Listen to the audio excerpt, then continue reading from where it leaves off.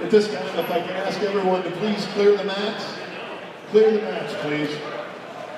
Good morning, ladies and gentlemen, and welcome to the Montgomery Area Community Center for today's PIAA District 4 Central Sectional Wrestling Tournament as we begin the road to Hershey.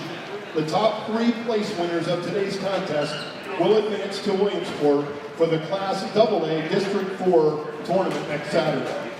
All of today's action will be live streamed and can be viewed on the Montgomery School District's YouTube channel, Red Raider 2. Mat 1 will be the Montgomery mat, and Mat 2 will be the Hughesville mat. Pictures of today's action as well as podium shots will be available on District 4 Wrestling Facebook page, courtesy of Jason Johnson and his team. As a reminder to all of today's attendees, the Montgomery Area School District is a non-smoking school district, and the use of tobacco products of any kind on school property is strictly prohibited. Violators will be asked to leave. All of today's participants must have a facial covering at all times and must practice social distancing within their designated team areas and while on school property unless they have an exception or exemption under Section 3 of the Governor's Order. Finally, the PIAA expects all players, coaches, and fans to display the proper amount of sportsmanship at all times during today's event. Any action meant to demean opposing players, teams, spectators, or officials will not be tolerated. Violators will be escorted from the gym. At this time, I would like to ask everyone to please rise and remove your headwear as we honor America with the playing of our national anthem.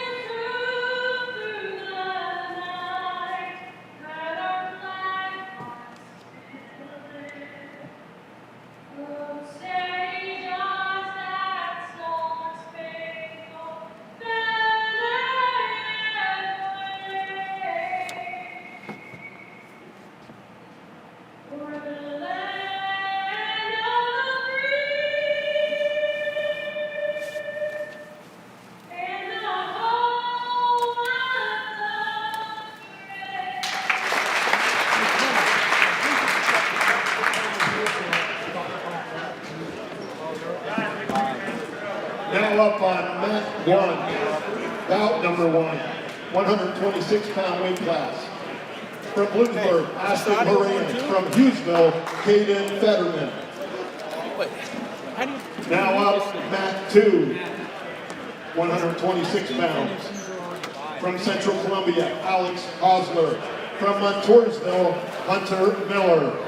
Mat 2.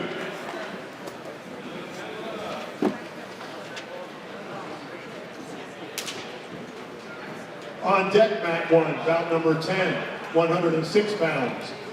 From Montgomery, Emery Brennan, or Brennan Emery. Mike's on. From Warrior Run, Don't touch Aiden that. Drussel. Don't you touch You're that. on deck, Stop. Mat 1. It'll mute it or something? Okay, no. On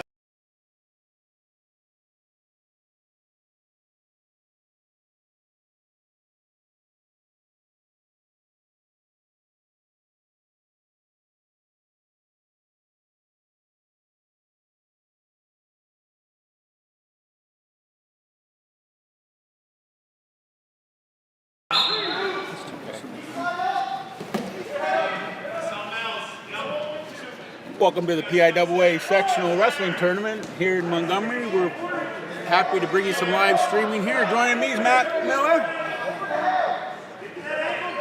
And we're off to the first match at 103. Who's wrestling here?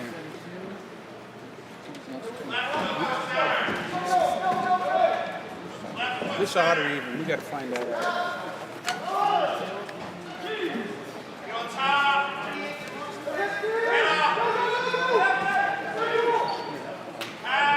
Well, we'll get it figured out here. We're wrestling some pigtail bouts. Looks like we've got Alex Hosler, a freshman from Central Columbia, taking on Hunter Miller, a sophomore from Montoursville.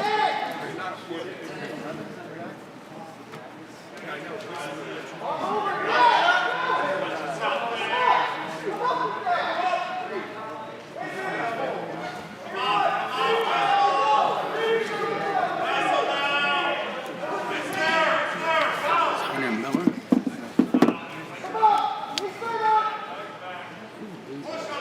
Question.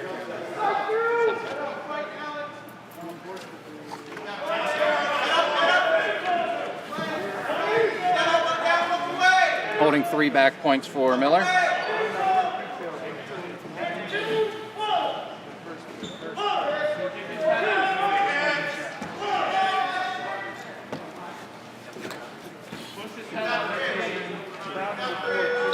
Inside 20 seconds to go in the bout here. Miller has 3 in the pocket. Push his head away with the right knee. Push it away.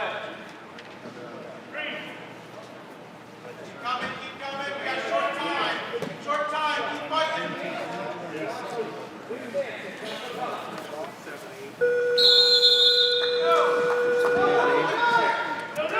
End of the first period, Miller up 5-0.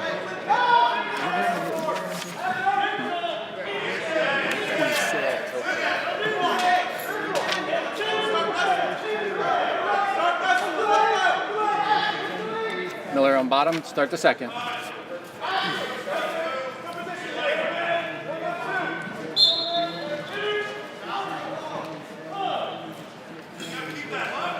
A short sit to a stand-up.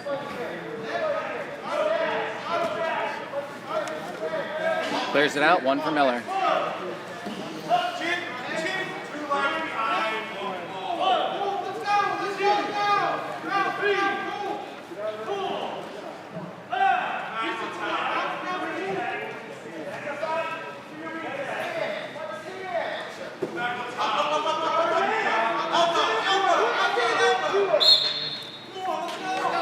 So we got a minute 23 left in the second period, and we have the Miller boy from Montoursville with the lead.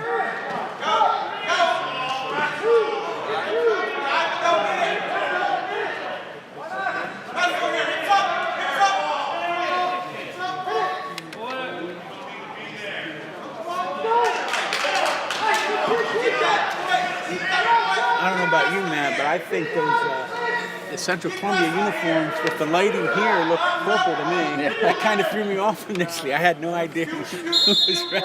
Get tied up for stalemate. 6-0 with 50 seconds left in the second.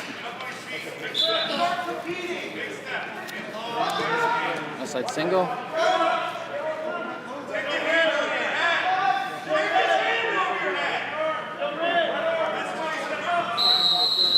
Gonna have to clear that high foot to get through here. Still no control. There's a stalemate. We got 32 seconds left in the second period, and we have Miller from Montoursville with the lead. Do have a correction on the bouts, a little bit of a printing issue. On deck, mat 1 will be bout number 3 right now. Bout 3, 132 pounds. Montoursville's Luke Steinbacher, Warrior Runs, Isaac Butler. Nice. You're on There's a deck. quick shot. 10 1. seconds remaining here. Still no control. On deck, mat 2. Bout number 4. Houston's Gavin. Another 2 Orton. takedown for Miller, bringing the score to Gavin 8-0 Orton. heading into the third. You're on deck, mat 2. Hostler's choice takes neutral.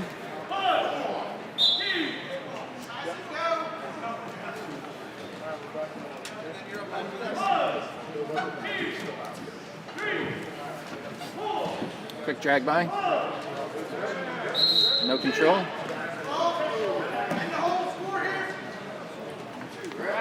Hostler with the 2 takedown. See, and that's the thing about these matches. When you get those points near the end of the period, it kind of takes you out of, Thank you. opens a gap, and now he's down 6. He could have been down 4. It's going to be a lot harder work to get back in this one, but he's going to try.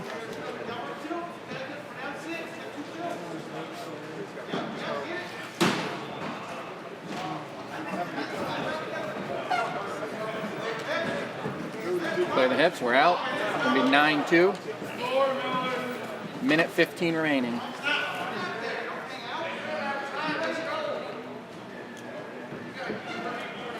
Hostler controlling the elbow ties. Just another announcement, a reminder, losers of the Pigtail. Clears that front head tie for a 2. Hostler takes 2. Make it 9-3. 9-4, I'm sorry. 9-4 with about 50 seconds remaining in the third period. Down 5, riding on top. Trying to slip a leg in there, and Miller just kind of hanging out, buying some time, letting the clock run down a little bit on the edge of the mat there. 30 to go. Oscar needs to get a new start. On deck, bout number 5, Haymaker. 172 pounds. Cole Youngman, Montoursville. Dominic Ceremonies. Here we got a new start. 15 seconds to go. We have Miller from Montoursville leading 9-4 with Hostetler on top. Hostler, I guess it is. I'm sorry. Letting him out. He's going for the big one. Reversal for Montoursville, bringing the score to 11-4, and that should be your final.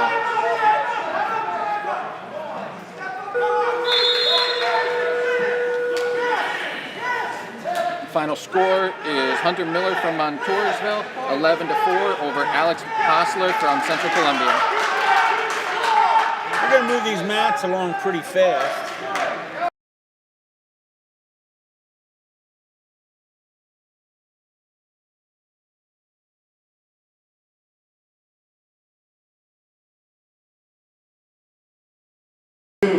Try to turn this camera a little bit so you can see the scoreboard and the time there in the corner. We'll continue to give you scores and time updates because that scoreboard's pretty small.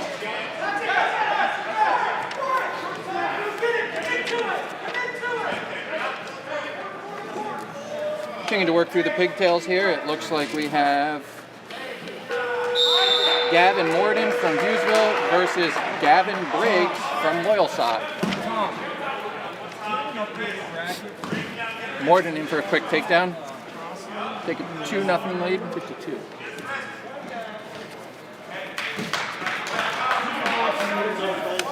Holding an interlock here. Free move for a Loyalsock wrestler.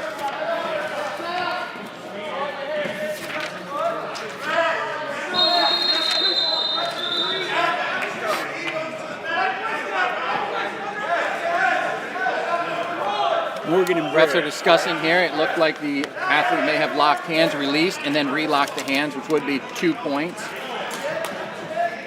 bring the score 2-2 on 2 technical violations. Once that wrestler on top locks hands and releases it, if he locks them again, it does take into a second point.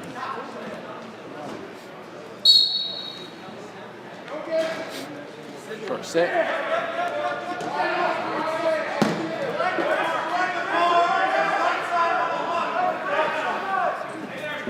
Half, that's indeed. And the fall. 104 in the first period. 189 pounds. Gavin Central Gordon over Chase Gavin Britt. Snyder, Hughesville, you're on deck mat 2.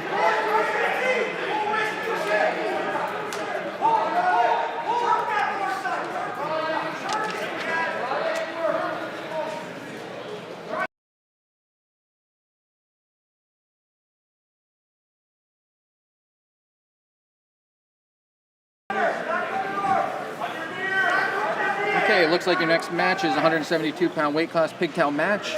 Your number 7 ranked Mason Michael from Benton coming in against Kelby Gordner from Hughesville.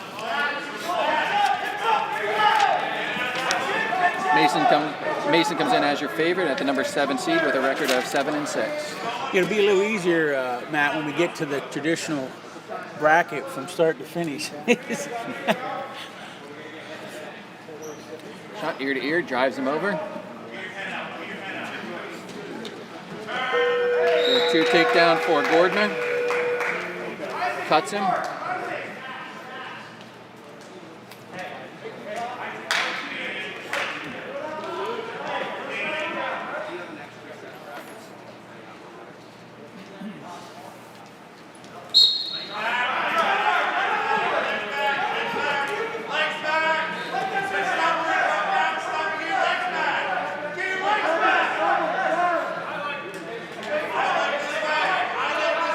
Double, worked into a single, looks like he broke the base. Okay, Gordner working for a near side cradle here. Gets the 2. It's 4-1 for Gordner. Boy, Mitchell was in there deep on that shot too. Just didn't have the awareness to get it in position.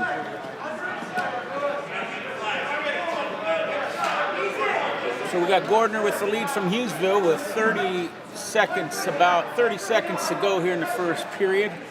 He's got a high half and crotch on.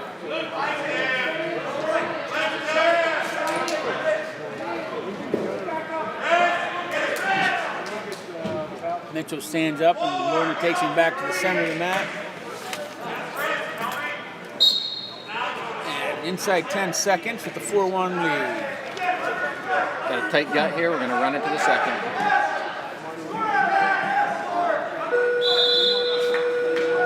End of the first, we've got Gordner from Hughesville up 4-1.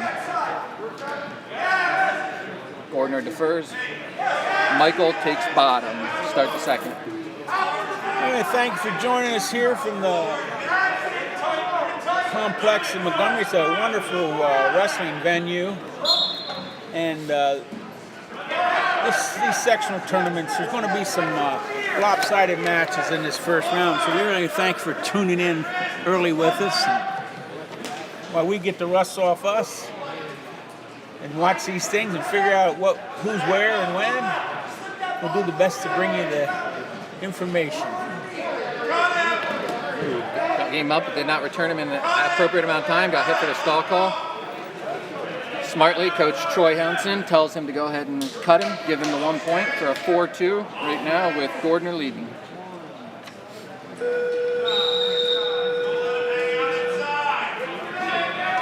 Oh boy.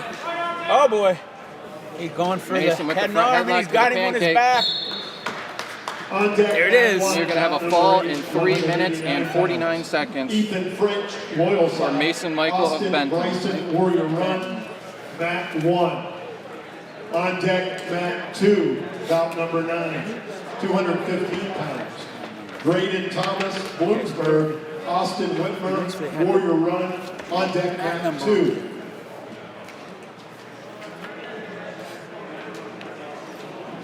So this should be looks Headley and Snyder. That's what it's looking like. Yeah. Looks like we got a matchup here, another pigtail bout for you in the 189-pound weight class. Freshman Aiden Hidley from Central Columbia, coming in against the number 8 seed Chase Snyder of Hughesville. Snyder brings in a record of 7-14. Hidley is looking for his first win of the year, coming in with a 0-3 record.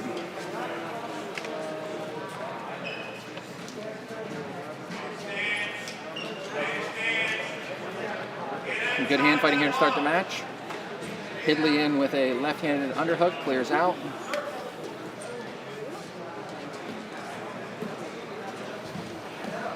Ooh, good snap from Snyder and a good spin behind by Hidley. It's a good re-attack.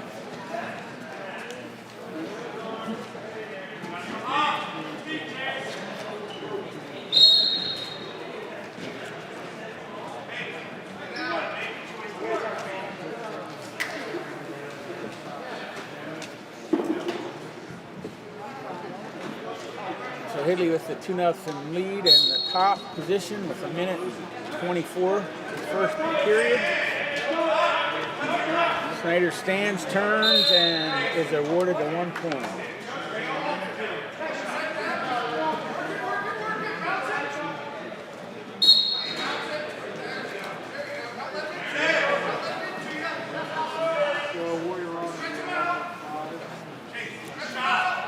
Both guys fighting for inside ties. Minute remaining in the first period.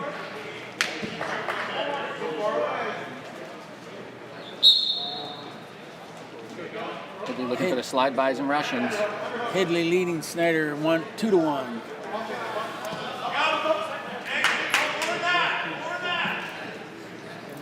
Got a lot of upper body wrestling here at 189. Hidley back in with a high underhook. Snyder able to clear out.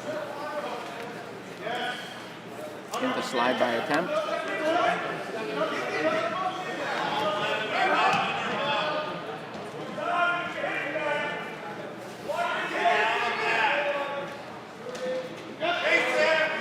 These fellas look like a bunch of Olympic Greco-Roman wrestlers. Snyder pushing off the mat.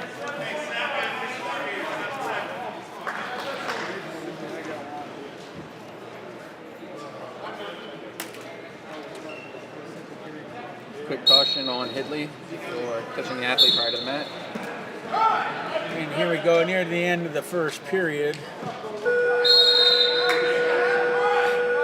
And Hidley from Central Columbia is with a 2-1 lead over Snyder from Hughesville. Going into the third period, correct? Second period here. Snyder down, clearing his hands well on the edge. And Hidley smartly takes him out for a restart.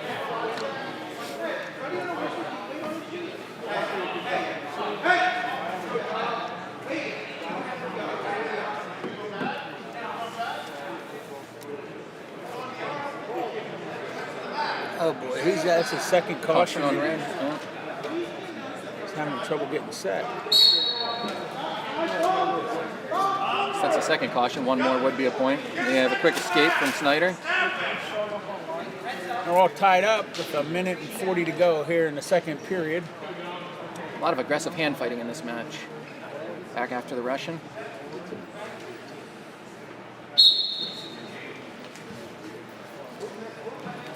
Both very active though. I'd say. Hidley digging for those underhooks. He's back in it. Got to fight for head position here if he wants to use that underhook. Oh, inside trip attempt.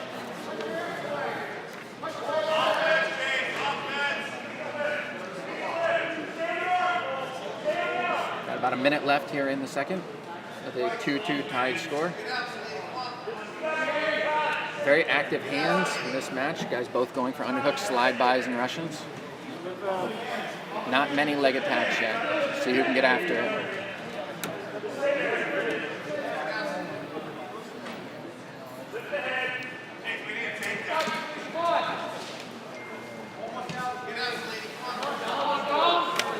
Ooh, a good double leg. Snyder converts it to a single. We've got 30 seconds to finish. Snyder's in on the leg. 20 seconds to go in the Hidley with the second whizzer. period. Nothing yet. No points Still yet. Good call. scrambling around. No points scored. That was a good piece of officiating by Mike Litzerman, the official. He didn't throw points up there right away, and they ended up neutral.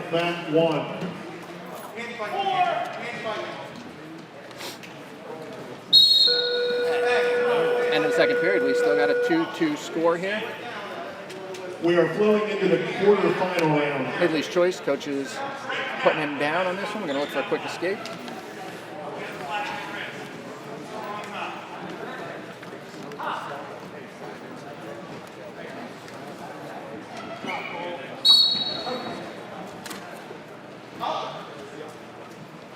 Another announcement. Pigtail winners. Your rounds will be Short set, cross a red. 45-minute rest. Pigtail winners. Well,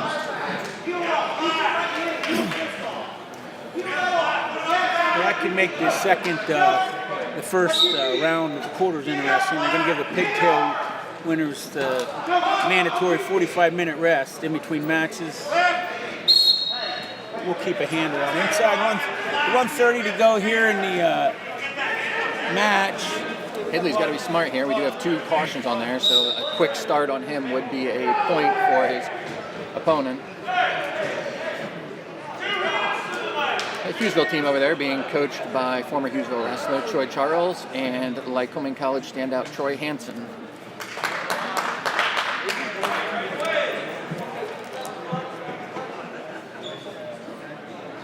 We got a short break here for blood time. Looks like we got it plugged and just a little bit of cleanup, and we'll be back after it.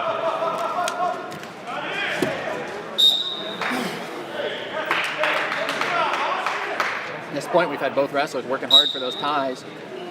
A couple times getting to the legs, but not able to get the corners and finish.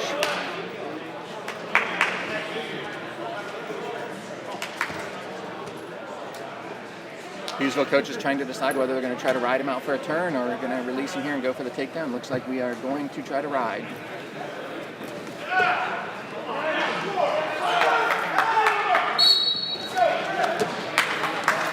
Quick sit, he's to his feet. He's got it. Snyder back there looking for those shallow bars.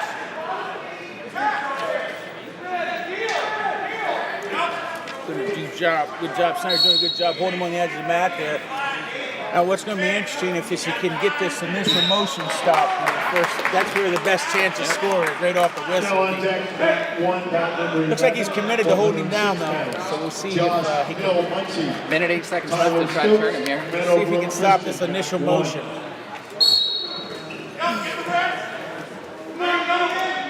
Stop, he's going wrist, looks like he's coming far side for the half. Short sit from Hidley. Able to clear his hands here. Let's see if he can get back to his feet.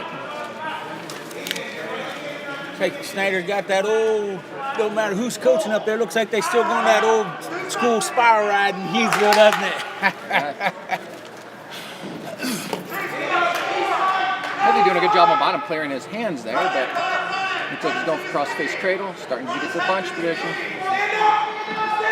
Coming under for a double-double. He's got to flatten him out for that. Snyder's got that arm pulled across Clear. there pretty He's got to pop his head. He's got 25 seconds remaining here.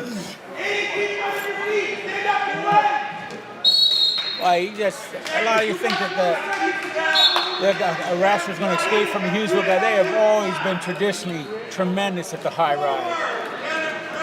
We got 20 seconds left here in the third period. Score still tied 2-2. Let's see if Snyder can bust him down here right off the bat. It looks like Higley is about out of juice, but he might have one more spurt in him. Snyder's got that arm bar in him. Oh, there he goes. He's out. With 5 seconds remaining. Unbelievable. That was interesting. And you got We got Higley with a 3-2 for his first win of the season. 3-2 Congratulations. win. How about that? Higley will advance to face #1 seed, state-ranked Cale Krebs from Montourville. Braden Gifford, Loyal Side. That's the one thing about that high ride. If you let your guard down, like he did there at the end, I think he thought he had it in there for the overtime, and he relaxed and bang. Okay, we're getting into the bigger boys now. It looks like our matchup here at 215 is going to be freshman Graydon Thomas from Bloomsburg versus senior Austin Whitmer from Warrior Run. Whitmer comes in with a record of 2-7. Thomas with a record of 0-2, searching for his first victory of the season.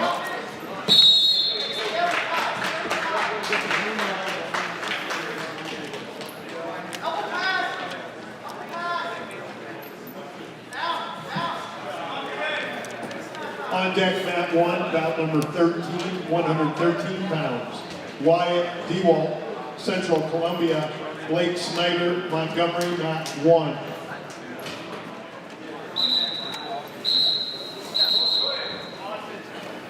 Ref's going to go ahead and stop the mat, allow the opponent to go ahead and fix his mask.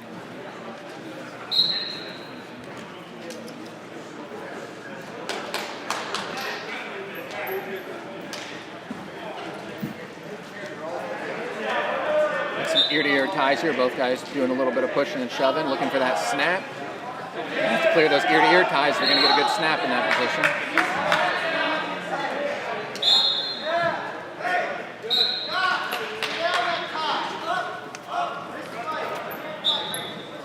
How do you guys feel each other out? We've got a minute left in the first period. Thomas and Whitmer just kind of feeling each other out here.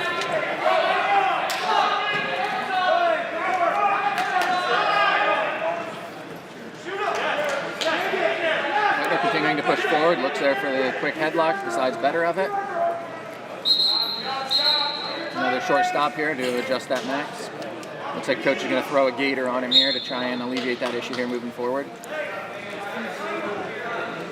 These bigger matches, you'll see a lot of pushing back and forth. It's about trying to get that positioning on your feet. Try to look for the headlocks, look for heavy hands, underhooks, snap downs, that sort of thing with these bigger guys. Last thing you want to do against a large opponent is shoot a bad single on the inside, get your head inside and carry that weight.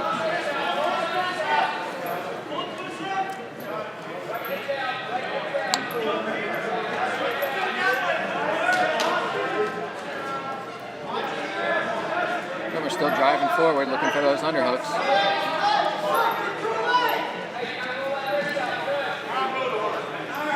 $15 seconds on the first period.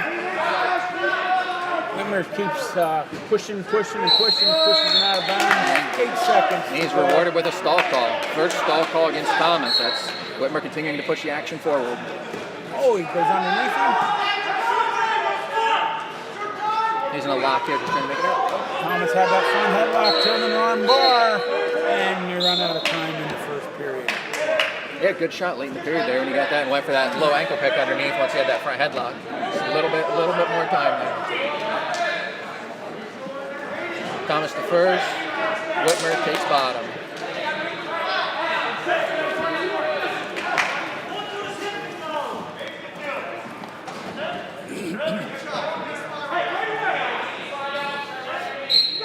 Still 0-0 match.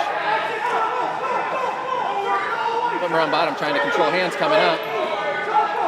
Back into a tripod stance. Needs to get those hips underneath him to get himself up here. Thomas continuing to drive, keep pressure on those hands.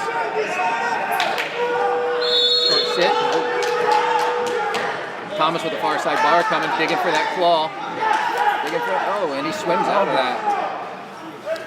Whitmer swam out of that. That was beautiful. 2 for the reversal.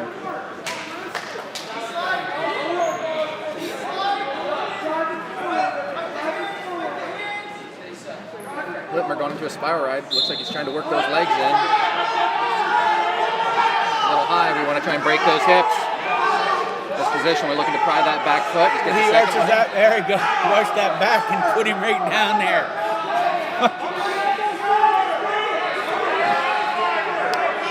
So Thomas is laying right in the center mat, and Whitmer's on top. He's got him sprawled out there inside a minute to go in the second period. Digging hard for those power halves. Got himself a little high there on the front. Whitmer Whitmer remains in control and has a 2-0 lead. Thomas digging for that leg. He got himself into a near side cradle. Can't see if it's locked in here or not, but he's trying to drive it. Hey, he's got the cradle hooked up. Guy's heading inside to see if he can drive it. 25 seconds remaining. See if he can get this turn. He's got some back points there. Thomas fighting hard to break that. Good effort. Good effort to get out of that cradle. 3 near fall. Bringing it to 5-0. Short time here. Short time here with the escape. So after 2 periods, we have Austin Whitmer from Warrior Run leading 5-1 over Gardner Thomas from Bloomsbury. Thomas takes neutral to start the third. My guess is going to come out swinging here. Either some quick shots or looking for some head ties.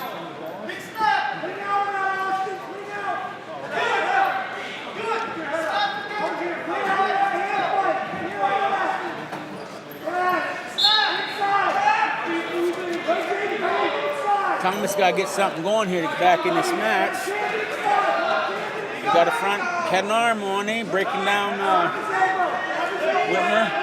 He's got that lock. He's either going to look to sit him to that hip and try to take him to his back, or he's going to have to clear that tie. A lot of time, though. He can still just score points and get back out there and let him up again. Let's see, but looks like Whitmer's holding that other arm in there, trying to keep him from getting around. Minute 10 left. 5-1 score.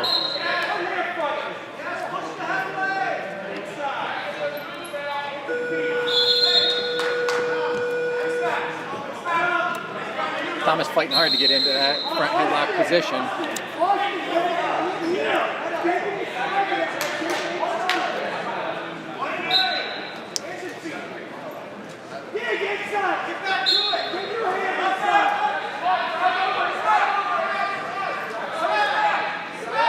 They're just moving around there in the center of the mat. Thomas got him broke down there. The head and arm. Oh, he goes for the roll through. Goes for Smith. Make sure it doesn't catch him on his back. Looks like It sure looked pretty, but there wasn't much to come out of it. Whitmer smartly attacking that elbow, holding that elbow, trying to keep square position here. Gonna get another stalemate. We got 27 seconds left. Still a 5-1 score for Whitmer.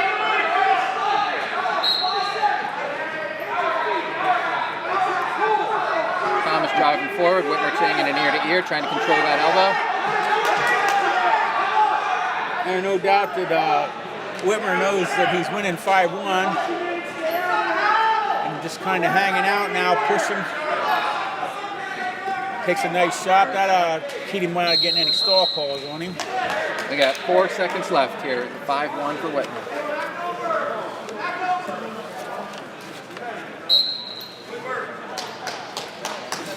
One for the big move. Not quite enough time, and Whitmer comes up with another 2, giving us a final score of Austin Whitmer of Warrior Run, 7-1 over Braden Thomas. Whitmer will advance to wrestle Dylan Bennett of Montoursville. Haven Shelliams, South Williamsport, Mat 1. On deck, Mat 2. Looks like we're getting into the quarterfinals now. 120 pounds. Caden Fink, Montgomery. Alex Marana, Muncie, Mat 2.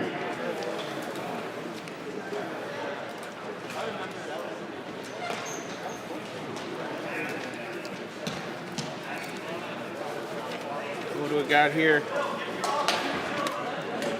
120.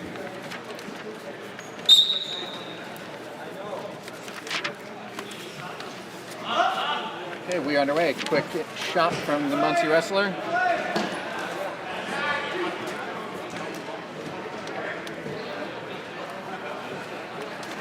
I'll go find out who won that. Looks like we have Phil McCormick from Muncie versus Braden Gifford from Loyalsock. A quick fall.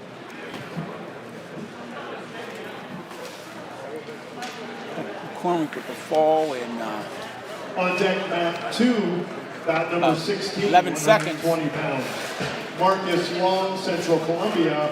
Next up, we have number 3 ranked Caden Fink, a freshman from Montgomery Red Raiders, coming in with a record of 22-3, taking on an opponent from the other side of the river, Muncie, Alex Majorana, a junior here, bringing a record of 11-7.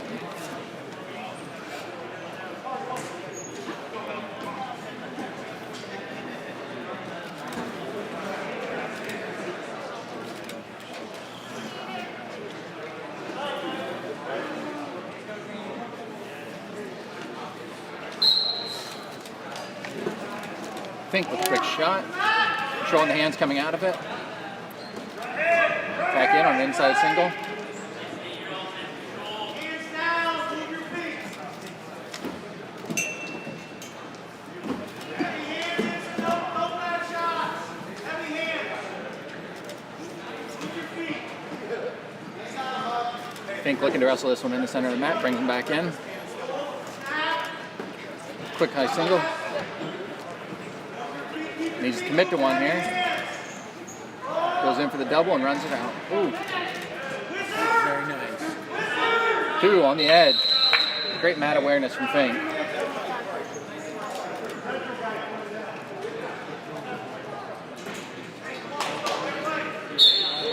Minute 18 remaining. Caden Fink up 2-0.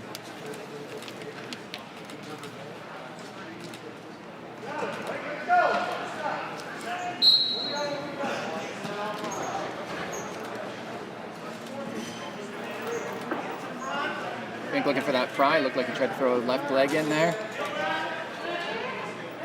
Coming in with the far wrist.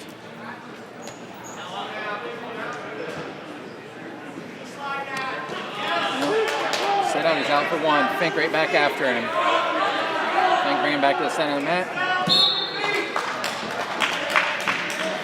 On deck, mat 1, mat number 17, 126 pounds. Gable, Strickland, Benton, Hayden, Fetterman, Fink Hughesville. back in, just not penetrating on those shots. Getting deep. Drive in with the high single and struts it by. Nice shrug by there.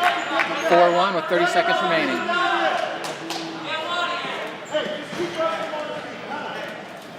Coach Hare walking by, telling him cut him. Wants to get another takedown here with 20 Wants seconds another left. takedown. He wants them wrestling on their feet.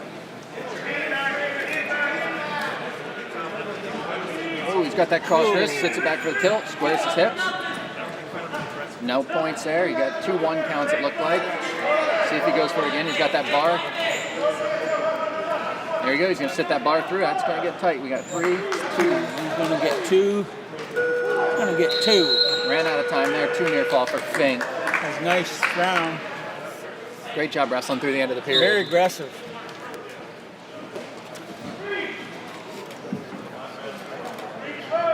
Bout 17 Fink going down, starts second period. Again, 6-1 lead. will be held until 10:50. Thank you.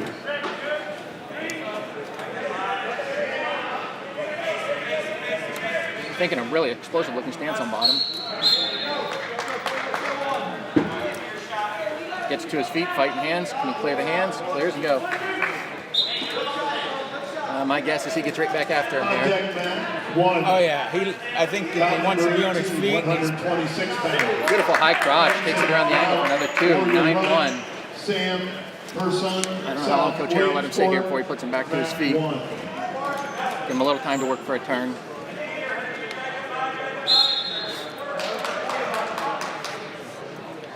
yeah, he's got a Majorana doing a good job fighting hands on bottom. Clearing his hands, see if he can get back up to his feet here. Fink back in. Going for that bar.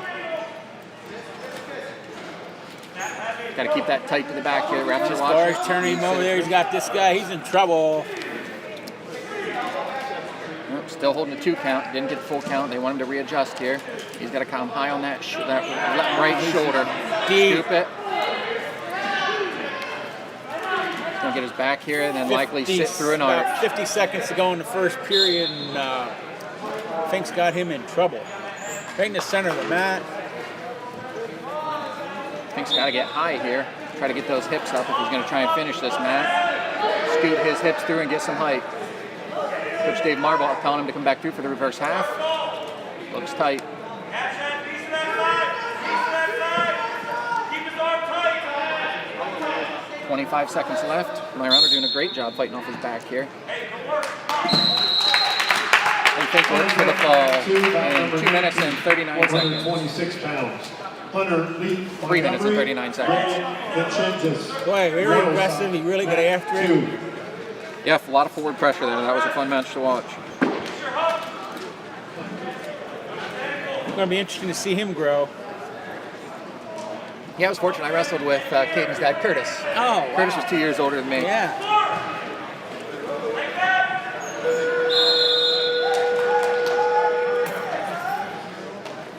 Okay, next match looks like it's another one at the 120-pound weight class. Looks like we have Marcus Long from Central Columbia coming in 7th seed versus Caden Masher from Warrior Run. Major. Oh, that's bad spelling in this thing. Sorry about that. Major's coming in as the 6th-seeded athlete in the state, carrying a record of 10 wins, 0 losses. Long from Central Columbia coming in, keeping an even record of 5-5.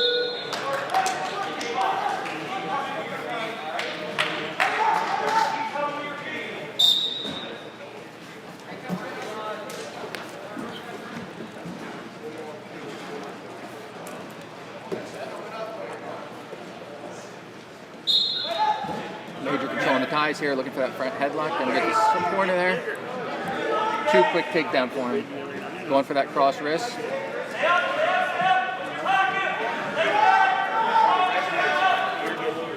Got that far bar. Trying to shoot a far half in with the near bar. Got a tight waist now. He's working hard on top.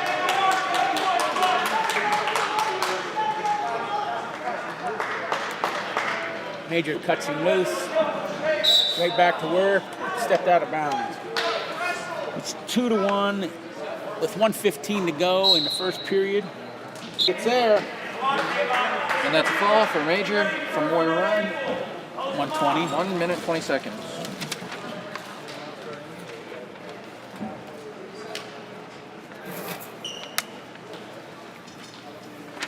They might skip this. They might skip about 17. What we got here?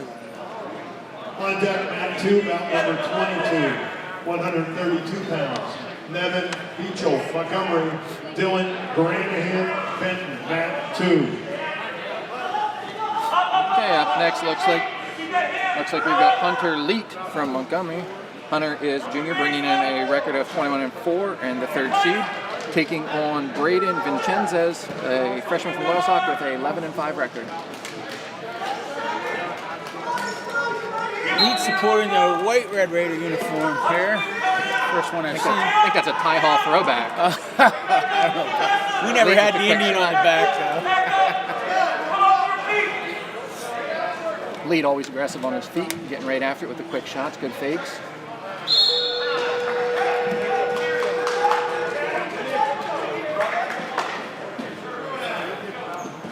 He gets that single, looking for the cut across. Beautiful finish. Nice finish there by Hunter. Takes him out of bounds. We got 2-0 Hunter Leet. 1:22 left in the first period.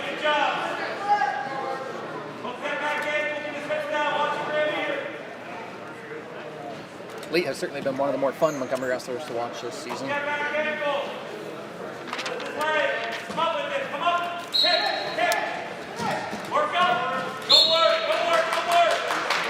Arm. Got to work up from here. That was close to interlocking there.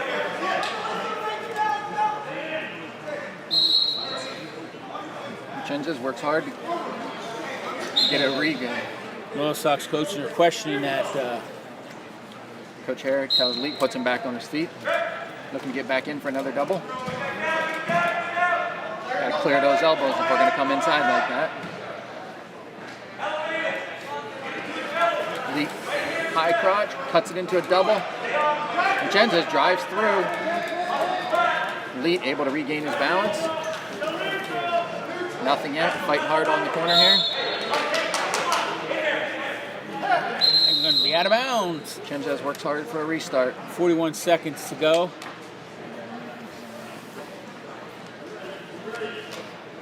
very comfortable on his feet is Hunter, I believe. Regardless of what happens, he just has a big belief that he's going to score more points than you on his feet. Hunter's one of those kids watching him wrestle. He just knows that he can score points, so he's not afraid to give them up every once in a while. Beautiful blast double. Able to come up through. Nice 20 seconds left. Puts it out of bounds. And that is the object, score more points than your opponent. It doesn't say there's nothing special for not letting them score. I think 90% of the time, the one who scores more wins, right? Isn't That's that the right, odds? absolutely. Coach Hare gonna have him ride it out here for 20 seconds with a 4-1 lead. He's coming hard on that chop. And elevate that back ankle across to break him flat. He's got him in the Nice center shot. of the mat. Inside 10 seconds to go in the first period. Looks like we're going into the second period with a 4-1 score for Hunter Lee.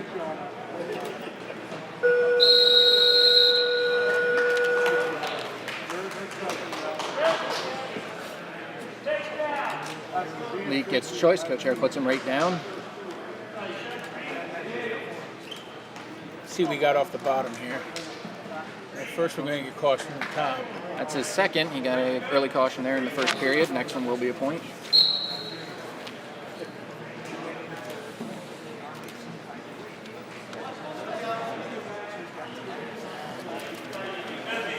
Chenza looks like he's barred up that far arm. Lee got his hips under him, back up. Clearing the elbow. He's out. Escape, 5-1.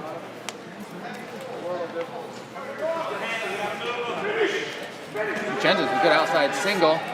Coming high to finish it. Hunter looking to come inside for some upper body work. And Chenza is with the 2. Slaying it down there. And Slam, we got injury time there. He came down hard on top of his ribs.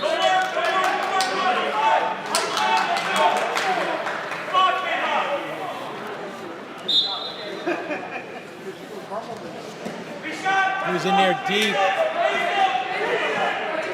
I think Hunter was trying to offensively score points there and brought him right down on him. Yeah, just a little too much forward motion, not enough side to side there. Yeah. Kind of gave him an opportunity to hit that blast double on him. Hunter's a tough kid. Taking a look at him, looks like he's good to go. So we got a minute 23 left in the second period. 5-3. Lee Hunter will be down.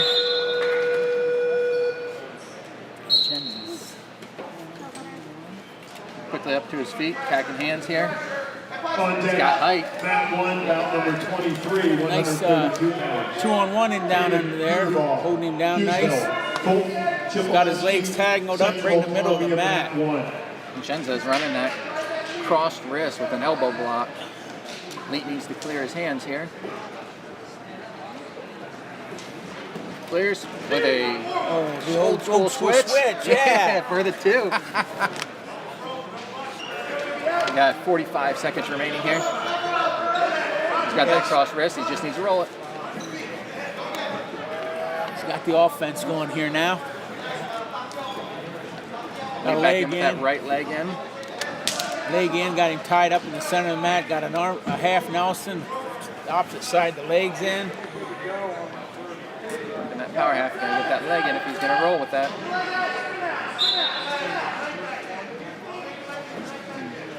We have 20 seconds remaining. Lead up 7-3. Looking for a lift.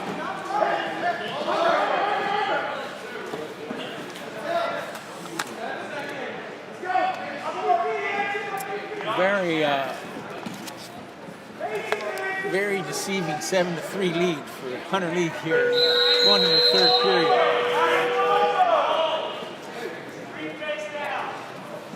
Let's see if Coach Hare keeps him down or puts him back on his feet.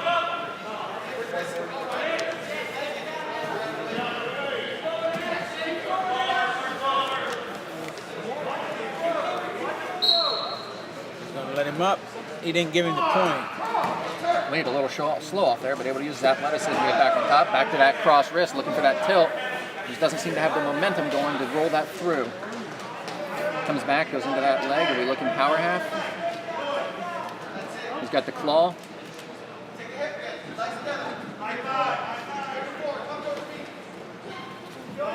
Point across.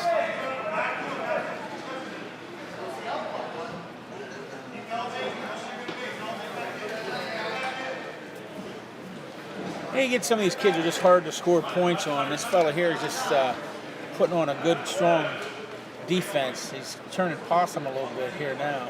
Really good base on bottom. Yes. Wide legs, elbows down. Grabbing hands, holding them. Both guys need to be I working. think when Hunter reviews this match, he's going to wish he'd probably wrestled a little bit more on his feet. Because would have opened up the gap a little bit more, I believe. But he's in a comfortable 7-3 lead on top with good control. Jensen holding those hands, putting Leet in an uncomfortable position here. Both guys coming to their feet. Jensen is looking for the reversal. Leet sagging his hips here, still in control in this position. No change of control in this position yet. Leet drives that over was to very his back. nice. Wow. That was very nice. That's all driving hips there. Snowplow. Driving hips. His elevate goes in for the double grapes.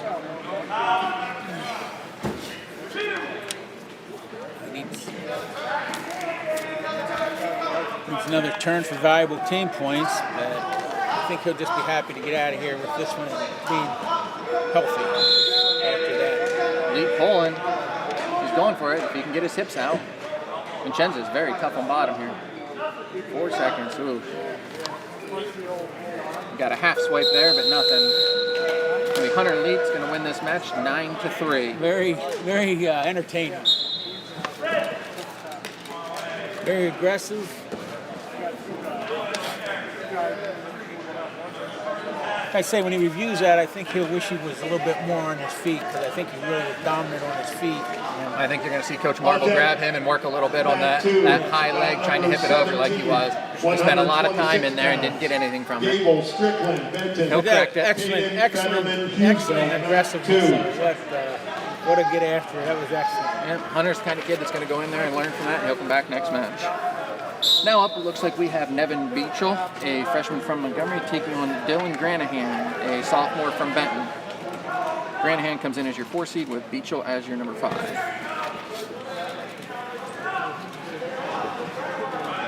Granahan with the Russian. Beechel keeping good head position here, not allowing him to get anything of it. Well, that was a nice shrug there by Granahan able to plant that hand and get behind, looking to put him back to his feet. Oh, Granahan wants to play up and there. down, and looks like he may. No release there, so no takedown. Wow, they didn't give him a point. No, didn't clear. That's a break for the Montgomery boy. Escape for Beechel, 2-1. Beechel with his hips back. He left his hip get under there. So we got a 4-1 lead for Granahan from Benton. Still no escape here, still 4-1. Benton still in control. There's the escape. 1 minute left in the first period. Action-packed match here. 6-2 with that quick low stop. 6-3.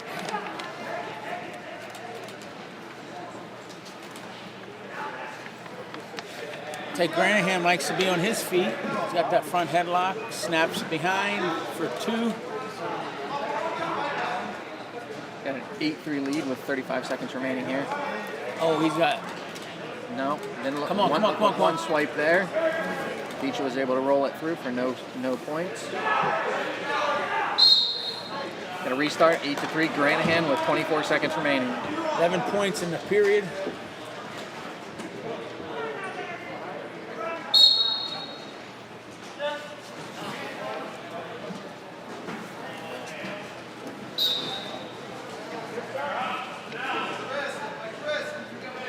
Granahan beats him in the middle of the mat there. Got the 2-on-1 here. Looks like he's coming back across. Going to try and put that bar up onto his back. Seconds go.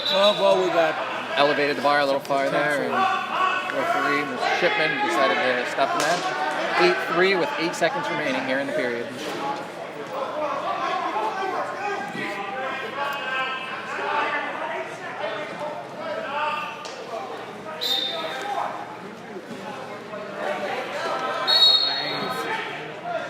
No, Matt, this is one of those matches that is so, you got a 4 and 5 seed here. If we get to the third period, either one of these boys could just... Yeah. The score isn't going to be important until the last 20 or 30 seconds of this match if it goes to that point, if they keep fighting, because they're just scrapping way out there. Like Granahan takes bottom there. Bicho comes in with a bar. Getting a little high up there. Granahan to a high tripod and reverses it. You got 10-3. With the chin back, no back. Granahan One with the count. lead. He's going for the, oh, he's got a far bar half Nelson, and That is a deep half. Bicho's going to fight got here. him in trouble here.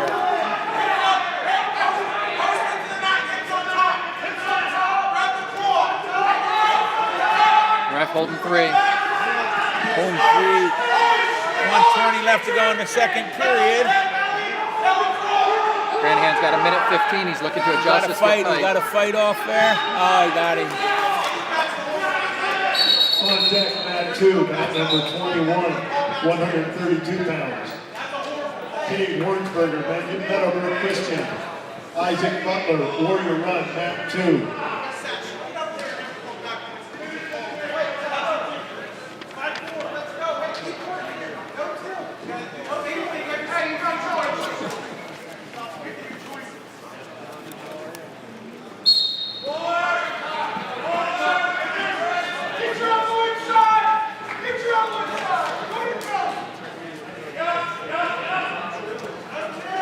Is this 138?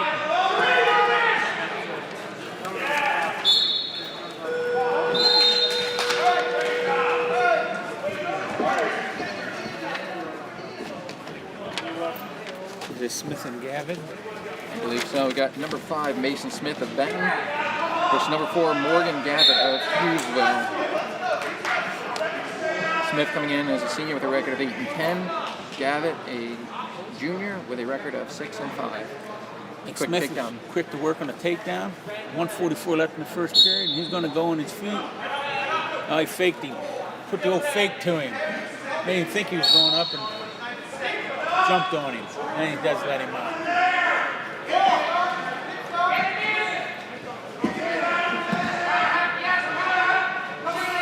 And Smith from Benton in control with a 4-1 lead and has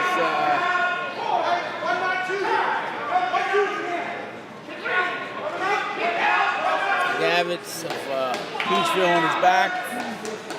Makes it 7-1.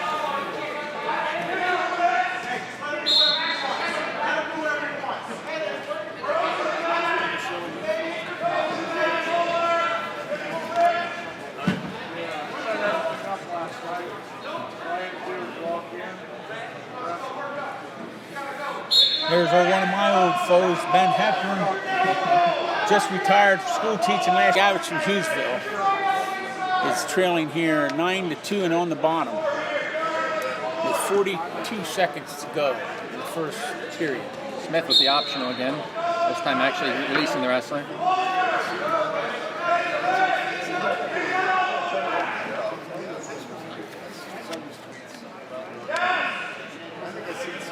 It's kind of a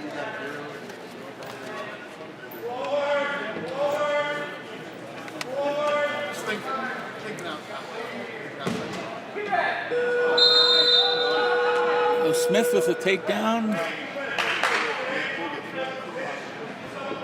Smith's got the crab right in. He's got back points.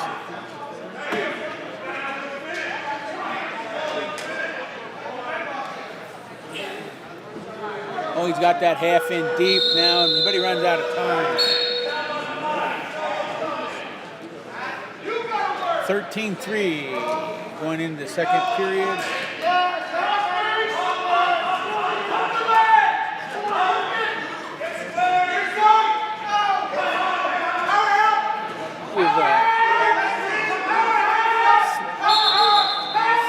Smith on top, and you get a caution against Gavin.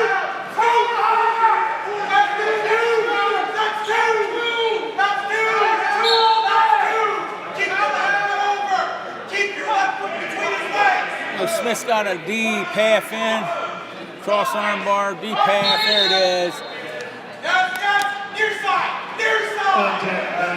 Kind of fall 210. 132 pounds. Landon Gephardt, South Williamsport, Bryce Coleman, Muncie, mat 2.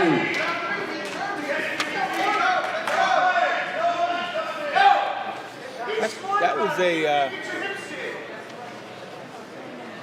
somewhat of a little upset. 5/4.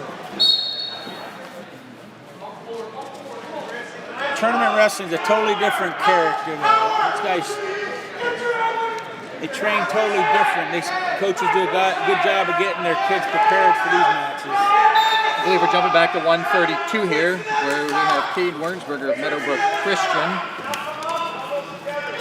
Cade comes in as the 12th ranked wrestler in the state, going up against Isaac Butler of Warrior Run. Wernsberger with a quick takedown.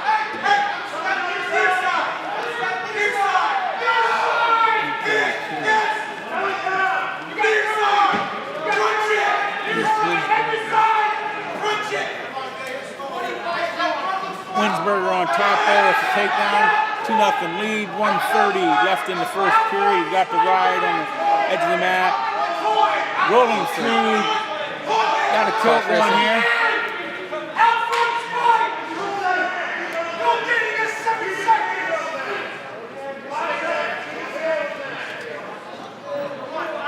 Gets the 3 back, and he's going to let him back up to his feet here.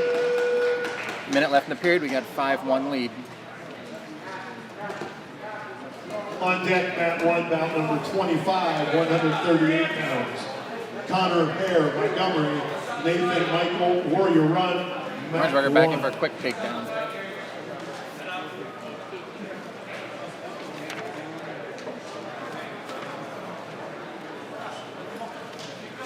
Wernsberger going to put him back to his feet.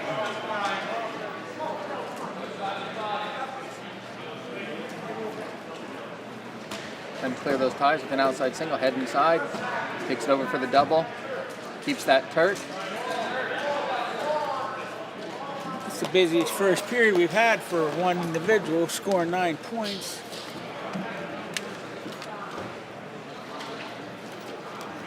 Going for the far side cradle, going to jump across, match hips. We got 9 seconds, short time here.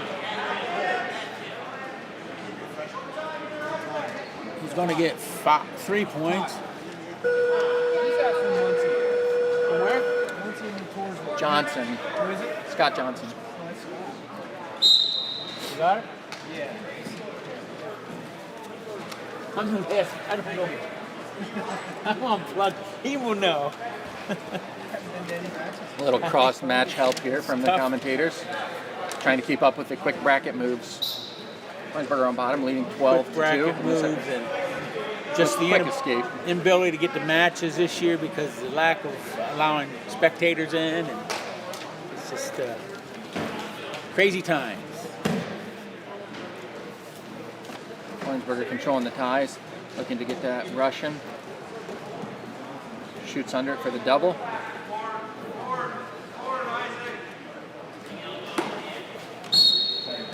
Wernsberger 15-2 lead with 1:30 left in the second period. On deck, mat 1. Got Butler tied up in the center of the mat. Got working the bars in. Another familiar looking coach down there with the white hair in the corner, just wearing different color than we're used to seeing. Oh, Randy Watts. Yep. He's been around a long time, and what a contributor he's been to wrestling. Certainly has mentored a lot of young individuals. He's in position for the tech fall here, just looking to put those shoulder blades down. Got 50 seconds to do it.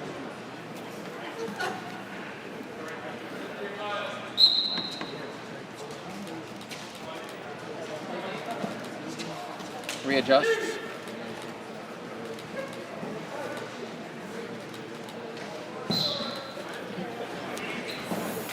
Fall. 3 minutes and 22 seconds. 3:21 and a half second if you're keeping close tabs. On deck, mat 2. Bout number 27, 138 pounds. Brock Lutz on Torsville. David Quinterman, Bloomsburg, mat 2. So now we're jumping up to They jumped back. We missed. We had Strickland's match wrong. We had the wrong guy wrestling. we have the wrong information.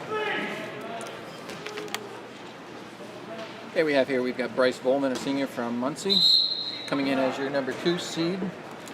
Bryce is the 24th ranked wrestler in the state, currently at 132 pounds, taking on Landon Gephardt, a freshman from South Williamsport, bringing in a record of 5-10.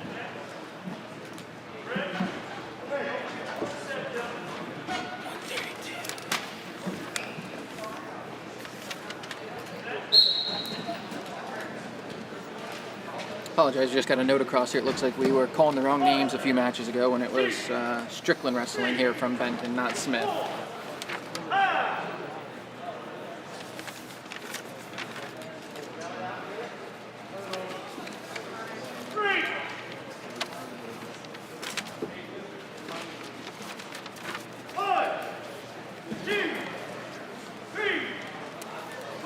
Some loud back points being called from mat 1.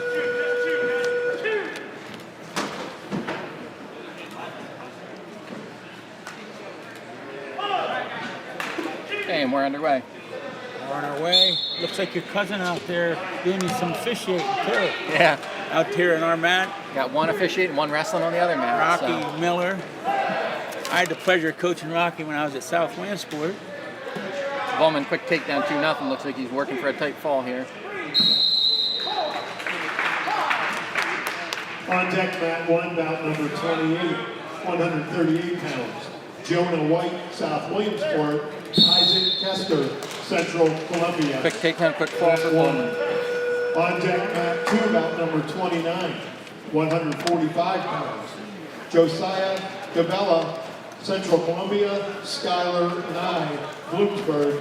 Rocky teaches in the Williamsport School District, and I believe he's been the official of the year like 5 times. He's really excellent and also just tremendous for the sport. Out there with old Ben Shipman, who's been around for Since you wrestled. officiated some of the matches I wrestled in. Shipman dedicated a lot of his time and his life to officiating. He's originally from Jersey Shore. He taught in Berwick and has retired from Berwick as a school teacher and lives over in that area now also.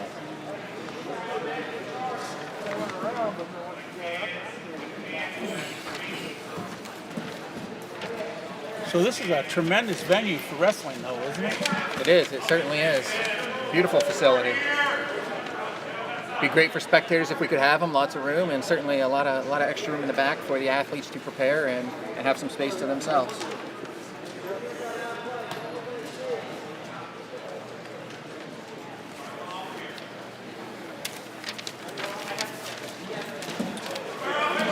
Okay, looks like we are still at 138 pounds. Looks like we've got Brock Lutz from Montoursville, the number 3 seed, taking on David Klingerman of Bloomsburg.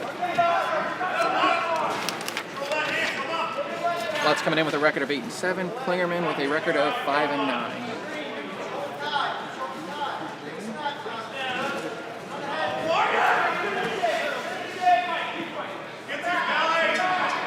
From what I've seen, I think Montoursville is going for the record for most hair on the head. Yeah, they certainly do. Between Bennett, Krebs, and it looks like Lutz as well. They're bringing back a trend popular from when you wrestled, the old mullet. Yeah. Lutz with the quick The old takedown. mullet, that's right.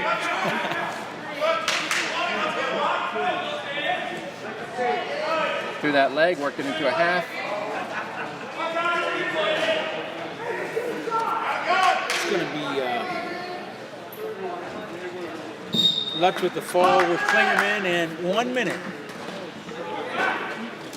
On deck, mat 2, bout number 30, 145 pounds. Trent Morrison, South Williamsport. Remington Morrow. Montoursville has a terrific tournament team also. Certainly do. Individual tournament. I'd be interested to see if they do have the state team wrestling championships. That'll be District 4 will be a fun place. Yes, with, sure with will be. Benton, with Montoursville, with Southern Columbia, and with our host Red Raiders jumping in there. District 4 has some really good dual meet teams.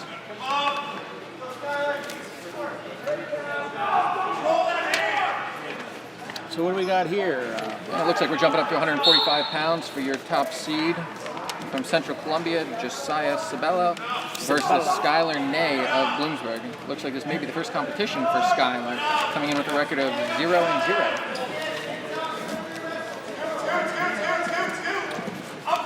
Josiah coming in with a record of 4 wins, 0 losses. Fascinating seeing some of these records with the COVID and the talent that some of the small amount of matches that some of these kids have run. A little different when Matt Fisk was winning 60 matches a year. Back when kids were seeing 3 and 4 matches. Exactly. Quick takedown for Central Columbia for Josiah.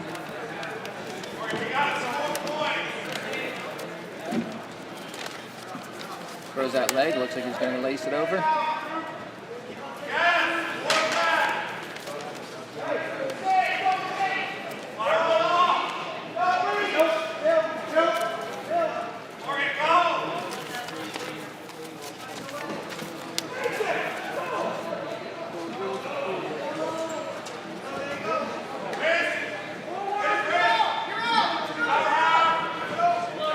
Looks like Josiah wants to get into that leg and work it into the bars and cradles there, but Skylar doing a nice job of clearing the high hip. Oh, he's got them both in here, looking to break him down flat, looking to go for a power half. 30 seconds remaining. 30 seconds Josiah remaining. 2 up. And he's tangled up.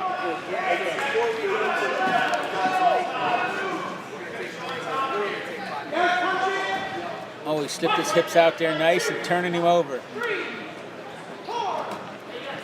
Off goes back here. He's going to have to try to get his hips high if he's going to look for the fall here, but with a short time, likely happy to take the 3-point near fall here. Again, at the end of the quarterfinal, we're going to take a quick 5 minutes and we're going to turn the backs. Thank you. 3 back, taking us into the second period with Josiah leading 5-0. 5-0.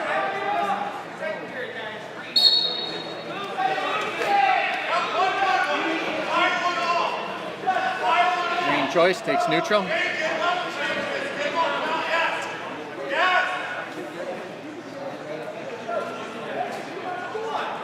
Caution red, toe not quite on that line. That's not where you want to score. That's not where you want to score. Up. Look at those Central uniforms up purple. They've got a very interesting blue UV color. Sure do. Quick takedown right to his back. This one is going to be over. Fall for Sabella. On down back to bout number 31. Yeah, it's been an interesting year with these face masks. Being in coaching, wearing one of them, being old and out of shape as it is. The face masks certainly do make the breathing a little different. It's interesting as you look across the state, different parts of the state are handling the pandemic differently as far as face masks. I think the Whitfield is doing no face masks at this point, so I think it gives our boys, as we get into the later seasons, a little bit of an advantage, having to train and condition while wearing these masks, which are restricting your breathing. Sure thing.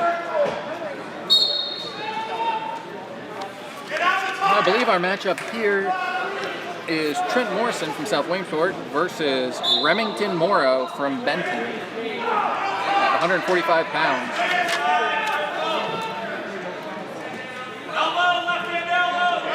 Morrison in for a quick shot. Morrow with the quick defense.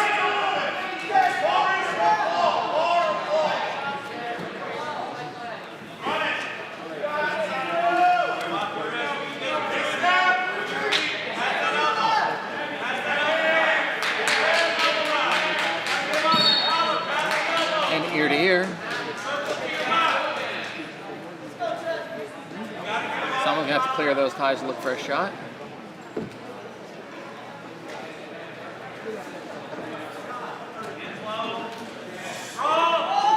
Morrow in deep.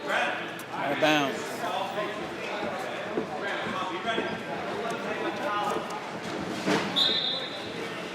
Morrow reaching up for the head. Clubbing down.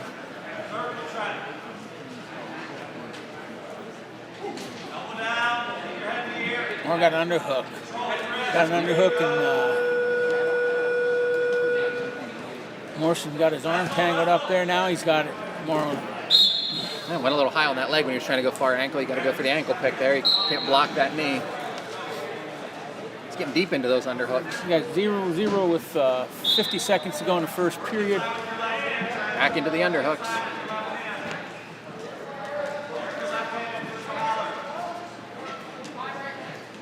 Trent Morrow and Remington Morrow and Trent Morrison. I wonder if his father named me after a rifle. Another deep shot. This one able to finish in bounds. He rifled that double leg in there nice, I'll tell you that. There it is. We got 10 seconds to go. We got Merle Bent leading, and they're out of bounds.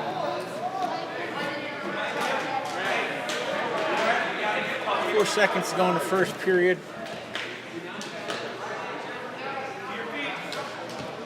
Merle Benton over Morrison of South Williamsport. We got a caution here on 145 pounds. Morrow on the top. We've seen a lot more of those, I'm sure, because of lack of competition. Yeah.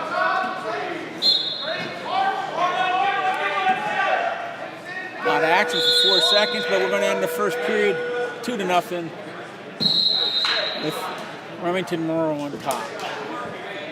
And he chooses the bottom.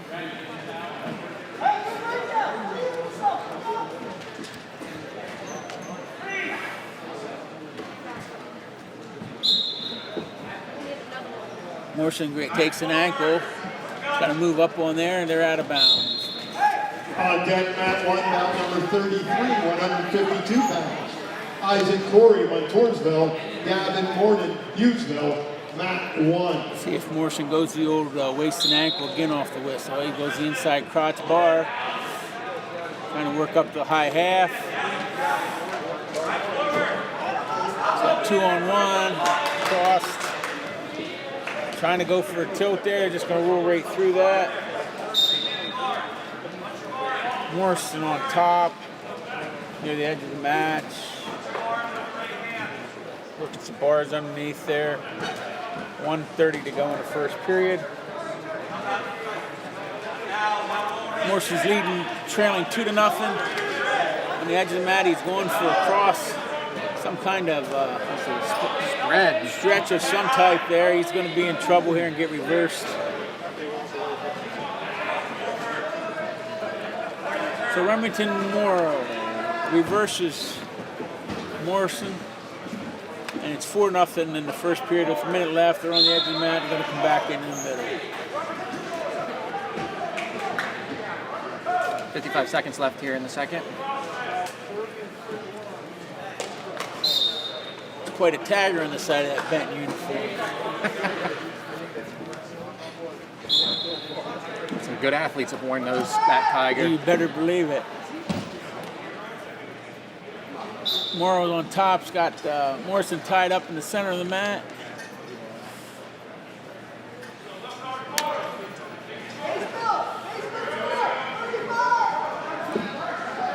Morrow working for those bars, riding parallel here. There he gets out to the side there. 30 seconds to go in the second period. Working that bar up there. Morrow's still trying to work that bar. Morrison comes up. Morrow's got that crotch in there and cross body. Arm bar there. He's reaching far for the far arm.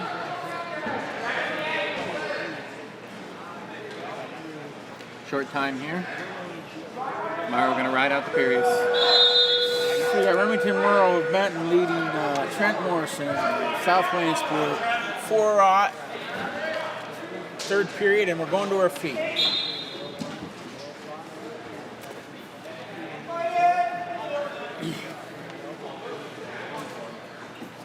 I believe Morrison decided to stay neutral. He's going for the lateral. Oh, He thought about he's it. going for the drop. Oh, what an exciting stuff. Oh. Nope, nothing there. Out of bounds. This could get exciting. Yeah. Went for two laterals there back to back. Almost hit it on the corner. So it's 4-0 Morrow over Morrison.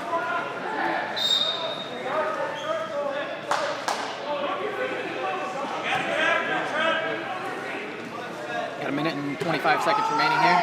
Morrow swings around there for 2. Makes it 6-0. Minute 20 left in the third period. Remington Morrow up over Trent Morrison. See if he tries to build on this lead here, or if we're content riding this period out. Well, I'll tell you that I think Morrison's a little dangerous on his feet if you make a mistake. So he got to probably ride him out as much as he can, but you never know. Morrison of South Williamsport's down behind 6-0. Needs to get to his feet to try to get his home run offense going.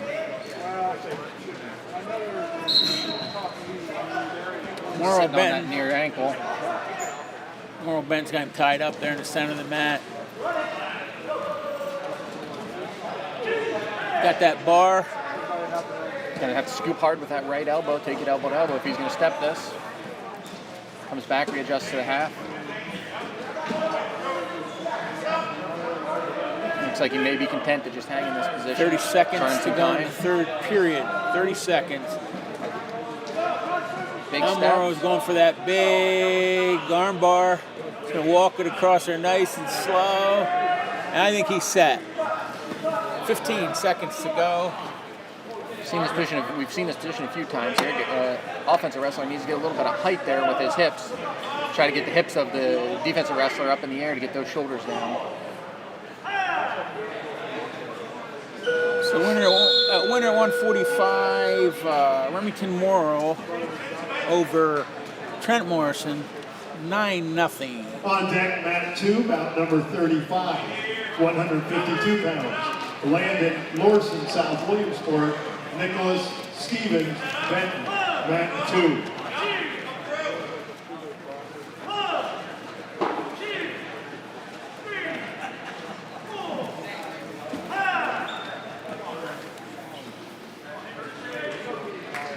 Landon Lorson's a tall fella.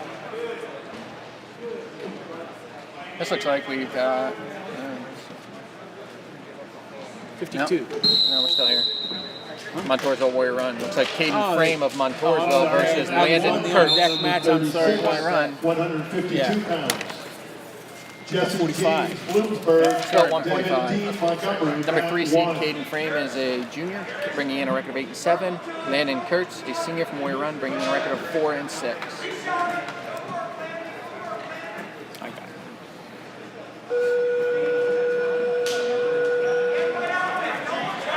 Oh, he's going for the body lock. Frame going for the big lift.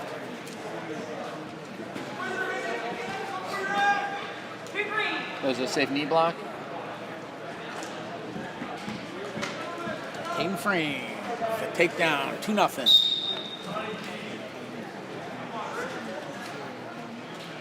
On the end of the mat. Oh! Well, that's going to be 2-2. It's a They're going to reversal. confer. He They're going to initially threw confer. up the 2 there, but he's not sure in that position. You do give the 2 I reversal think there that's on the the right edge. call. Yep, I agree. 103 left, we're tied up. Like Frame got a little careless on the edge of the mat and got flipped over for a reversal. On deck, mat 1, bout number 37, 160 pounds. Landon Kurtz Benton, on top, Nick Laubach, got a high half and Loyalsock, mat 1. arm in the crotch ride.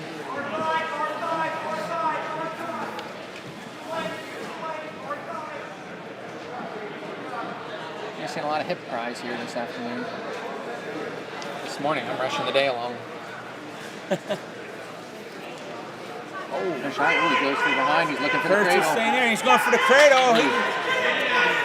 If he got 15. locked up, he's snow plowing it, but he doesn't have it locked up, so he's just back on top with 10 seconds to go in the first period.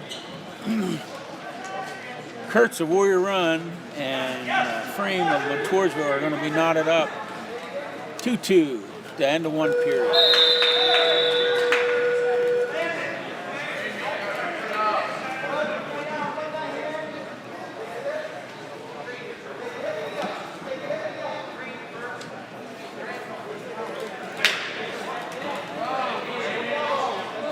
Frame Kurtz. deferred over to Kurtz. Kurtz deciding to go in the bottom position. Start the second. 2-2, high score.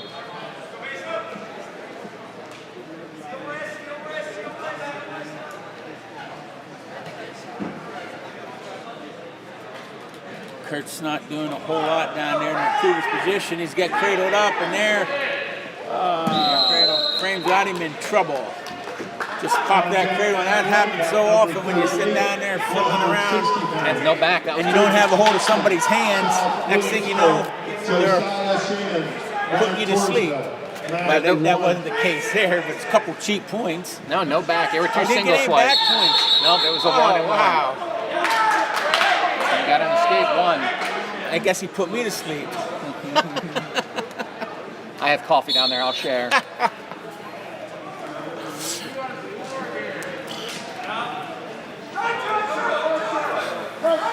Kurt's in on a deep single, outside single, getting behind. Got to elevate that tabletop, that hand, and drive through there. Frame with a strong ankle laser. Got to clear that hand to get behind. He's thinking about going near side cradle here. Elevate it. Got to be careful of a Merkle. Can put you in a bad position quick. Something's got to give here, too. They're tangled up there. Rocky Miller letting them go. Its leg Looks is like not there's in. going It's to be still some across. kind of points here soon, but If he could get that right leg in, that's going to be 2. there's the 2 points. 2 when you got that Merkle. He's looking to roll it. He's looking to roll Cannon it. Frame's got 2, and he's got Kurtz on his back and in trouble. Makes it to 2, though. 6-3 with 15 seconds left in the second. This is an exciting match. 10 to go in the second period, and Landon Kurt is down. On deck, Matt, one. Caden number Frame, 39, 6-3. 160 pounds. Cade, Drake, Montgomery, Taylor, Wise, Warrior. And it looks Warren. like they're both starting to get a little tired.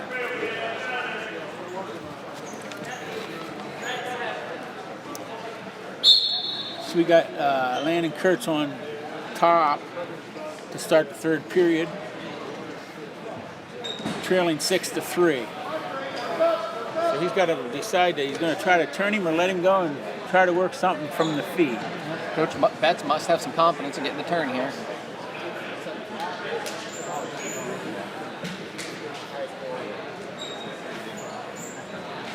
In the middle of the mat, he's got a half and a cross arm. Trot's kind of a spiral ride in there, trying to drive a half across, but that ain't nothing doing with Frame. He's on to that. He's got his arm up. He pulls off the half. He's getting one for stalling though. Back on D-tap, but he's got it on the neck, not taking it up on the hand or in the head where you can get some pride pressure. Common mistake in high school wrestling with the half Nelson. The gentleman taking around the neck instead of up on the top, the back of the head there with you can really apply the pressure. Here he's got He's got that near side he's coming going in. for a cradle here. Nope, not there. Got about 45 seconds left here to work for this turn.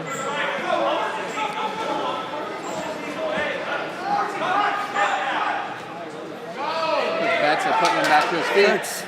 Kurtz cuts him loose. Down 4, 7-3. Frame with a good pass by there to a low single. Frame's got him leg up in the air now, and 7-3 lead with 25 seconds to go here in the third quarter. Oh, that was a nice bow to the queen move there. Wow. Let's see where So Wade Shallow's cradle.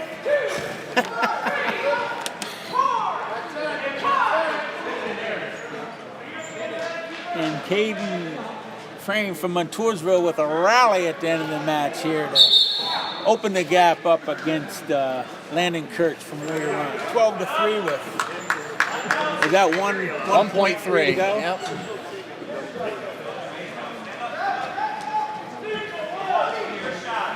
Yeah, that was one impressive cradle right there. He stopped, just stopped the motion totally.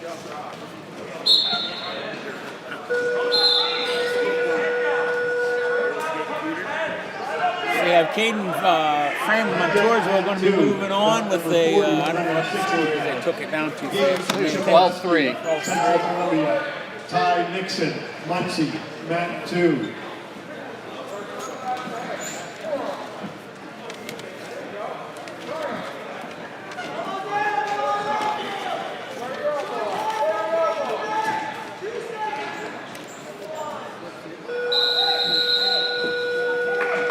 Benton versus Sal. Who we got Here, here? Landon Lawson from South Williamsport coming in as your number 3 seed. Oh, that's a the junior. one. That's the match I wanted to do the last time. Yep, you're a step ahead of him. Coming in against Nicholas Stevens of Benton, a freshman carrying a record of 5-11. Okay, they're in the center of the mat with 20 seconds into the match. They're feeling each other out here. Larson's got a front headlock on Stevens. Trying to block that elbow, bury the head to get behind here. Went around, got the leg, lets it go, and does a little spin move around for 2. The leg in, comes back to the bar. He's going to clear it, come around and high step this. He's got to match elbows on that far side.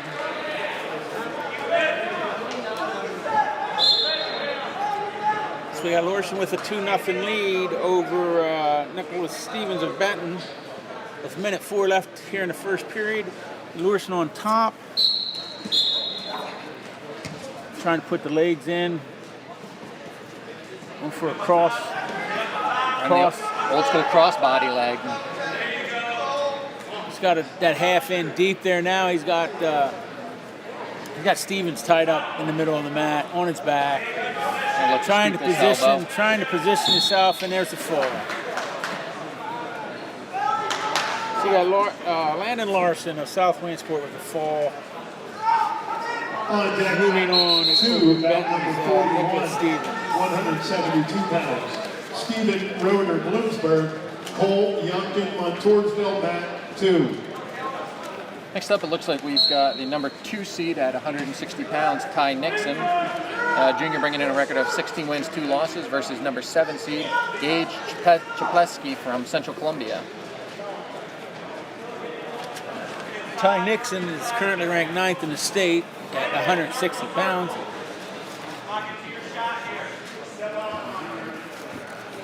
Got that camo engine uniform on. Digital camo. Yeah, digital camo. Military grade, if I do recall. That's right. Nixon looking heavy hands on the top here. Trying to squirt that corner, going for the near side cradle.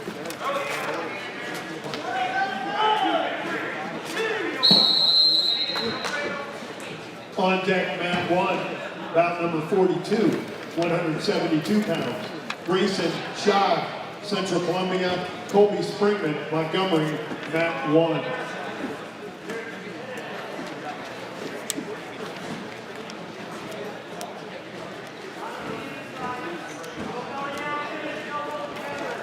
Ty Nixon's got Big cradle here, but it looks like that hip's popped. Readjusted it out.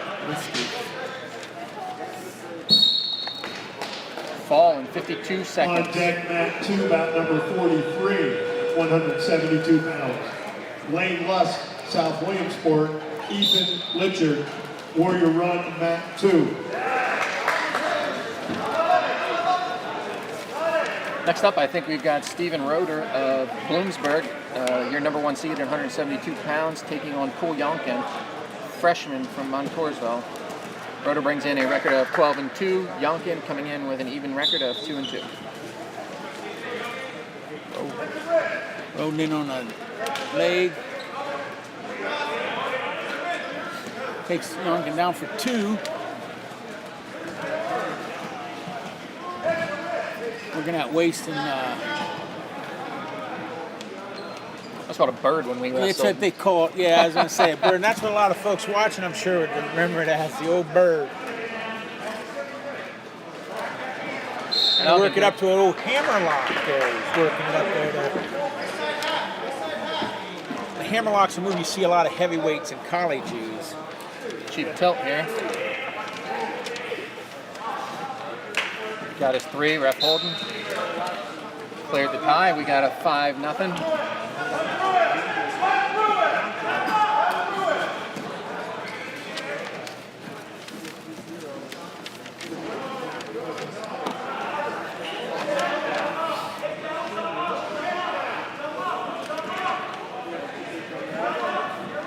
Carter looking for the cradle. Looks like he's got it locked up, matching hips.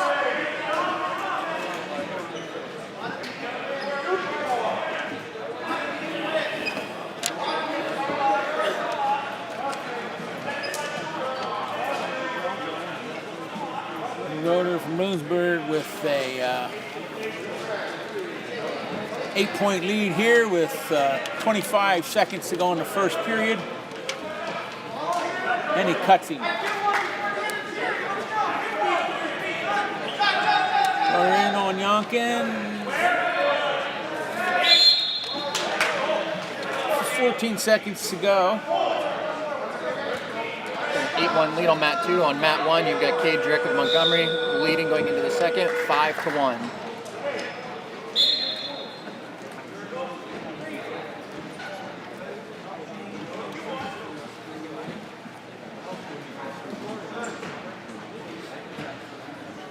Looks like we're going to go into the second period here with 8-1 lead. Even Roeder. Roeder from Bloomsburg over Yonkin from Montoursville.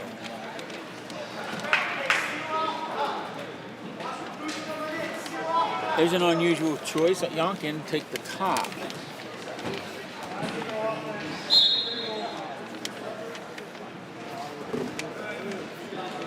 I guess that's the option you take when there aren't a whole lot of options to take. Always the saying, you can pin anybody. That's right. Sometimes you want to put yourself in a position, if you're strong on top, to go ahead and work for that fall.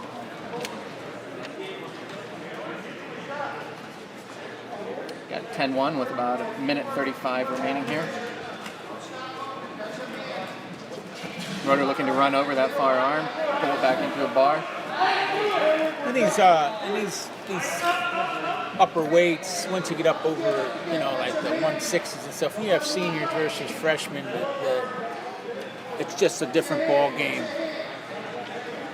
And the younger guys against the older guys. Roeder with the pullback, got to push away the head there if you're going to want to try to expose back points. Roeder's got Yonkin on his back. Let's see if he holds here for the 3 or tries to readjust. Well, happy to take the 3. And a minute left in the second period. Scores his points. Well, he's got him in a double-double, circling it back around. Oh. Nice awareness by Yonkin to bail out and find his belly. 15-1 score, 40 seconds left. One more turn will end this one.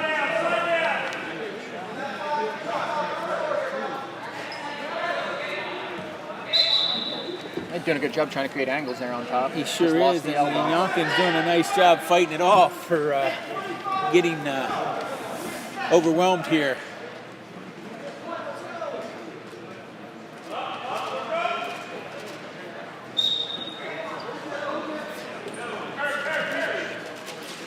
That 2 should do it here.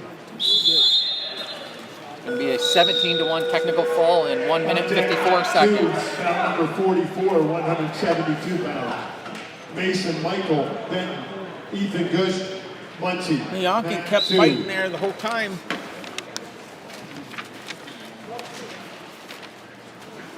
Looks like they're going to let us watch most of the 172-pound bracket. Looks like next up we've got a number 3 seed, Lane Lusk, a junior from South Williamsport, bringing a record of 26-1, versus a senior from Ware Run, Ethan Litchard, bringing in an even record of 5-5. Once again, at the end of this quarter-final round, we will take a quick 5-minute intermission to clean the mats. That is the end of this quarter-final round. Looks like Lusk comes in ranked 21st in the state, and I do apologize. Looks like the last match, Steve Roeder was our 13th ranked wrestler.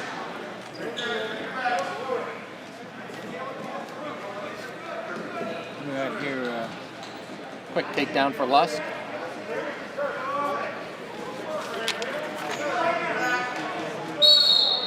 On the edge for a restart.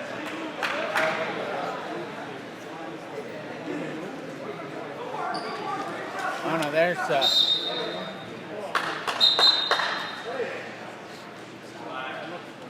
is it Ladrick? Is that how he's pronounced? Sure. Litchard, Ethan Litchard. Litchard. Get some near fall here, going for a big move. Put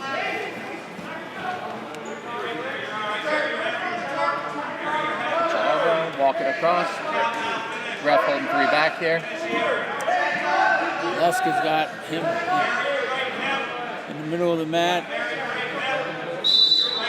That's believe your that's fight. Coach Eric Gerber over there yelling, looking for him to take fall. Lane On Lutz deck, over Mat Ethan 2, bout Litz number over 45, 189 pounds. 129. Krebs, Time Montoursville, of fall. Eden Hidley, Central Columbia Mat 2. And sticking in the 172-pound bracket, it looks like we've got Mason Michael, On the deck, number 7 Mat seed 1, from bout Benton, number 46, coming up against number 2 seed Ethan Gush, 189 a senior from Muncie. Jacob Oberski. Gush comes in as currently the number 11th ranked wrestler in the state.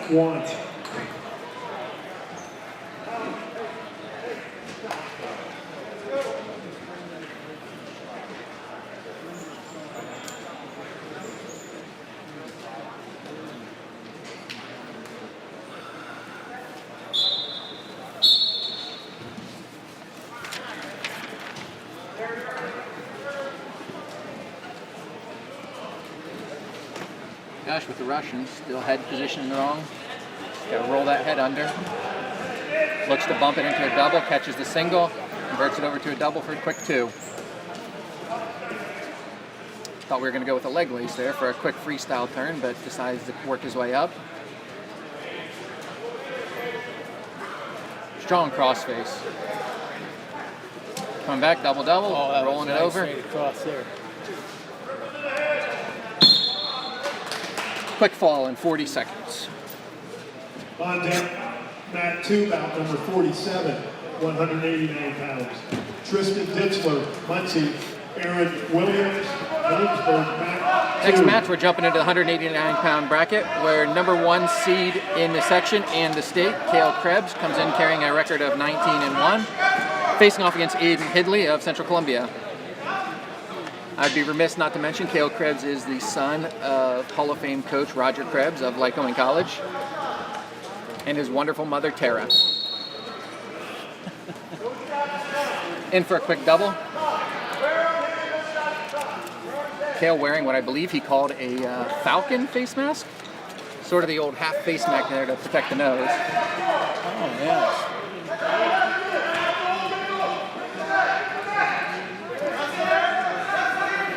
Coming in for the 3/4. That's an old school move. Yeah, worked into the near side Three-quarter cradle. Nelson. Readjust his Into the hips, and that cradle. looks tight. Oh, that's a short day's work for him. Coach Krebs would be proud. 135. 2, bout number 48, 189 pounds. And a fall. Wow, looks like every swing. Ben Marino, And 35 Mat seconds. What was it? 2. 35.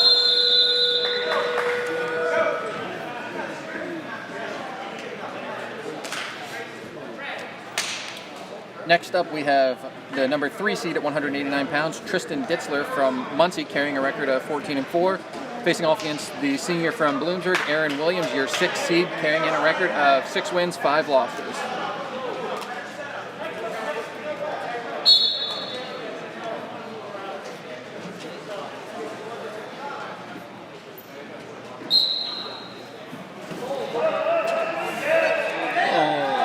Ditzler in on it quick. 2 for a takedown.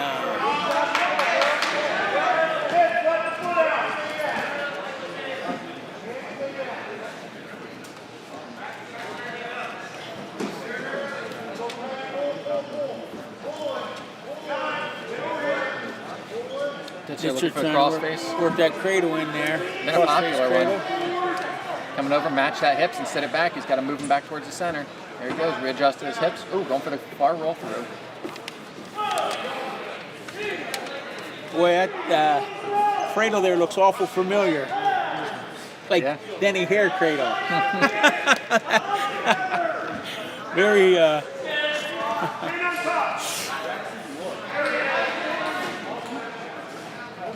apparently Tristler paid attention when Coach Hare was up there teaching that move. Yeah. That looked very familiar with Denny hair cradle. And there's a fall. 106. On deck, Mat 2, bout number 49, 215 pounds. Dylan Bennett, Montoursville, Austin Whitmer. Next up, Wolverine, staying in the 189-pound bracket, we've got your number 2 seed from Montgomery, Ben Marino, a senior carrying a record of 20-3, taking on the number 7 seed from Loyalsock, a freshman Ethan French bringing in a record of 6 wins, 11 losses.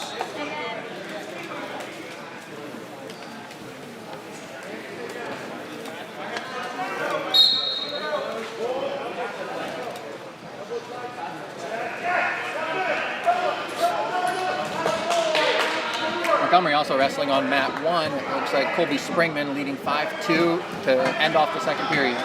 Marino in on a quick double for 2. Looking to come in for that near side cradle. French does a good job basing away and getting back up to his base. On deck, mat 1, bout number 50, 215 pounds. Dylan Devlin, Central. Marino still with that cross wrist, looking to come back in. South Williamsport.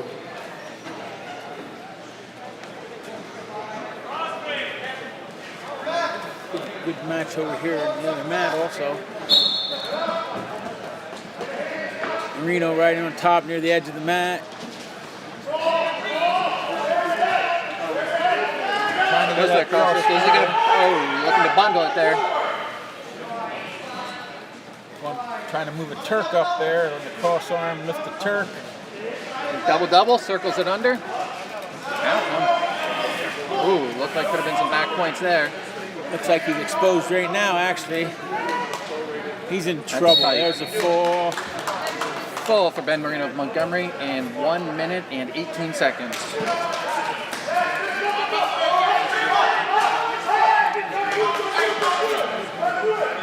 On mat 1, you still have Springman leading in third period, 1 minute 13 remaining, leading 6-2. There you go. That was nice. Springman.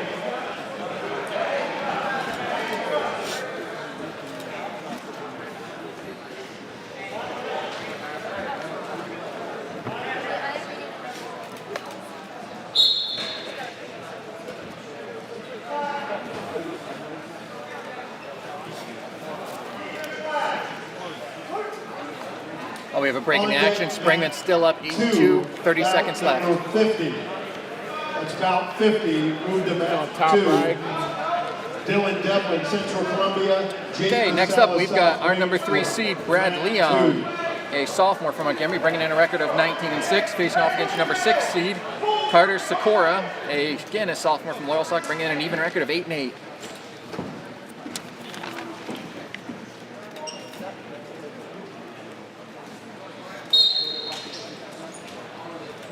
This is 215-pound weight class. Didn't get to announce that. Bennett didn't give us much time.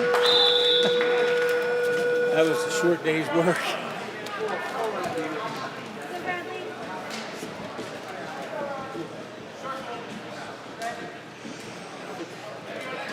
Bradley heavy on the head. Moving action forward here, controlling the hand. 215 pounds. A lot of ear-to-ear wrestling here. Zach House, mat 1. Into that underhook, just drives it across. We're behind for 2. Leon up 2-0.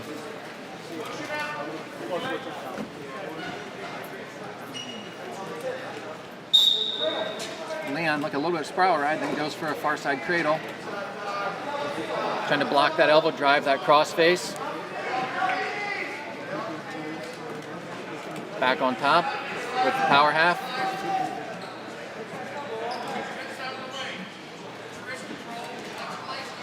Big lift.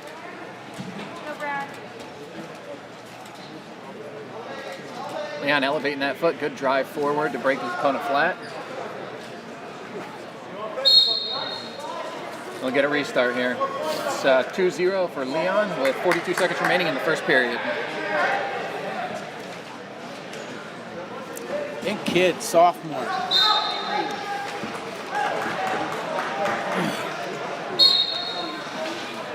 Leon looking hard for going those the cradles. big home run cradle. Needs to readjust his hips here on top. Again, we're looking to match the hips. Now he doesn't have the arm there, so he's got to be a little more cautious if he tries to walk that back, and if the opponent doesn't pop his shoulder. Got to match hips and walk it.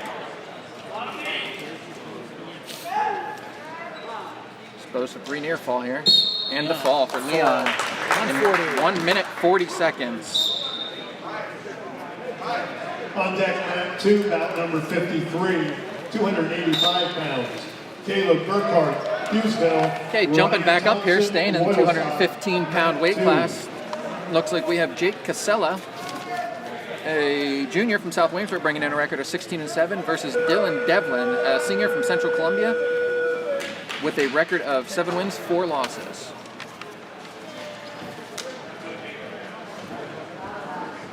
This is a 4 versus 5 seed, with Casella with a slight advantage at 4.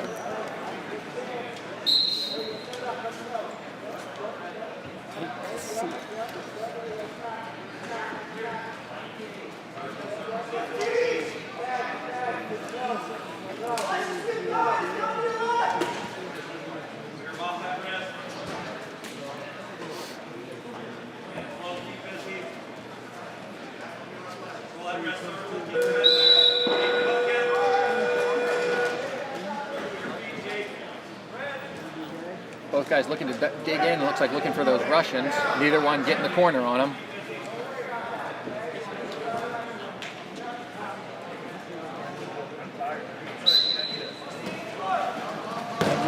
Center with a shot.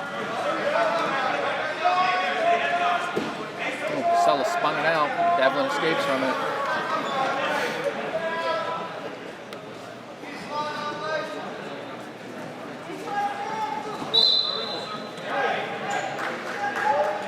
One of these wrestlers at least going to try to find an angle and create a shot here. A lot of head-to-head action.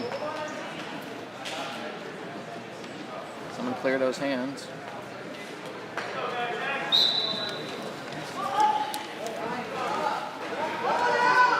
Back into a 2-on-1 from our feet there, just sort of holding that hand. Tries to pass it for the high crotch, not there. Devlin back in for a shot. Casella thinks to take it and then bails. Back to his feet, 2-1. 2-1. 20 seconds to go in the first period. It's 2-1. Devlin over Casilla. Or Casella, I guess it is. Casella.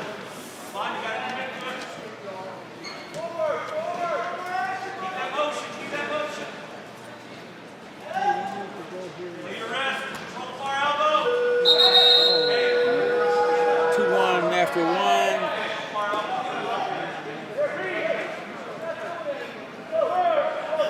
Devlin to first, Casella taking the bottom position.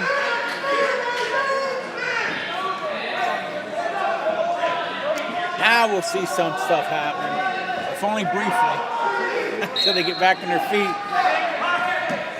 There's his There hands we and go. a quick escape, under 5 seconds. Makes it 2-2.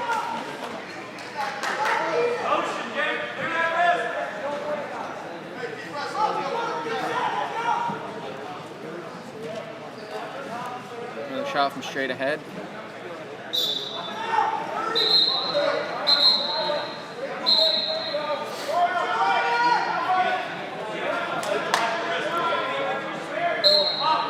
Stoppage there to get the hair out of the eyes, I guess. I'm going to mute for a second. More.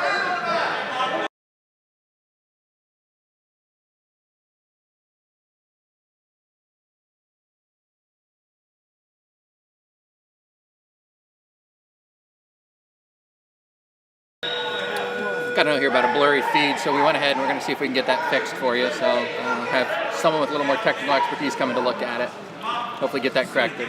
Devlin had a quick 2 there as we were muted out.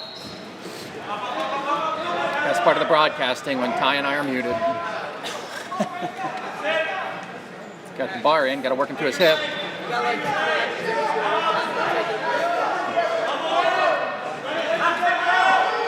So we got Devlin with the near bar, far wrist, walking it towards the head, turning him over, trying to get the angle for some points. Got to take that lower leg in with him. He's got a big step it here.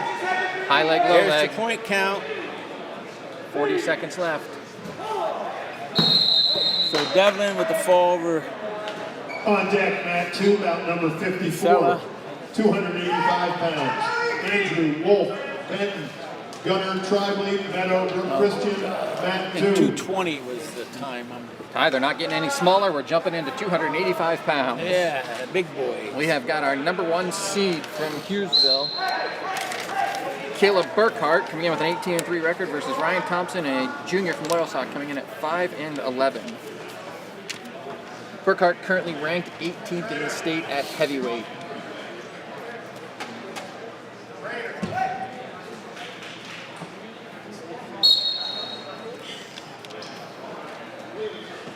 Burkhart reaching up for the head.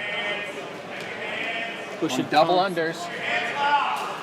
Ooh, hard slap to the back of the head there. Ref gonna get continuing here. No hit below the belt roll here. In the middle of the mat. Thomas rolls and he's going right to his back. Burkhart just overpowered him there. And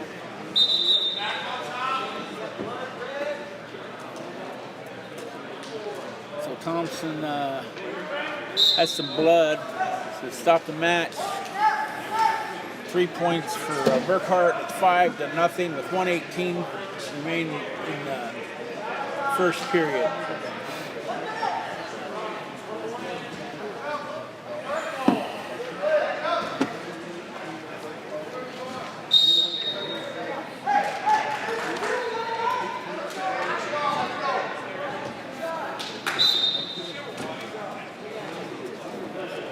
Oh, we got some cleanup time. Looks like we've got a 6-1 match here on mat 1. Looks like Jacob Boberski versus Ryan Casella over there.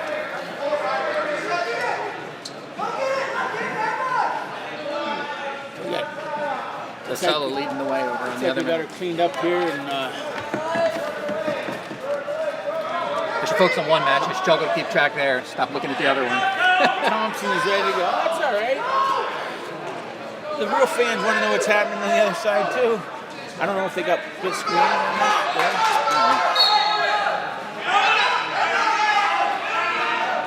Burkhart drives him flat, throws the leg in. He's going to look for the hip.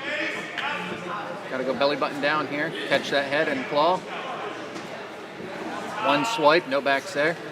Contact mat 1, bout number 55, 285 pounds. That was like a. On Torresville, Luke Barnes, Bloomsburg, and Matt Burkhart's got Thompson tangled up in the middle of the mat, trying to put some pressure down his head, put the legs in.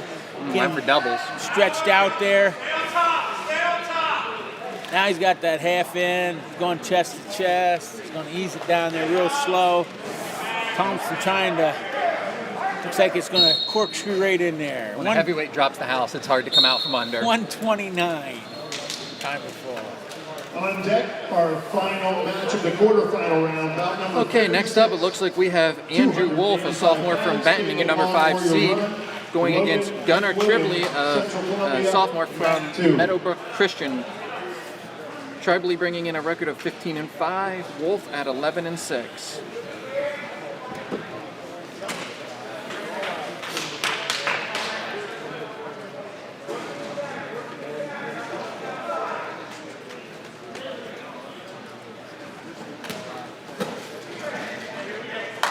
Wonder if the blurriness is just heavyweights rolling around on the mat, shaking the stadium. Maybe that's the issue we're having.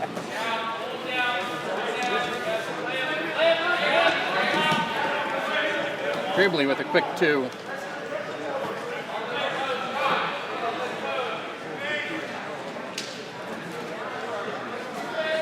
a quick 2 over Wolf of Benton. Tribbley wants to get out there and show his dominance here as this closely contested seed, 4 and 5. Yeah, Meadowbrook Christian coming in, a newer school. Obviously, they went around with a wrestling program when we were there, I believe a year or 2 old here. Good to see them fielding a team. And they pull Randy Watts out to Bring him out of retirement. Hey. They have, what, 4 or 5 kids now wrestling? Yep, they got Warrensberger leading the way for him. We got Stud and him.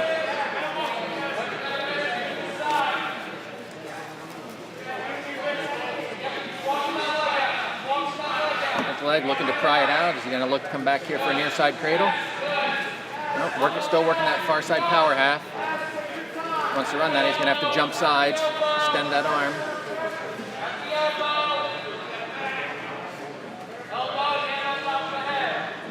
He's got Wolf broken down pretty flat there. Oh, he's flat. Got him flat. Oh, Like I said, when the house comes down, it's hard to push off. Tribally with the fall in 1 minute and 8 seconds.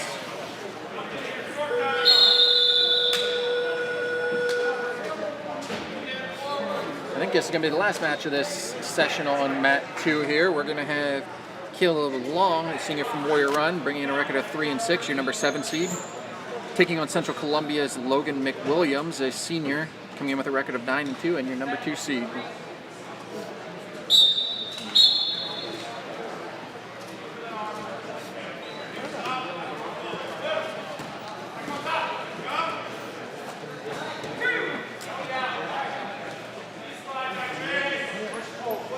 I gotta text him.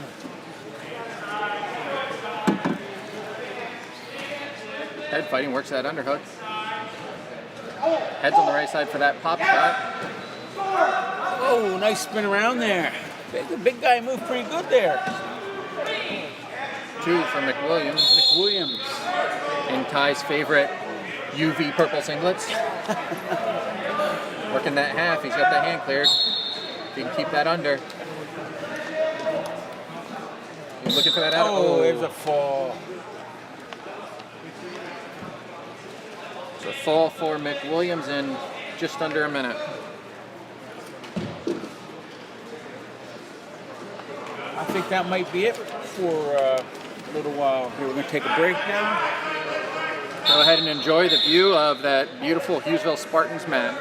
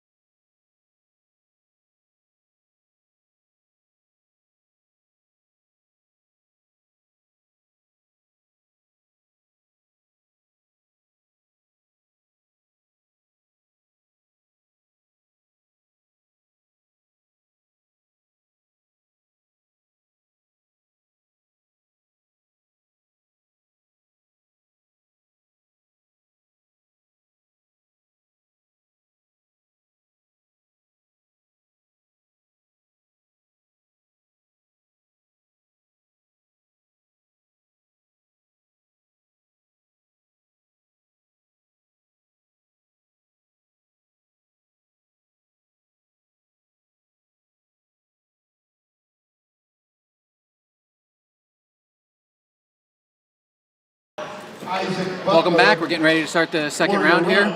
Wanted to give a quick update on the team scores for everybody. Currently tied in first place are Montgomery and Montoursville at 41 points. Third place is Muncie at 35.5 points. Benton in fourth with 33 points, followed in fifth by Central Columbia at 26. Hughesville in sixth place at 19.5 points.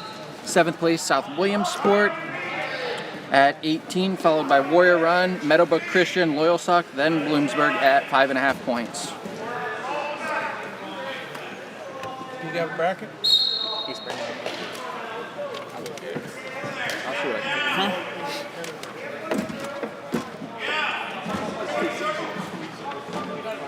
You need an update.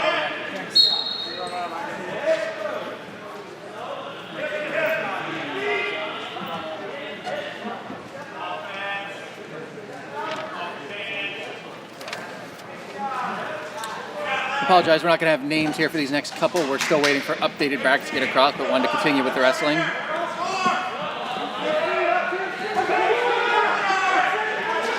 In on deep outside single, 10 seconds left to finish.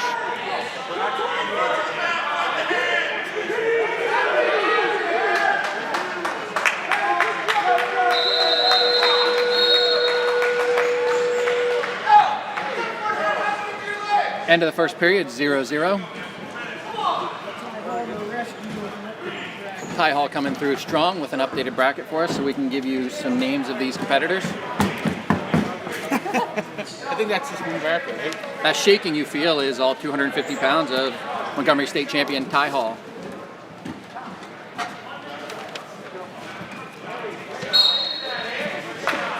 You guys got one pop.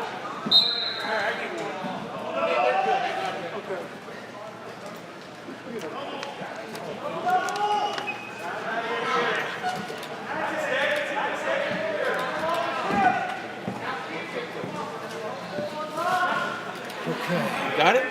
I think we might know where we're at now. Looks like our first match here is bout number 66. Looks like it is. Nope, that's not it. We don't got it. Hughesville and Warrior. Yeah, Fetterman versus Roush.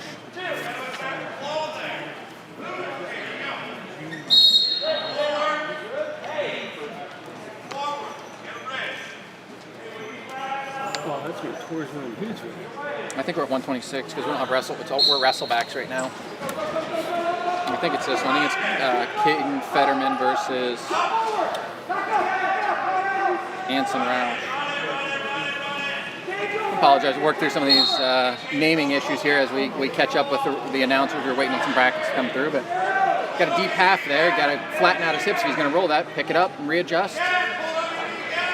We just don't have the match, the bout number at the scores table. That would make things a lot easier for us. But you know, you work with a volunteer army here, so.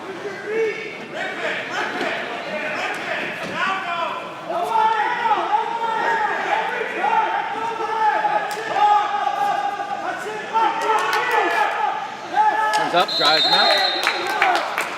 Oh, we got a stall call there on Hughesville for carrying the wrestler out of bounds. 40 seconds left, 5-2. Hughesville wrestler currently leading.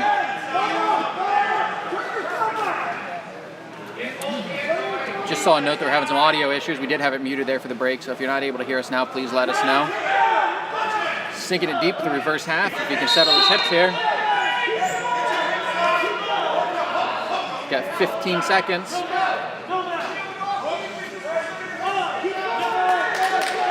No back points there.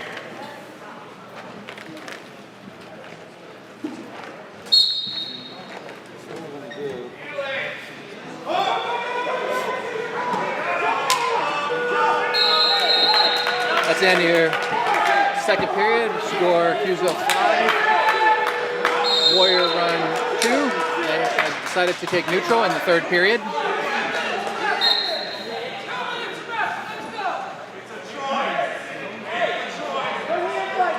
So we got Roche from Warrior Run and Fetterman from Hughesville, right? I believe so.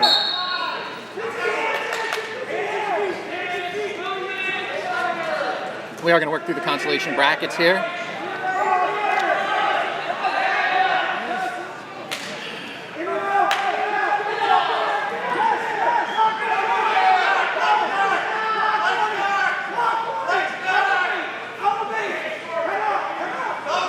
Roach is in a leg, but Fetterman's got a tight waist and leg around inside ankle. It's an excellent defensive move. He gets his hips back, but he doesn't. Switches off to the double. The double.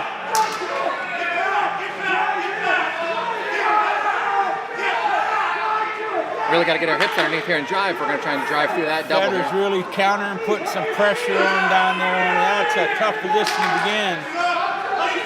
But Roach keeps fighting through it.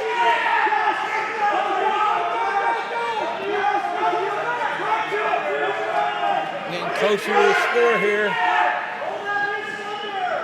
I'd imagine it'd be a stalemate. Yeah, got to stand him back up here. Back in business. I got the all clear from my wife. We're doing okay, so Okay, good. she's our hardest critic, so thanks, Michelle. But Roach shooting into that single again inside. His head inside.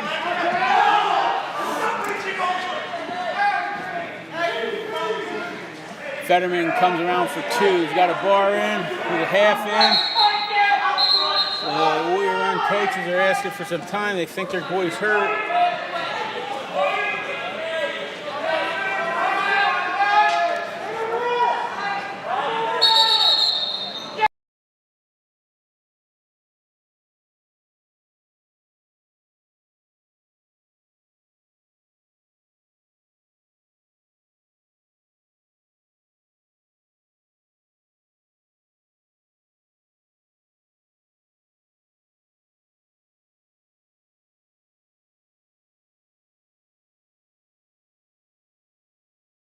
Let's take a moment and run through those team scores again if you got them handy there. Sure, leading the way right now in team score at the end of round one prior to the consolation starting. In tied for first place, Montgomery and Montoursville. In third, we had Muncie, followed by Benton, Central Columbia, Hughesville, South Williamsport, Warrior Run, Meadowbrook, Loyalsock, and then Bloomsburg. So Montgomery and Montoursville at 41, Muncie at 35.5, Benton at 33, Central at 26. And what they're doing here right now, folks, is that they're wrestling a consolation round. The loser of this match is eliminated, and the winner will continue to wrestle later on after the next round of the semifinals. He'll wrestle a semifinal loser. I believe that's how it is, isn't it? Hasn't changed since I've been here. That's right. But just so you know, these are consolation matches. So the first period, is it 1-2-2? I believe it is.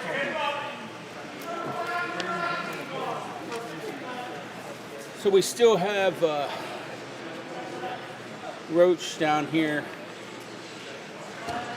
trying to get ready to go.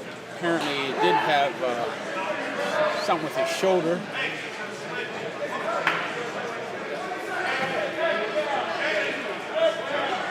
So we have 17 seconds to go in the third period.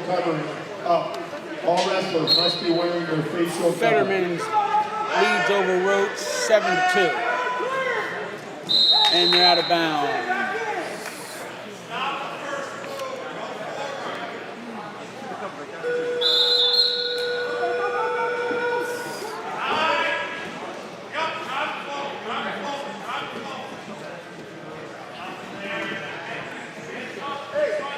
So Fetterman and Hughesville is going to move on to the consolation semifinals.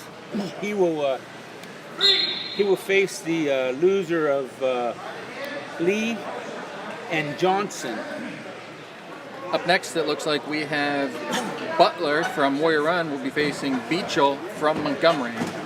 This is your 132-pound consolation bracket. Mat 2, that number 74, 138 pounds. Nathan Michael, Warrior Run. Mason Smith, Benton, Mat 2.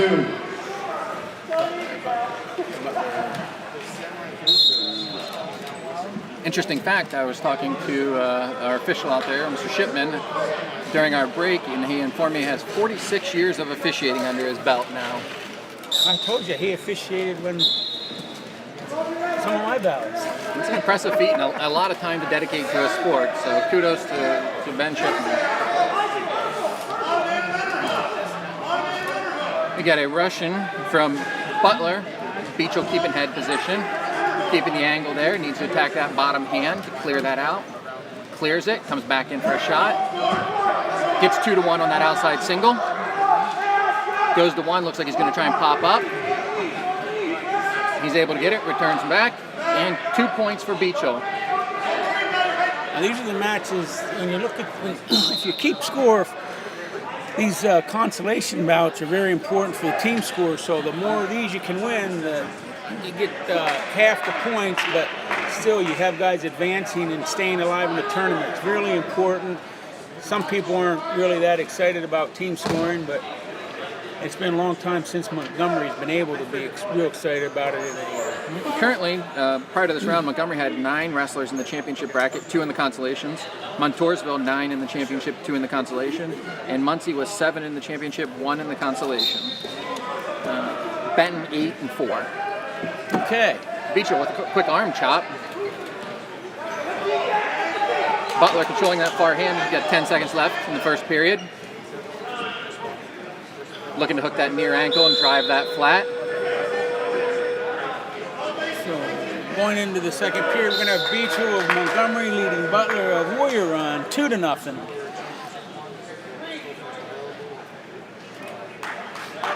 Butler defers. Beecher takes the bottom. Now remember, the first period is only 1 minute. They wrestle 1-2-2. Beecher with quick sit out back to his base position. Back into a seated position, trying to elbow in on that far side.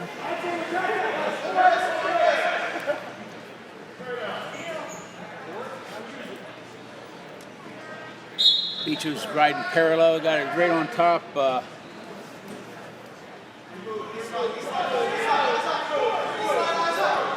I'm sorry, Butler riding parallel on Beecher.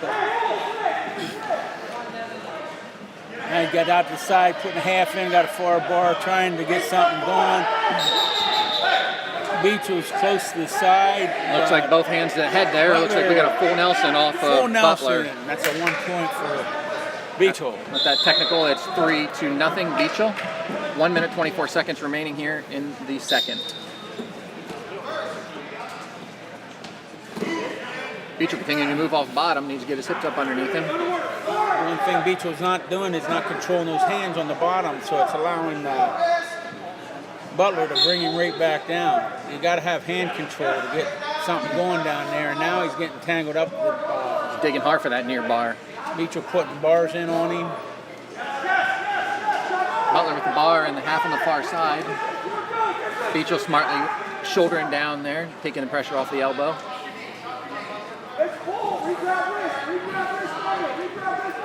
Beecher's on the bottom, he's up to his knees, but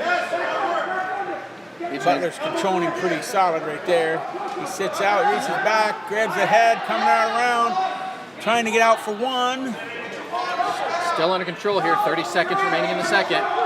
Beechel's got to clear that tide to gain the 1 point advantage. There it is. He escapes. He's right back on it. Great out. Good quick move. Good alertness. Just opens the gap up to 6-0. Great way to finish a period strong, Red Beechel. 10 seconds remaining.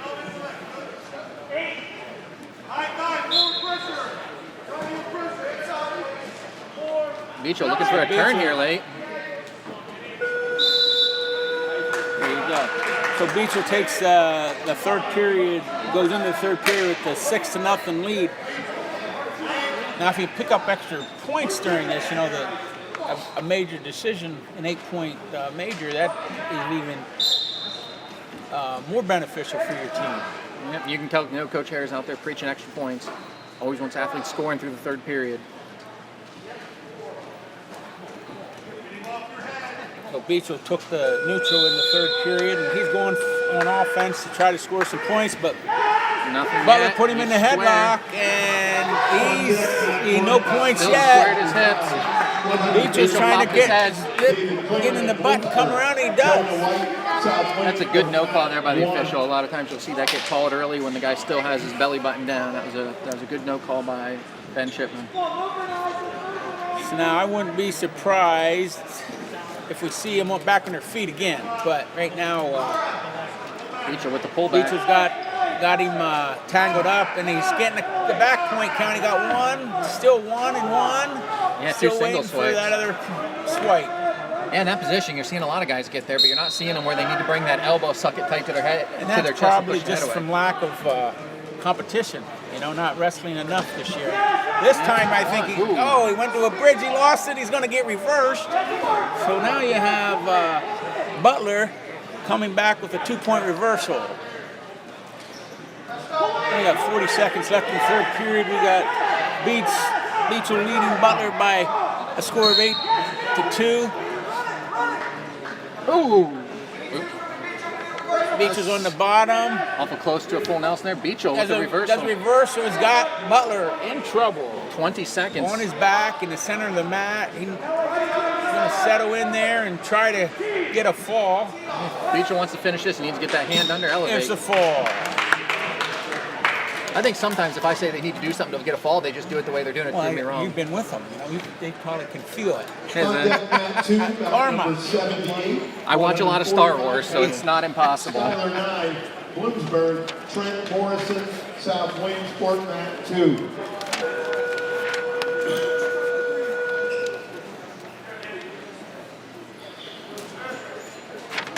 All right, next up here, I believe we have Nathan Michael from Warrior Run going out against Mason Smith of Benton. So we have Michael versus Smith. Michael versus Smith. Michael from Warrior Run, Smith from Benton. Smith get down that knee and put the old cat prowl on him there for a while, and now they're back up on their feet. I recognize that knee brace. I wrestled a lot of my career with one of those ACL braces.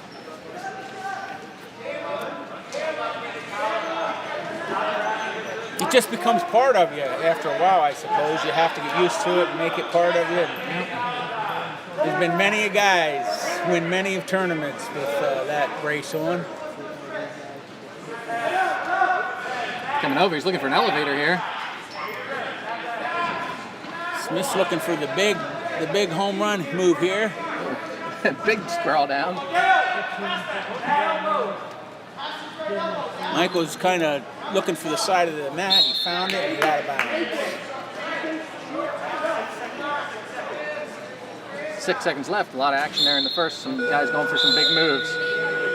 Michael's in there that leg. Beach was under the underarms and going into the cross leg counter.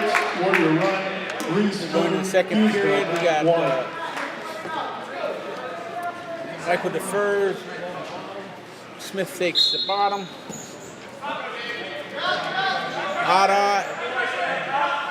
Looks like Michael's going to put him back in neutral, give up the 1 point. That'll be a 1 point for Smith.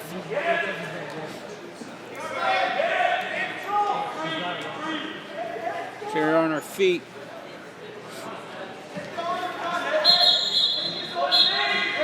Oh, something's got a mask down delay here. Another added caveat for these refs, trying to monitor to make sure everybody's staying healthy through this process. Thankful, obviously, to the PIAA for allowing us to continue wrestling. Done a great job making sure our athletes stay safe and still have an opportunity to compete. Warrior Run, Mat 1. Good high crotch, back leg. Got to try to circle that leg in if he's going to go after that. Back to the heavy snaps and front headlocks. Yep. Oh, Michael's going to his back. The old concrete Smith kid. floating through and put it in there. He's got him in trouble. He's applying the pressure, trying to settle in. He's got 3 in the bank. That's it, Nathan. That's it. Go back up. Chest on chest. Go back up. Chest on chest. There you go. So it should be now 5. When these points go, it should be 5 5 to 4. Okay. How did they start out neutral? The score's not right. It should be score's 6-1. not right, okay. Score's off a little bit. It should be 6-1 here. Yeah, all right. There you go. Out of bounds. Out of bounds. Great sequence. Hold it. Get to sit there. That score can't be right. I think they're forking to fix that right now. Should have been 1 escape, 2 takedown, 3 back, 1 escape. So with 40 seconds to go, we got a 6-2 lead for Smith from Benton. Is that right? I trust you. I saw a couple singles, a double, and a 1 home run. I don't know.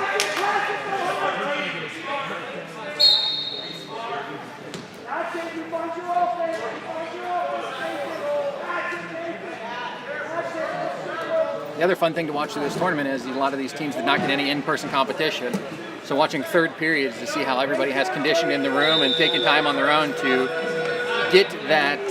Smith coming across like a cross ankle pick there, but they end up neutral. No points. So going into the third period, it'll be 6-1. Smith from Benton. Over Michael, way around. And they're starting the third period on their feet.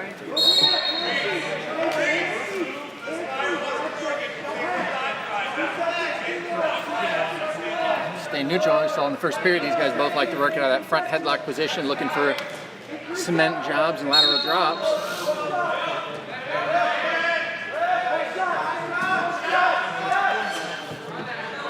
Smith has that front headlock. Michael's got the Russian though, so not in terrible position here. And they're out of bounds. So the minute and 21 left in the third period.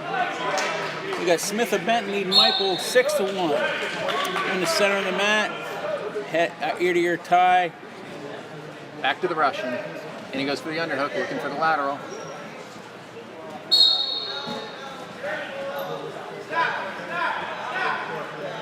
Smith looking to bounce and roll this. I think Michael's trying to get in there where Smith is pretty comfortable.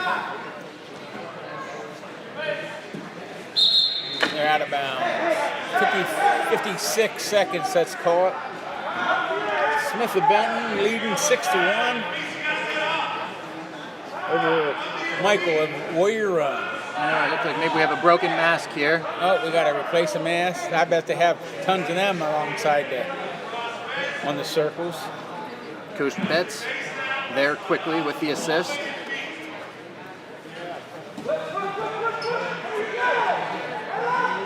Those paper masks don't last long. There's a paper tied to string. Michael's in for a shot. And Smith rolls back, got the ankle. Now he's underneath and pulling the ankle across the body. So terrific counter position to be in. Yeah, I think Smith's comfortable in that underhook position, just hanging there with the lead. Jesse J. Bloomsburg on deck. So there's a stall warning. Stall warning against Smith. There's Michael, slaps him by and gets behind him. It's 6-3 with 30 seconds to go. Now it's 7-3. Got back into that underhook position that he looks so comfortable in. Yeah, Michael's allowed Smith to stay tight and get into that underhook position. He's got the cradle hooked up there. Let's see if he wants to roll it with the lead. Looks like he's going to hang on there to take the 7-3 victory for Smith from Benton. He'll advance. And he'll wrestle the loser of Lutz from Montoursville and Keister. Lutz and Keister. Keister, Central Columbia, and Lutz will wrestle Mr. Smith later on this afternoon. Okay, next up in the 145-pound weight consolation bracket, it looks like we have Nye from Bloomsburg wrestling Morrison from South Williamsport. Nye of Bloom, Morrison, South Williamsport.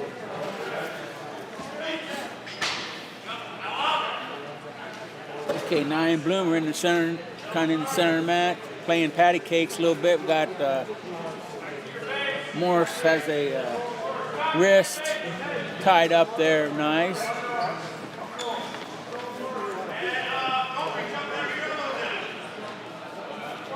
Both guys staying very square in this position. He's going for that Russian tie, and Nye kind of pushed him off and said he ain't coming over this way.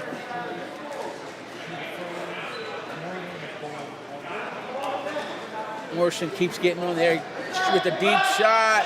Deep shot. He's Elevator. comes around behind and gets the 2. That was a good quick finish between the legs. It's a good recovery, too, because he kind of overshot and ended up on his belly. They must do a lot of grassies in that Southland School. I don't know, but boy, that was pretty quick how fast he came up from that overextension on that shot. Well, these first periods go fast with 1 minute. It looks like we're going to go neutral.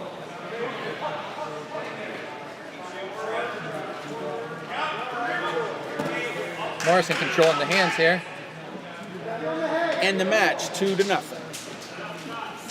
With 1:45 left in the second period. And moving around the middle, playing with those hands again. Morrison trying to get that Russian tie. Seen a lot of that Russian from guys out front, kind of just hanging in it. You're gonna get there. You got to get your head on the right side and suck that into your chest. Now they're ear to ear, and Nye's backing up there a little bit. 160 pounds. Taylor Wise, Warrior Round. Pushing him. Central Columbia, Mat 1. Let's push it. Now Nye's got that front headlock. He's going for the roll through. Yeah, his elbow's and it ain't going to happen. Nye's got a deep elbow there. He's either going to have to clear that or He's going try around to... for the 2. He came too far around, and Morrison's going to end up on top, and Nye's in trouble. He's on his back, and that's the end of that match. That just shows you how mistakes, and the farther along in this tournament you go, the farther along you advance in this tournament, if you make a mistake, which was just made there. We've preached day in and day out. You're in a front headlock, you can't be elbow deep. Elbow deep, you're going to get yourself in trouble. Now I tried to he made a mistake, and Morrison just capitalized on it, and that was the end of the match. 172 pounds. Cole Youngkin from Townsville, Grayson Shaw, Central Columbia, Mat 2. Next up, we have Lawball from Loyal Sock versus Jackson of South Williamsport. Which weight class? 160 pounds. Lawball will be wearing the red bracelet in the maroon and blue. Big double. Drive through right to his back. Jackson with two holding. There it is. 4-0. Quick 4-0 lead.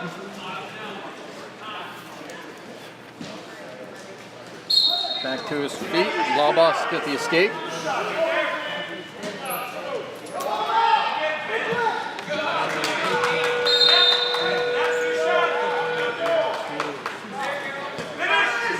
Jackson back in on another. In deep. See if he can capitalize. Lawball's trying to put the headlock, the front head double. Oh, that was. He's lucky he didn't end up on his back there.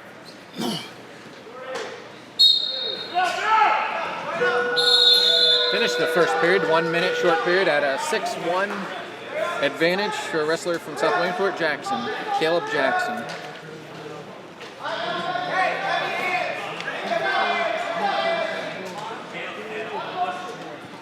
So Lawball defers, and Jackson takes the bottom. Jackson's got a 6-1 lead going into the second period. Lawball behind him trying to hold him down. Jackson stands, trying to get wrist control. Lawball needs to be careful. He's come down twice with locked hands. Trying to get wrist control. Lawball has a waist and ankle. And escape for Jackson. Jackson's out. 7-1. 2 times there came down with locked hands. They gave it to him off reaction time, though. Certainly a referee's call.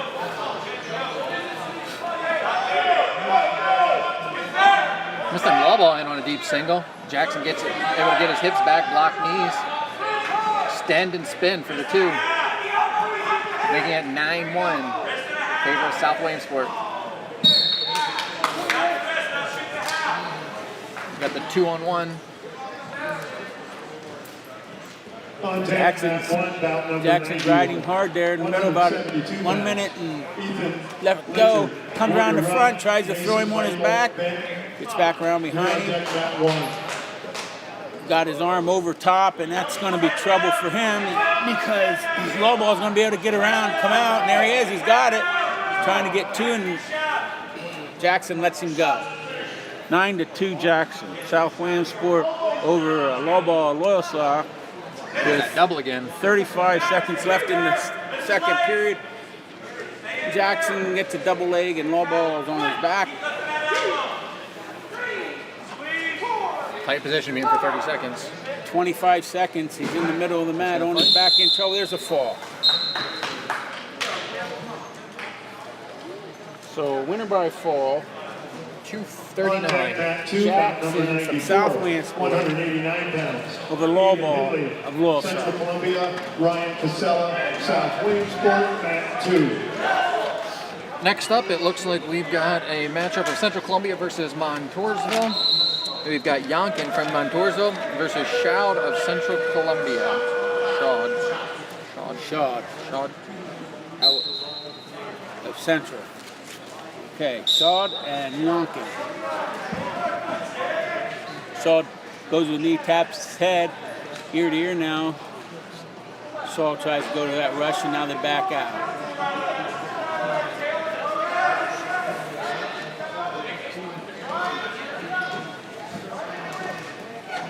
Shot from space there by Sod Shoud. with a shot from way back. Got it in. Remind me of two-time state champ Donnie Reese, a little bit before your time, back in my time. He used to shoot from halfway across the mat. Back then, the mats were made of stone, though, right? Yeah. Some sort of clay.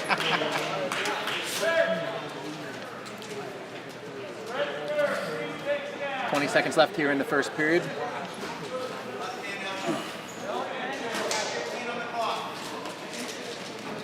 Here's a nice shot from way back.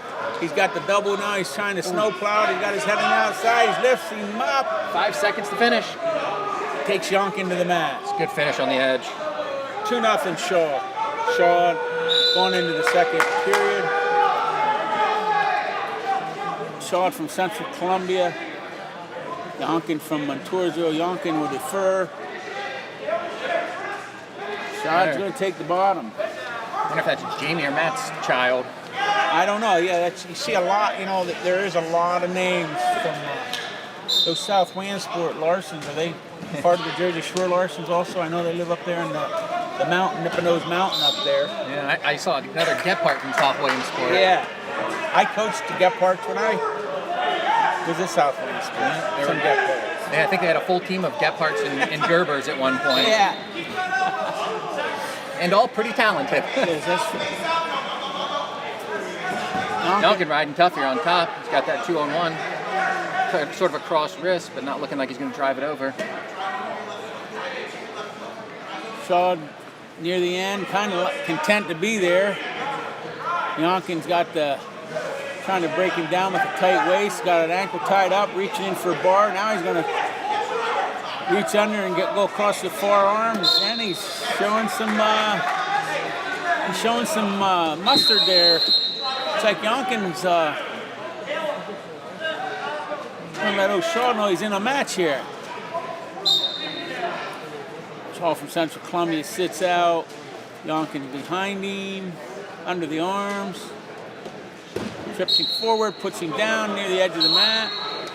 Had good forward pressure here. Doing a good job of breaking him flat. When he comes back up, he's going to that back ankle and elevating it. And it'll be interesting if he can continue to keep that pressure on him. And if he get a lift here, Shipman's going to hit him for... If he doesn't have his hands locked, he left him go. But he put a lot of pressure on him. You know, now it's 3-1, 3-0. Shaw from Central Columbia over Yonkin. I don't know if that was enough to break Shaw or not for Yonkin. Yonkin shoots in, and Shaw got that front headlock, reaches for the cradle, going for the cradle, and There's got the 25 seconds to go. He's trying to stay off his back. Yonk can still get that shoulder out, so he can still block knees when he tries to jump that. 15 seconds, see if he's willing to go. You got to roll this here if you're daring enough on the edge. Short time here. Probably a smart move not to try and take that over there, that close to the end. So you got Shawd over Yonkin. 5-0 going into the third period. Yonkin's taking bottom. Yonkin's taking the bottom, down 5-0. And remember, this is an elimination match, so it eliminates one of the Warriors. But they got some big guns. We'll call them athletes since one of these guys is a warrior, and we don't want to make assumptions. It eliminates one of the athletes. But warrior or Mountie, we don't know. But they got some big guns in that lineup from Montoureville. Certainly. Ooh, looking for it. He's going for the elevator. No, got hit back. Yonkin's on the outside of the mat is Shawd from Central Columbia with a 5-0 lead with 1:35 left in the third period. Sure, Coach Johnson would love to see him finish this match on top. The caution. That's got to be, what, 6 or 7 we've seen today? Oh. Gone into the second round? That's, again, it's lack of mat time. Some younger kids coming in here. And it's interesting to see how the kids get tired or as the matches go on. Yeah, that's like conditioning is a big thing with not having the matches. These are 2 underclassmen too, I believe, a freshman and a sophomore. So Shawd was on top, but he got reversed. Kind of a simple thing. Yonkin kind of spun around him and took control. Now they're out of bounds, and we're going to come back in. We're going to have Yonkin on top with a 5 trailing by 3 with 1:17 to go. Coach Yonkin is going to have Yonkin hold him down here, look for the turn.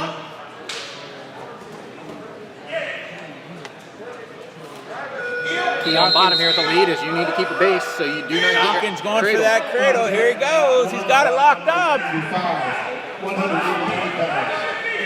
He's got it locked See up. Shawd blocking with that foot. He's trying to keep that foot from hopping. He's got plenty of time. He's got plenty of time. He lets it go. That was good defense by Shawd, using that right foot as an elevator there, keeping him from stepping over. He couldn't run that cradle. Still plenty of time left for something to happen here for Yonkin. He's on top, and it looks like he's committed to try to get the turn. 3-point lead. I wouldn't be hanging out too much on bottom there, especially after that cradle he just was hit in. He's going for the cradle again. He's got the head in the side. He done got the cradle down where he needs to be, down around the bottom of the leg. He's up there around the thicker tree trunk part of the leg. The thicker tree trunk part Great of the effort leg by got Yonkin. stronger. Yonkin really putting it on the line there, going for that big cradle. 15 seconds left, Shawd back in. Just not finishing them, hitting that shot, not driving through. Deep though, and Yonkin's beating him up on top there, pushing his head down, but it looks like Shawd's going to come through with this one with a 6-2 victory. And maybe one of the more fun matches we've watched for a low-scoring one. Good match. On deck mat 2 at number 98, 215 pounds. Austin Whitmer. Very competitive match. Warrior Run. It was. Jake Casella, South Williamsport. On deck mat 2.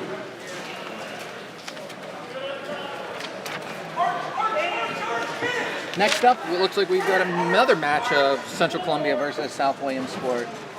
In Ty's favorite UV purple singlet, from Central Columbia, we've got at 189 pounds Hidley, and from South Williamsport, it looks like we've got Casella. Casella from South Williamsport and Hidley from Central Columbia. Hidley picked up, if our records are correct, his first win here in a short season. So, freshman winning his first Pigtail match against a gentleman from Hughesville, then falling to the number 1 seed, Kale Krebs.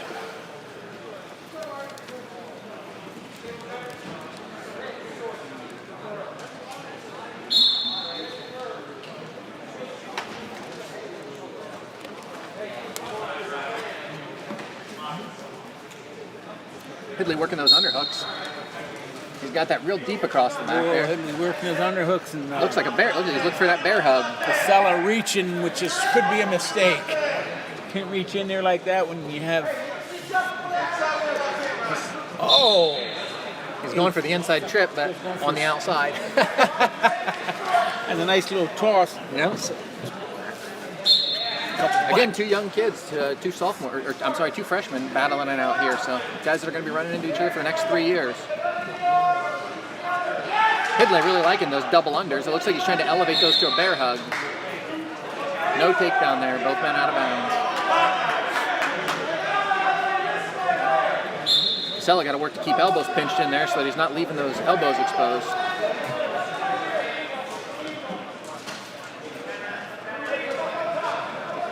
Hidley underhook again, but does not have head position. Needs to grind that head under for a pop shot here on the near leg. Looks like that's where he's going, just can't get the head positioning.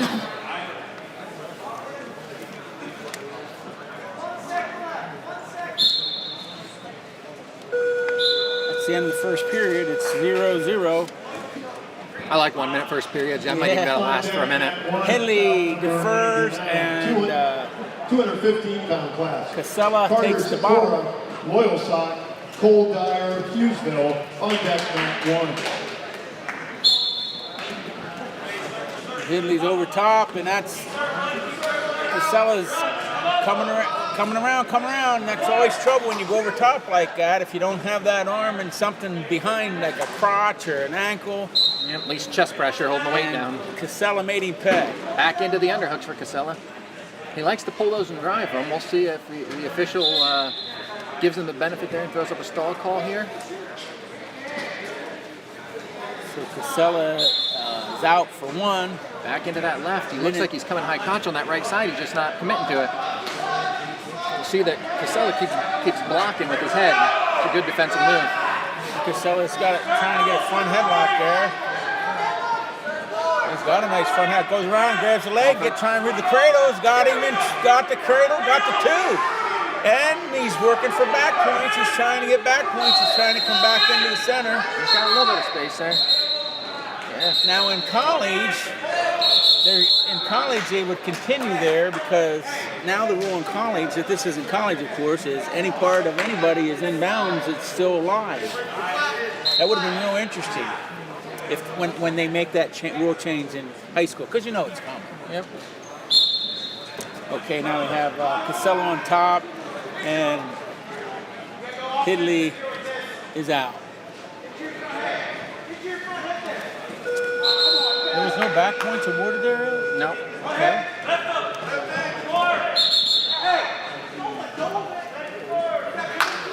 Okay, we got 3-1 with 47 seconds to go in the second period. We're on our feet. Hidley likes that left underhook. Oh, I'm just not sure where he's trying to go with it. It looks like maybe he's eyeing ankles, like he's trying to do that inside trip again. Hidley from Central Columbia.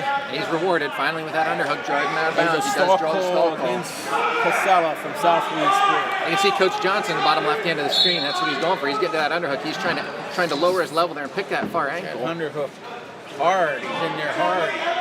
Lift, accelerating hard. Casella's trying to get around the whole body, but he can't. Now they're kind of in a pummeling position, but nobody's pummeling. Casella's just kind of pushing him around now. Knows where he's there. He's pummeling Double inside a little bit. On deck mat Ew. 1. There's that other side. Timing. He's trying to throw him across, and they're out of bounds. Ryan Thompson, Loyal Sock. If I was Central, I might want to go on my feet in the third. On deck mat 1. He's got that stall call already, and he's going with that ankle pick. He's certainly looking. Ooh, He's going for the headlock. short time here. Interesting if he Oh, he He got gave it up. two. That was a good call.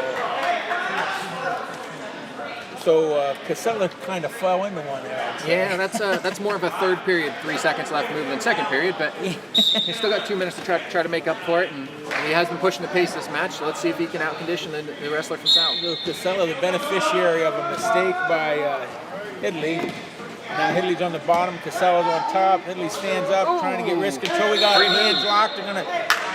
I don't know why they stopped that, but Sure enough. A lot of times when you do lock hands like that, they will allow a few seconds there for you to get kind of a free move, similar to a defensive lineman jumping off sides and quarterback getting a free pass. That's baseball and football I've pulled in. That's right. I'm just showing my worldliness. Again, into that underhook. The problem for that is he's elevating. That needs to elevate and then circle that back down if he's going for that pick in his height. He's just got too much height there. So again, we have Hidley with that underhook, lifting it up, and there he got the two. He got the points that time. Tied the match up. Now he's crossed under there on the far arm. Now that's good position on the top right there. If I'm Central Columbia, I think I put him back on his feet here. I think so too.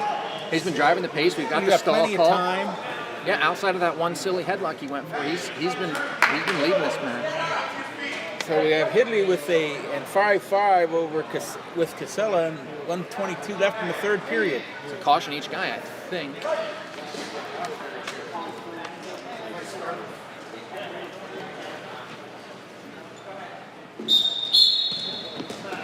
So Hidley's on top. He's getting his arm over the top of Casella, which isn't good position. How long would you let him ride if you were the coach? He wouldn't be riding him right now. I just think there's more opportunities for in a match like this on your feet. Yeah, I agree with He you. didn't let him go there though. Now he's in trouble. He's got to let him go now because now Hope for a stalemate here. Casella can just sit there and lose some time because he ain't really interested in. I guess they both need to score. Yeah, I think you gotta. But you still got to get to your feet if you're the boy from Central Columbia. Your best chance to win this match is going to be on your feet. That's a second caution. Could come into play here. See, One more, then that's a point. I think if I'm the coach here, I'd put him on his feet. He's driven the force. He's got a minute to make a statement.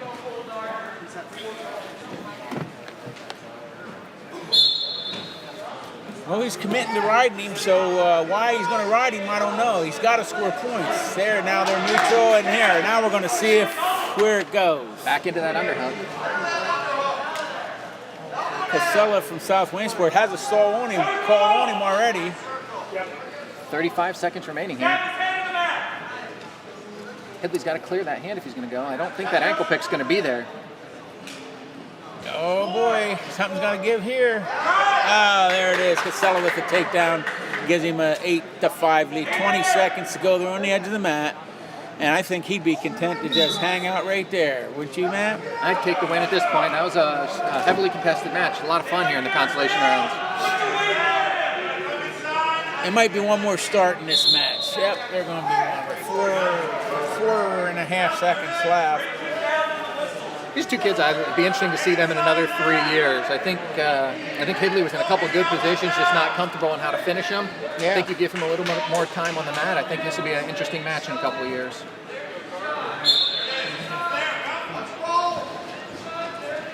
So there it is, 8-5. That desperation move is called the Fat Man Roll. Yeah. Typically The works Fat against Man. a little heavier than these gentlemen. Casella over On Hidley. deck, mat 2, 5-3. bout number 103, the final match in our consolation quarterfinal round, 285 pounds. Luke Barnes, Bloomsburg, Caleb Long, Warrior Run. On deck, mat 2. All right, next up in the 215-pound weight class, Semifinal we have round, Whitmer 106 from pounds, Warrior score on Run. deck. And Casella from South Williamsport. Yeah, I had to do a double. Are they brothers? That's why I stopped. I had to do a They double must take. be I'm like, brothers. did I screw something else up, eh? They must be brothers. No, it's good to have a wrestling partner. I was fortunate to have one of them growing up. They're both probably two big offensive linemen for that Mountie football team also.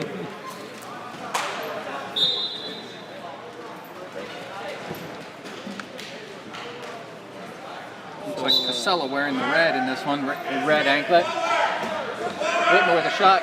Casella getting the corner, looking for that cradle. He's got it hooked up. Casella's got the cradle hooked up. Not a lot of time here with the 1 minute period. We got 20 seconds remaining. Got to snatch that up and he's drive got it the over. leg tied up. He's got him in Yeah, he's trouble gonna now. Oh, he's got him in big trouble now. That's going to be the fall. 44-5. If you're into Fall by if you're into Casella. fractions. I can barely handle whole numbers. You're not the only one.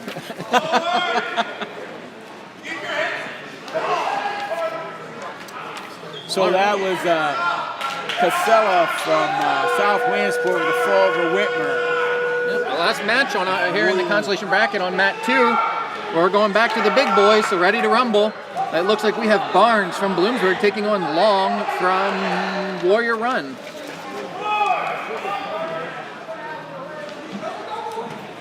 Both kids seniors. Barnes coming in at 7 and 4. Long coming in with a record of 3 and 6. Barnes is in the red singlet, and Long is in the green leglet.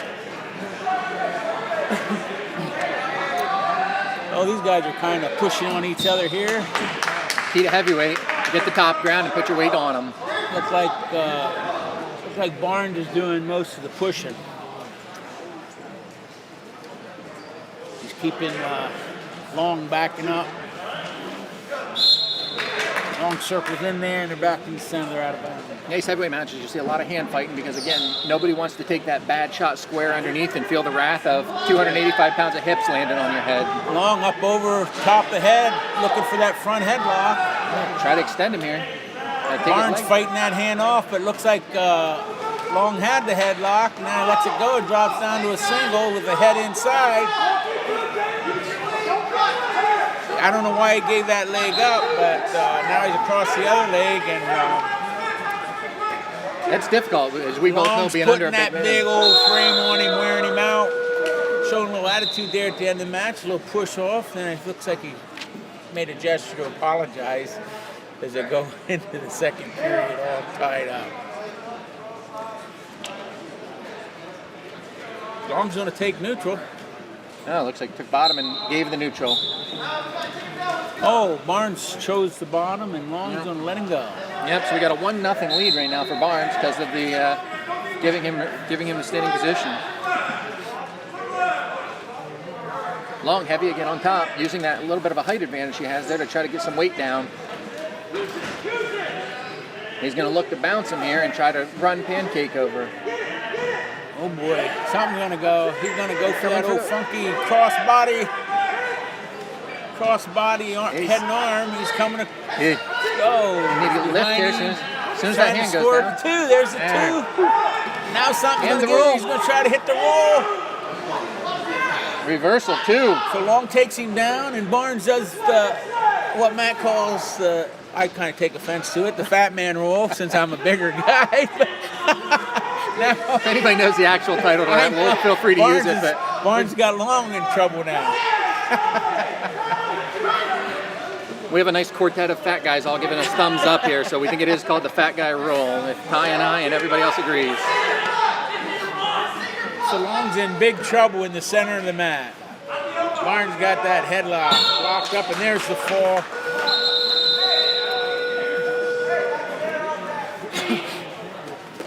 Count at 2:15.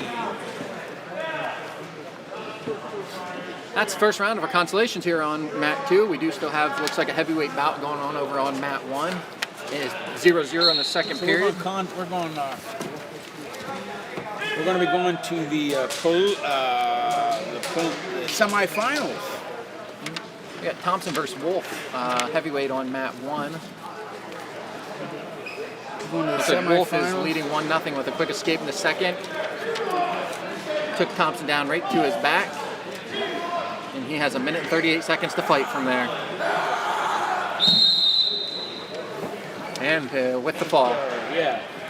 So I imagine the semifinals will be starting here relatively quick. Consolation quarterfinal round. We are going to move into the semifinals. Up on mat 1, bout number 57, 106 pounds. Brendan Wenzel, Montoursville. Hayden DeRussell, Warrior Run. You're up on mat 1. As they're announcing, they are going to jump right into the semis here. We're going to go ahead with no start, so we're going to start right back at 106 pounds. Josh Hill, Muncie, Chase Burke. First match on mat 2 is going to be Josh Hill, your number 3 seed, against Chase Burke of Benton, your number 2 seed. Burke comes in as the 8th ranked wrestler in the state. Wenzel is your #1 wrestler and your returning state champion. This should be a fun match to watch. I'm sorry. I'm a liar. You're the wrong man. I'm lying. It's Hill versus Burke. We got Hill and Burke. Wenzel's from Montoursville. He's on the other He's on the mat. other side. Number 59, That's okay. 113-pound semifinal. Robert Gardner, South Williamsport. Phil McCormick, Muncie, you're on deck mat 1.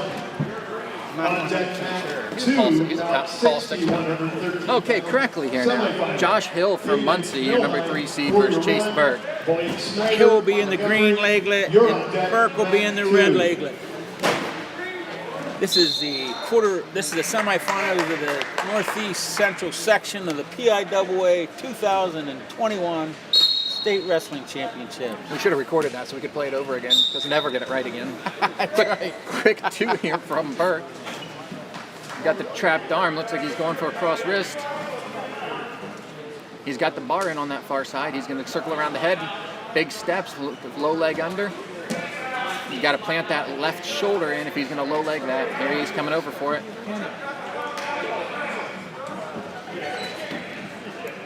What he's trying to do here is bury that left shoulder. Once that's planted, there it goes. Burke's You can't got circle Hill out on of his it. back. He's holding 2. He got a quick 2 count there. Got the 2 count. Now he goes to the what do they Cheap call tilt. the cheap tilt. 2 more, so that's 2 sets of 2 there quickly. So we're off to an early 6-0 lead. Again, we are back into the championship bracket, so we're 2-2-2 here. We do not have the short first period. So we've got 1 minute, 7 seconds left.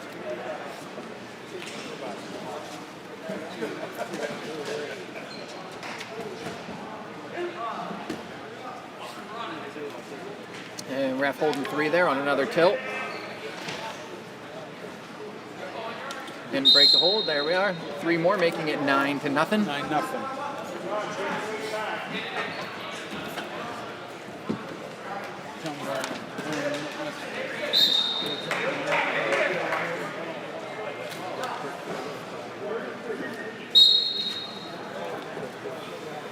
Another quick breaks him flat, comes in, looking for that bar again. He's coming across with that cross wrist. He likes this tilt. Burke, he's working those tilts nice. He's racking the points up quick. Looks like he got 2 more or not. I can't tell if he's got 2 in there or not. Yeah, he's giving him 2 more. It makes it 11. 10-0.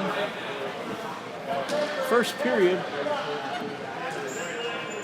15 seconds left. Let's see if he goes for another one.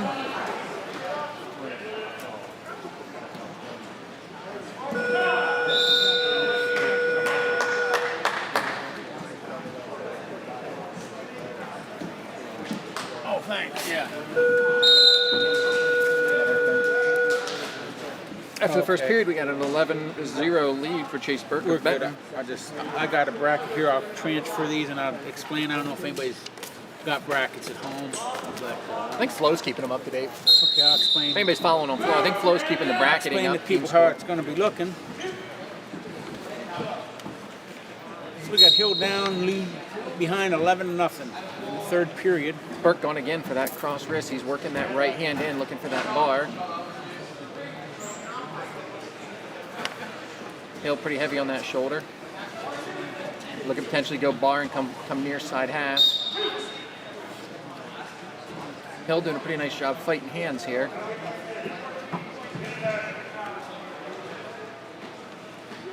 Burke does not look like it's going to slow him down. Got the 2-on-1 there. Looks like he's getting ready to roll for another cheap tilt.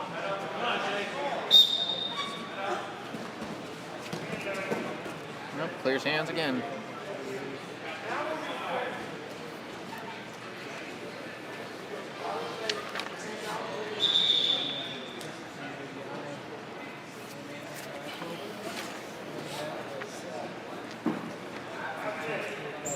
Hill doing a good job keeping his hands out front here, not allowing him to suck them back in, drive over him.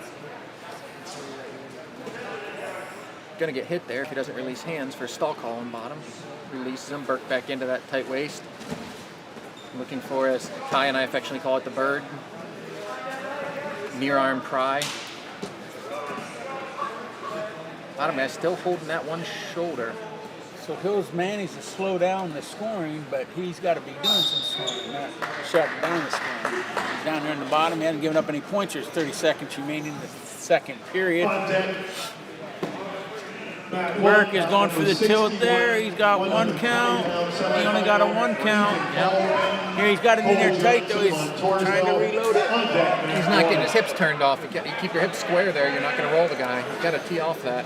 He's starting there, you got it. One there, he's got. It took him a minute 50 seconds to get the points, but he got 2 of them. I think he's It looks holding like 3. he hit 3 of them. So now we're going to go into the third period with a 14-0 lead.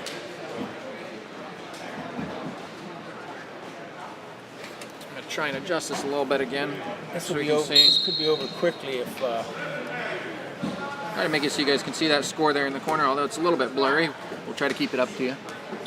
That's the end of the match with Burke with a technical fall over Hill. Muncie.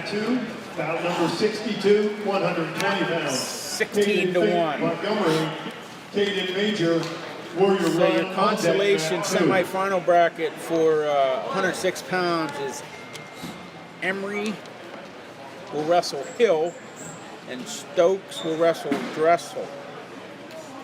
Next up on mat 2, we've got one of the Montgomery Red Raiders.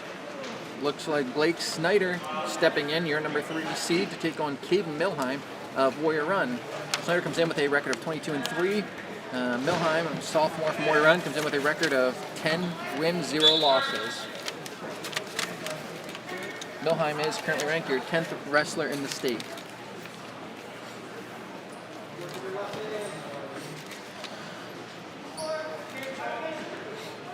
So Milheim's wearing the green leglet, and Snyder's wearing the red leglet. Milheim with a good outside single. Milheim's Snyder. in there, single. Good Snyder's sprawl and whizzer. Gets to the- square his hips back out, see if he can score from it. Nope, both back to their feet. Milheim shoots again, getting around there. Snyder needs to get to that ankle whizzer. Milheim's in there deep this time. Yeah, Got the leg up in the air and takes Snyder down for 2.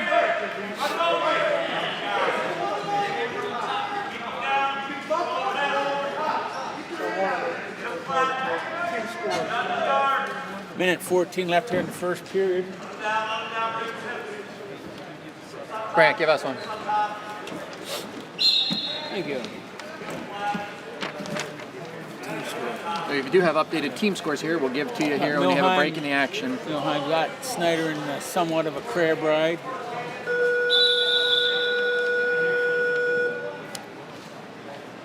A little bit of parallel ride, but he's got his arms under there working, going across the forearm, going for trying to get around, trying to hook up his tilt.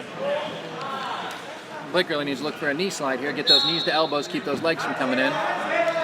Key with the leg there is getting that far left hip down, clearing that foot. Milheim's got him stretched out in the center of the mat, putting it in the half Nelson, driving. He's driving him hard.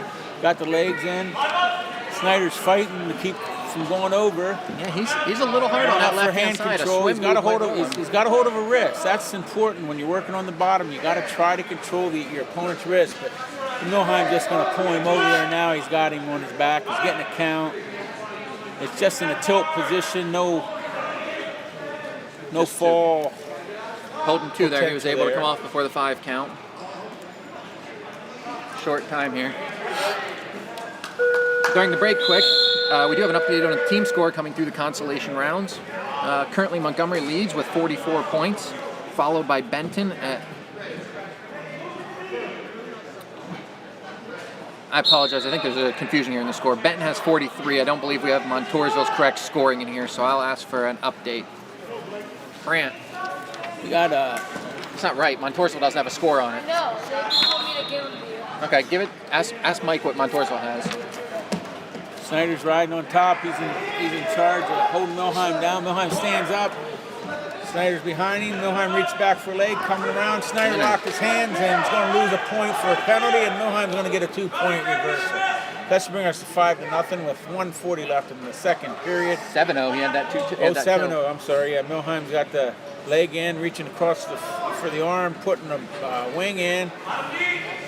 cranking him, trying to crank the half, the wing over. He's got his other arm, forearm on the back of his head, turning him over. He's getting a count. In second and Benton's in first. Okay, so I did get a quick 56.5. update. It sounds like Benton is in first place, Montoursville in second, Montgomery in third currently. I don't have the actual team scores, but that's what our lovely mat runner, Brant Hare, was able to provide us. Now Milheim's got a 10-0 lead with just over a minute to go in the second period. He's trying to work for some more. He's got that leg in. He's going across with the leg side half. Now he's got a bar on the opposite side. Turning him over, he's got a wing bar. He's got Snyder in some pretty serious trouble in the middle of the mat. Snyder's fighting around, grabbing a leg, trying to come around. He's still coming around, fighting off his back. Oh, now Snyder's got his arm across Milheim's body, and Milheim takes his arm, puts it flat on his back. He's got both his arms up over the top of his head. But Snyder continues to fight. He's bellying down. Great fight. He's inside 20 seconds in the third period. It's going to be 13-0 with 10 seconds to go in the second period. Milheim's still coming around looking for more points. Snyder's got a hold of the leg, but Milheim's trying to grab something to figure out how to turn him over more. And at the end of the second period, it's going to be 13-0. Milheim Warrior Run over Snyder of Montgomery. Certainly not what Coach Hare and Coach Martin want to see score-wise, but they got to be happy with his ability to fight off his back there. And we're on our feet. The thing I like about what's going on here, the kid from Snyder's in there for the shot. He's behind him. If you can get him down and cut the lead down, that's the thing. It's just so impressive how the guy from Montgomery just came out and went right back, kept coming. Believed he could score from his feet, and he did. Coaches preach on a daily basis, you're never out of a match. No matter where you're at, keep fighting. 13-2, Snyder's holding him in the back. Watch that leg. Sorry about that. Getting the, good stop there by the officials. Leg got twisted a little bit. Now he'll be down. It'll be 13-2 with 1:26 to go in the third period. Saw a note here, someone asking about Cade Wernsberger. He hasn't been announced yet. If he does get announced on mat 1, we'll let you know. We'll let you know what mat he gets jumped on. We got a few weight classes here. Snyder's on top, riding Milheim. Going for that leg. He must have. He's trying to get the leg in. Milheim's got that leg trapped, and now Snyder gets it in, and he's trying to work under some arms. Got that trying first to put the other boot in. Milheim's got his head. He's coming around. It could be trouble. There's a fall. Defensive pin. Got his head caught down there, and Milheim reached up and grabbed it. Yep. Great fight from both athletes. So we have Milheim of Warrior Run with a fall over Snyder of Montgomery. And just to make it simple for those folks from Montgomery watching, we've got another Montgomery match here on mat 2 at 120 pounds. We've got freshman Caden Fink, your number 3 seed, coming in against Caden Major from Warrior Run, your number 2 seed. This is a matchup of state-ranked athletes. Caden's, interestingly enough. Caden with a K coming in as the 6th ranked in the state. Caden with a C at 22nd ranked. And Fink will be wearing the red anklet. I believe these two met earlier in the season. With Caden Major winning by, I believe, a point. Fink indeed needs to get that ankle out and elevate. Cuts it to 2. Oh, seatbelts. Major has lead, and they're neutral. Still neutral. 1:30 in the first period. We got no score. Major of Warrior Run and Fink of Montgomery. Major's around there. Got 2 points. Had the cradle locked, spun around, took the 2. Muncie 36.5. Benton 40. Montoursville 41. Benton 43. Fink's to his feet, gets out. Major shoots in, Fink backs off. They're near the edge of the mat. and they're going to come back to the center. It's 158. Quick team update. They just announced Montgomery in the lead with 44, Benton at 43, and Montorzo at 41 in third. Fink across, got the ankle, coming across, trying to get across, get that score. He's trying to score. He's got both legs. Now he's got his head in between the two legs, and it got him up in the air. He's coming around. Major's hanging on tough on the legs on the inside there. This position, the guy with the height wins the match. Watch the knee there. They're going to have a potentially dangerous. That was a good fight. What a match this is. 31 seconds to go in the first period. I think two great shots with nothing to show for it. Major from Warrior Run with a 2-1 lead. They're on their feet over Fink from Montgomery. Major reaching in there. Fink was in with a really nice shot the last time, but was only able to capitalize. Major trying to keep his distance. He got him down to a knee. Got that ear-to-ear tie, trying to back Fink up. Fink at it again. Fink's in. Major swings around. 10 Major's seconds here, short time. They're out of bounds. Short time. Ooh. They're out of bounds. 6.5 seconds left to go in the first period. It's 2-1. Looks like they're going to settle in at that and take it to the second period with Major Warrior Run leading Fink of Montgomery 2-1. Fink being one of many exciting freshmen in the Montgomery class.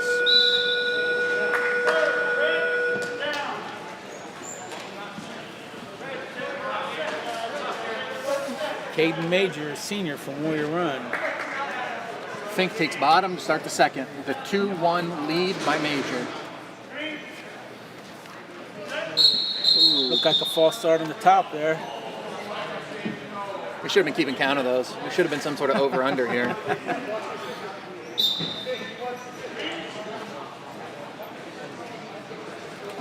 It's going to be interesting to see how this match drags on if Fink can take him to deep water. Beautiful knee slide by Fink, doing a good job keeping hips under him. He's elevating. Tell Major's a little bit bigger and stronger. But the conditioning is going to mean a lot during the end of this match. Now Major's on top, trying to get underneath. Fink's got wrist control, which is very important. He comes to his feet, trying to stand up, fighting to get out, close to the out of bounds. I think Major's, there it is. He called him for stall. I don't know if he's going to give him the point, but he's going to get the stall call. And the call there is you cannot drive an opponent out of bounds. You have to try to return him to the mat. So lifting him and carrying him. Oh, the clock's running. Took off about 10 seconds. That's yours truly, Ty Hall, making the call about the clock. Sorry about that. That's from old coaching days. For those of you who have no eardrums left, that's Ty Hall. I'll get you his address later. 1:21 left in the second period, and Major on top of Fink in probably the most exciting match of the day. I mean, this is a really hot one. This is a good match. Especially for a 2-1 match so far. Fink doing a good job knee sliding. Got to get his head up and back. That stall call is doing a great job of keeping the base. Now his base has been broken by Major, but Fink keeps working up. Still got about 50 seconds left in this second period. Major's not having a lot of success getting anything going on the top. He's got a stall call against him. Fink's on the bottom right now. He's trying to get up, trying to get some wrist control. Major's controlling his wrist. Now Fink's to his feet, has some wrist control. He's going to fight to get out. He's going to keep fighting. He's on his feet. He's coming up again. That's what Hare's going to keep. Coach Hare's going to keep him. Wants him to keep coming to his feet. But Major's putting the pressure on him right now, holding him down. Major doing a good job jumping back and forth, although not really going much for offense. He's giving the appearance of it to the referee, which sometimes is all that matters. Back to our trying to get it, coming around field, standing switch. They're still underneath. Major's still on top. He's going to get banged for stalling. They're on their feet. There it is. There's a stall call. That evens things up 2-2. Now it's going to be who's in better shape and who wants it the most. They're going to be on their feet a lot this third period.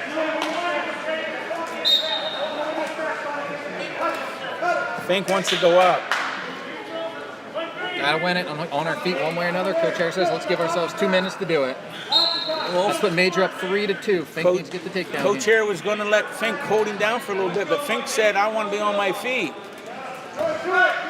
So he's got the confidence on his feet, and Major's got a 3-2 lead. Fink's in there battling around, a little hand slapping and stuff. Major's throwing back. Don't forget, Major has given up a point on stalling already, and Fink is coming at him. Major's trying to get inside control. Fink's controlling the wrist. They're neutral right now. Working back and forth. Fink's in there deep in the leg. Needs to get that elbow down. Deep. He's going to pop. Major's got that arm in between there. Fink's got good position if he can get his hips out. He's got to get his hips Fink looking to outside. knee slide and pop that. And Major's got that leg lock behind there now. Fink's going with in between. Worst he's going to come out of this should be a stalemate, but he's in a position he can score. He's got him in between. Major's is just hanging on. Fink's going to try to score. Major's going to come around and try to get that cradle on, but Fink's going to hold on to that leg. They're going to go face to face. We're going to have a stalemate here pretty soon, I believe, but maybe not. Fink could come out the back. Fink's still trying to lift that leg up. Major's going belly to belly with him, trying to reach in and get that other leg. Fink comes across the other leg. If he can get his hips back, he's going to score, but they're still belly to belly. Fink's in between both legs now. 29 seconds to go in the match, and Fink is in between the legs. Coming around. He's still fighting for control here. Majors is just hanging out there. The official probably should call a stalemate and let him get back up and mix it up, but Majors isn't really interested in getting back to their feet, and Fink's coming around. He's going to give it a shot. He's going to try one more time. Major shoots in. Fink's going to get taken down. And what a match that was. We got that's a match Major you're going to see again, folks. Hughesville taking Fink from Montgomery 5-2 with what a match. Very good competitive match, and what a fight by the Fink from Montgomery. 68, 132-pound semifinal. Katie Wernsberger, Metalwork Christian, Dylan Branahan, Ben on deck, Mat 2. We did just get the call. Cade Wernsberger is going to be on this feed, so going to be on Mat 2 here for whoever had asked about that. That was quite a match for Caden Fink from Montgomery, taking Caden Major to the limits when Major's ranked 6th in the state, I believe. So a lot of fight there in Caden Fink, and it was an excellent match. Next up, we got Gable Strickland, your number 1 seed from Benton, coming up against Sam Person from South Williamsport, your number 4 seed. Benton going to be in the red. Strickland with a quick 2. Strickland around for a quick 2. Huh? Hopefully we get Strickland right this time. Yeah. And we screwed that up last time, so apologies. Goes elbow in for the quick tilt.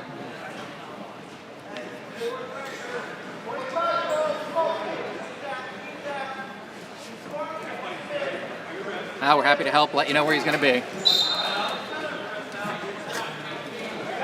Someone asked what Wernsberger was going to be. Strickland's got the high half and arm bar. Now he's into the crotch, trying to work in. He's going to let him go. 2-1 Strickland. Keeping the center of the mat here, going to look for a quick shot off. Strickland pushes Person off the match, and here we go back in the center. Strickland is your number 2 seed in the state. Inside a minute in the first period, and it's 2-1, and Strickland's trying to come around and lock up a cradle. Person has hold of his left elbow, kind of jumping up the ring. You're on deck, Mat 1. 40 seconds left here, still 2-1. Person doing a good job controlling that elbow, needs to keep square in that position. Strickland's going across there, some kind, deep, long arm cradle. Wow, not many guys can do that. And 2 back points there. He was over top the head, reached in underneath across his body and got the leg and put him in the cradle, threw him on his back and got a 2 count. We had a quick stoppage here for a mask. That was impressive move, and he blew the guy's mask up too. So he got 6-1 Strickland over Person of South Williamsport. 6-2. He went ahead and gave him the optional start. Gave him the optional start, 6-2. Strickland like being in this short offense from top. Willing to go elbows deep. On deck, Mat 1. Going to the far side again for that block coming for the cradle. Semifinal. Connor Hare, Montgomery. Morgan Gavin, Hughesville. On Gable deck, Strickland Mat 1. has some long, lengthy arms, and boy, he's using them. He's got him hooked up with some kind of a funky reverse headlock. For those watching from Montgomery, Connor Hare just called him to Mat 1. So that will be on the other feed. So we got 11 to 2 going into the second period with Gable Strickland leading Sam Person of South Lansville. Person's on the bottom. Strickland tries to jump across cradle. Crossface cradle going from there to that double-double. It's a popular move in this tournament. On his back, getting that 2 count. Quick 2 count on that cradle. He's got a leg in now, cross to the other arm, putting the bar in. 13 to 2.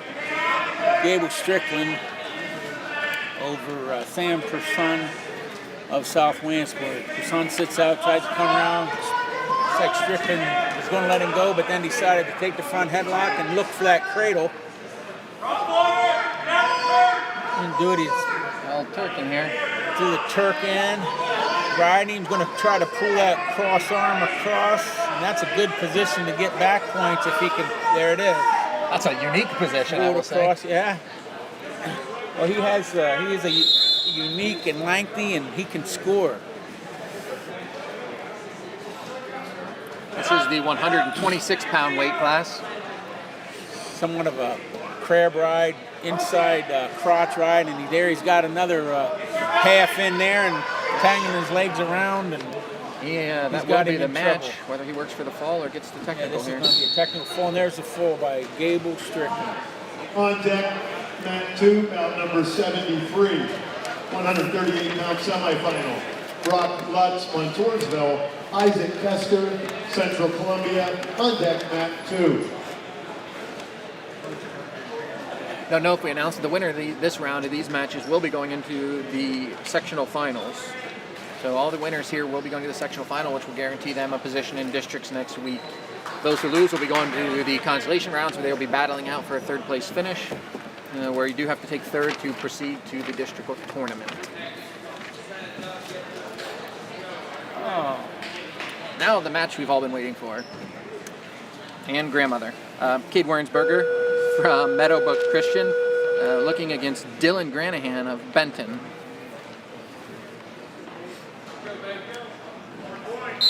Winsberger will be in the green leglet, and Graham will be in the red. It is Graham, right? Granahan. Granahan, sorry.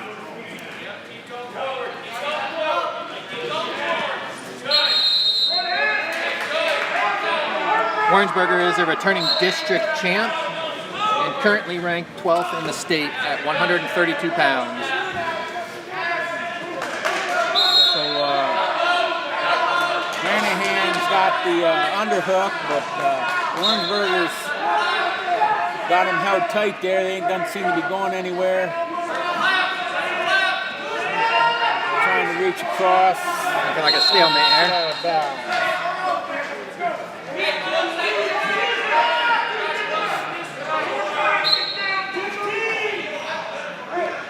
Granahan's down on one knee in that tagger position.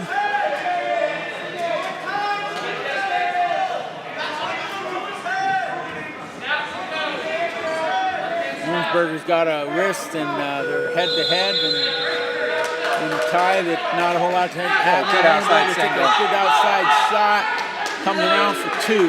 A beautiful finish. Granahan's on the bottom now, and Wernsberger's working around the waist and trying to get some kind of a, looks like the old bird going over there, but We're going to bring back the bird between you and I. Regain its popularity. The old arm pry. over top, he's got a waist kind of just hanging out there in the side, pulling him back in. Warrensburger He's got that. He's going for the cheap tilt, looking for trying the to roll. get something set up to bring him over and tilt, but he was on the wrong side, and they end up going out of bounds. 20 seconds left in the first period. Warrensburger from the Meadowbrook Christian ahead of Granahan Benton, 2-0.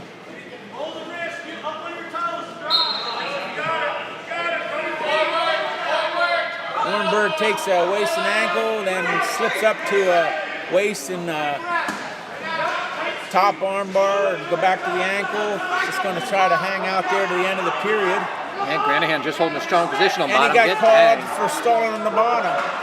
Granahan call. sitting down there doing nothing, got nailed for stalling. And to tell you the truth, Warrensburger wasn't doing much either. Yeah, you get on bottom and get into that kind of pushback position. It just becomes too obvious for a ref to ignore. It's not always about who's not progressing actions, about how it looks to the ref. That's exactly right. Warrensburger going to start the second period on bottom, up 2-0. Granahan pacing around, jumps on top, Heavy on trying to top. get on top, getting something going there. He's trying to get a half in there. He's got a bar. He's inside crotch and half.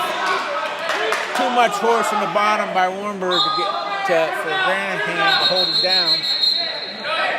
And we're out of bounds, and it's 3-0. Meadowbrook coaches look happy with the effort, Warrensburg. telling him to keep coming at him. Granahan keeps coming, and that's going to be the downfall of it because Warrenburger. There's where you finish it. You got to pop that hand now. He has to come under that and pop that knee. Too many guys hold themselves in here grabbing that ankle. Got that tight lock around the waist, so that's good counter wrestling if you can hold on to it. Yeah, if he clears that elbow though and comes out with that second hand, he's in a pretty solid double. There it is. He got his two. Yep. Nice patience there. He was in a position he knew that he had. The other guy was just going to keep holding that lock. And good patience there by He had a nice setup on that shot. Took advantage of the forward motion coming from Granahan, continually pushing. So Granahan's under Warrensburger. Warrensburger's leading 5-0 from the Christian Academy with 1 minute left in the second period. We're in the center of the mat. Warrensburger's got a tight waist and going for a bar to the left side. Got that pressure on, putting that pressure on, staying on his toes. A lot of pressure when you stay on your toes. Now he's down to his knees, but he's back to his toes, driving forward, trying. Got that wrist and bar going for that 2 points. He's getting points. Looked like a 2 count there. That's great forward pressure on top. Like you said, Warrensburger digging those toes in and just driving over that shoulder. Yeah. Ref's holding 2 here with 20 seconds remaining. Not going to award those until the position's broken, which at this point should be. There it is. We've got a 7-0 lead. A short time here and left in the second.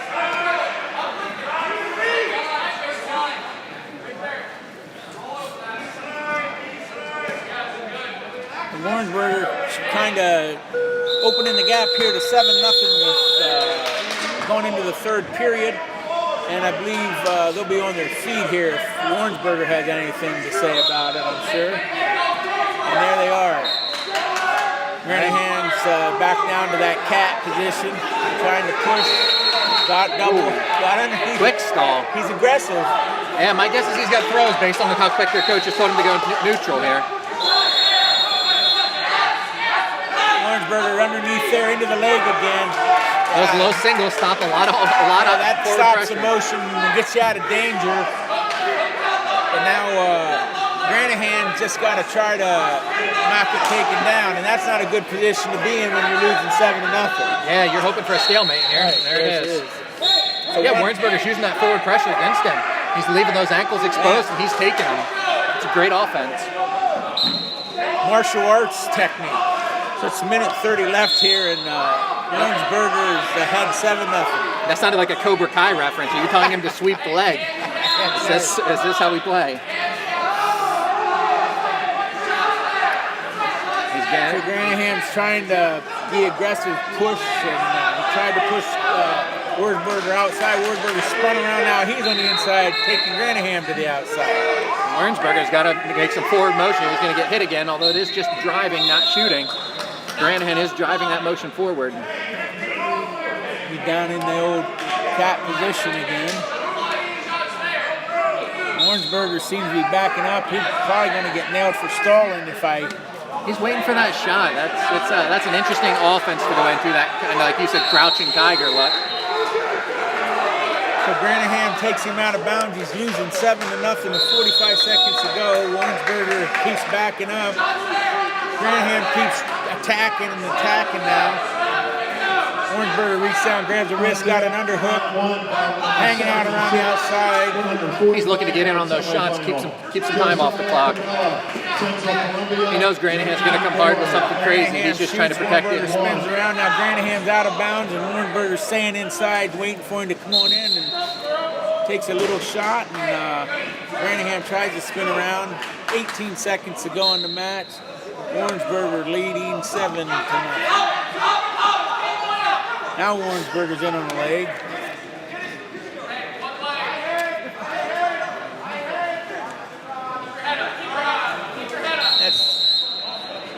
They're going to stalemate with 3 seconds to go. And it looks like Wurzburger from Meadowbrook Christian is going to be the winner over Granaham from Benton, 7-0.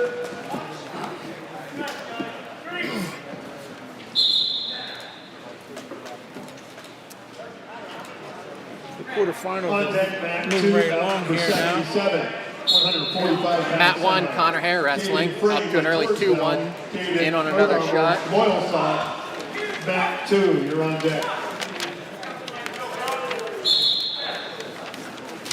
Next up on Mat 2, it looks like we've got Brock Lutz, your number 3 seed from Montoursville, taking on Isaac Kester, your number 2 seed from Central Columbia. At 145? 138. 138. Lutz from Montoursville. Oh, sorry, you don't. Central. Okay. Kester on a quick shot, but takes it out of bounds. Okay, we got Kester wearing the red. Kester wearing red and Lutz wearing green. In the center of the mat. Lutz grabbing some wrist, head. Kester tries a little inside trip there and pushes Lutz off the mat. For those watching who like to run a Russian is not good unless you have your head on the correct side of that tie. You've seen it a lot today with that Russian and letting guys get inside head position. You can see the gentleman from Montoursville just blocking his head there with that Russian. You got a pull down. Okay, Kester's got an over front headlock, but they're going to go out of bounds. And Lutz is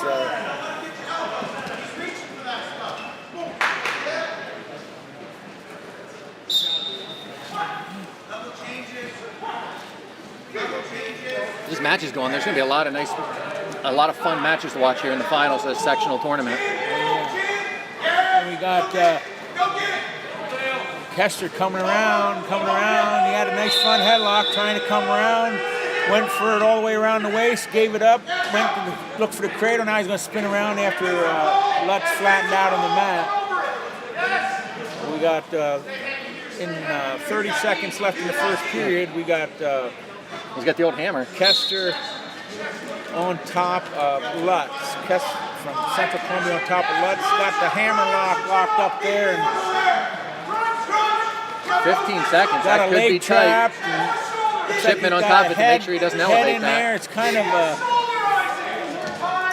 hodgepodge here. He's trying to turn Lutz over. Wow, he got the... 5 seconds. On deck, Mat 1, bout number 80, 152 pounds. Now he's got a Isaac Porter, onside bar. Troy Jackson, 2-0. Central Columbia. Hare on Mat 1 with a 20-5 technical fall in the second period.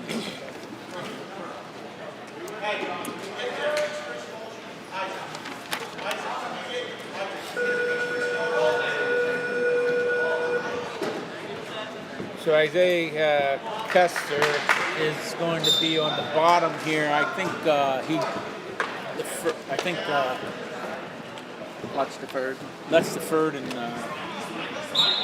Keister took the bottom. Lutz is on top, trying to get some straps in there. He does got the far leg in. He's going over for the, trying to reach across and get the far half, power half on the opposite side. That right leg is in deep there. It is in deep, and he's in a decent position, but he's letting Custer's hips get up a little too high. Yeah, he's a little too far sink on that side. You got to watch for a swim move coming out of here. Here comes across Kester went to the face. wrong hip on that. Lutz has got a nice front power half in there now. He's trying to put the other strap in the other side. Looks like Lutz is comfortable in this top position with that power half, and now he's got the bar across the fire, just forehead on the top, putting a lot of pressure down on him, trying to reach under there. And now Kester's trying to shake him off by elevating a little bit. Lutz is working that power half, got a lot of pressure on his neck there with that forehead. Looks like he's got that inside wrist also, going over top now. He's going under there. Now Kester's trying to get around, but he's got to get some hand control. Now Lutz slipping off a little bit. He's letting his hips get down too far to the side. But he's recovered nicely, and 15 seconds to go in the first period, and Lutz is riding pretty good. Kester trying to get him to score, trying to pull him down under. Looks like Lutz is going to survive this period with nice leg ride the whole period. On deck, Mat 1. Now it looks like Lutz may be down. If he chooses, if it was Kester's choice and he takes neutral, so it's 2-0 going into the third period. Isaiah Kester of Central Columbia ahead of Brock Lutz of Montourzo, 2-0. They're on their feet in the third period. Keister pushes him out. Back to the center, 1:42 to go, 2-0. Keister over Lutz. Again, in that Russian, needs to clear that head, grind that under, and get on the near side if he's going to use it. Now he's far side, looking for that pick. Nice shot if he can pull that in. Ooh.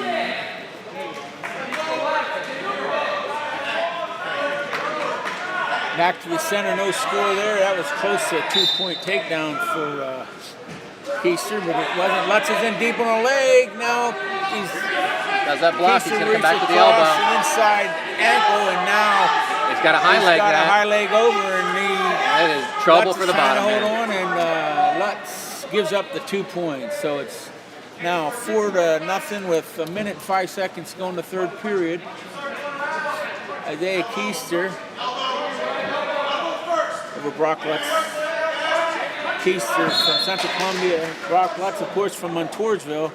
Lutz is on the bottom, and Keister's got him tangled up pretty good. Got that left arm pulled across the back. Looked like a bar in now. Looks like he had a half in there trying to pull him over. Now he's got the front side one-on-one bar, and Lutz is on his back fighting, and Keister's getting back points. And there's a fall. On deck, Mat 2, bout number 84. 30 seconds to go. 31 seconds to go in the third period. Josiah Shams, Montoursville. You're on deck, So Mat Isaiah 2. Keister with a fall over Brock Lutz. Next match we have here is in your 145-pound weight class. Your number 3 seed, Caden Frame, coming in from Montoursville. This is the second time today we've had a Caden versus Caden matchup, which seems odd, but versus number 2 seed, Caden Rodarm of Loyalsock. We've done 2 Caden versus Cadens. Rodarm was from Loyalsock, and he'll be wearing the red. And Frame will be from Montoursville, and he'll be wearing the green. In the middle of the map, last side. Nice pair of neon trim sneaks. The Frame has one there. Adidas. I was too slow to wear shoes like that. They're only for fast athletes. I had to wear straight black or else I got points taken away. So we are in the middle. They're tangled up. Red Armor with that under tie. Frame not really pulling down at it at all, kind of giving them the opportunity for that pop-up. Frame seems like he was pretty set on that far ankle. That's a shot. He hooked that up. Frame's got that cradle Nothing locked yet. up. They're on the Unless he edge of gets the his match. sign. They're face to face. He's trying to pull him in. Nothing yet. They're going to be out of bounds. I think that's a good no call from ref. He did have the cradle locked up, but certainly not from a position of authority. He was still No, clear he out was front. facing. They were face to face. He was trying to get inside, but it wasn't very. Didn't quite get there. Good defense by Road Armor after a missed sweep. Back into that underhook. No weight down on Frame. I'm surprised he's not trying to pop to that right leg. Got 40 seconds to go in a 0-0 tie here between Frame and Road Armor. Frame from Toursville, Road Armor from Woolsock. Frame's got an underhook, pushing Road Armor off the mat. Road Armor jogging back to the middle. He's ready to go. Frame's a little slower back to the middle, but He is wearing neon shoes, so He is he's wearing- still good to go. yeah, exactly. I think that's highlighter. I'm going to have to take a closer look later today. Maybe have him customize my Asics that I'm wearing. So they're in the center mat with 15 seconds to go. Road Armor with head-to-head tie, overlock. Oh, Nice little Mako sweep. Frame tried to sweep him, foot sweep him, no avail. Frame seems got to have an a good underhook. offense off of defense. He's a very reactive wrestler. And he's taking advantage of some of those sort of half shots that Road Armor's taking That's right. for quick spins and headlock positions. That Mako trip was pretty interesting if you'd have caught that. Road Armor is going to choose the bottom in this 0-0 going into the second period. Looks like Frame's He had no desire to ride him, no weight on him. I mean, he was giving that up from the step. now they're Double unders. he's going for the big move there. Frame's trying to toss him with a little Greco, but Road Armor's right in there, comfortable, throws the wizard and gets hip to hip with him and That's smart, drags him Matt. out of bounds. That's mat awareness. I mean, Road Armor, good job knowing where he was at there and getting to the side. That's a bad position to be He in. just got into a neutral position and drug him out of bounds. So they said, let's go back in and start over. We got a minute 30 left. It's 1-0. Road Armor's pushing the pace, but he seems to be taking one arm instead of two arms to the legs. He's given an opportunity for those pancakes or coming back across with those underhooks. And He needs to fully commit to one of these. Road Armor's got a 1-0 lead with a minute 20 to go. He started on the bottom, and Frame more or less just left him up. Back into that underhook set, and like I said, no down pressure from Frame on that. He feels comfortable in there. I think he's looking for that ankle. Again, shot with not taking that underhook in. One arm versus one leg doesn't usually work out well. I think that was just a shot to show the official I'm doing something. You know, I think he's real comfortable with a 1-0 score if he can neutralize and get into the third period. They're going to end up on their feet though, so somebody's got to score here. Yeah, you can. I think this slow pace favors Frame. He seems to like to kind of go in blows, where he's kind of slow and then one quick motion into a shot. So I think it might be in Road Armor's benefit to try to get in and get some shots here.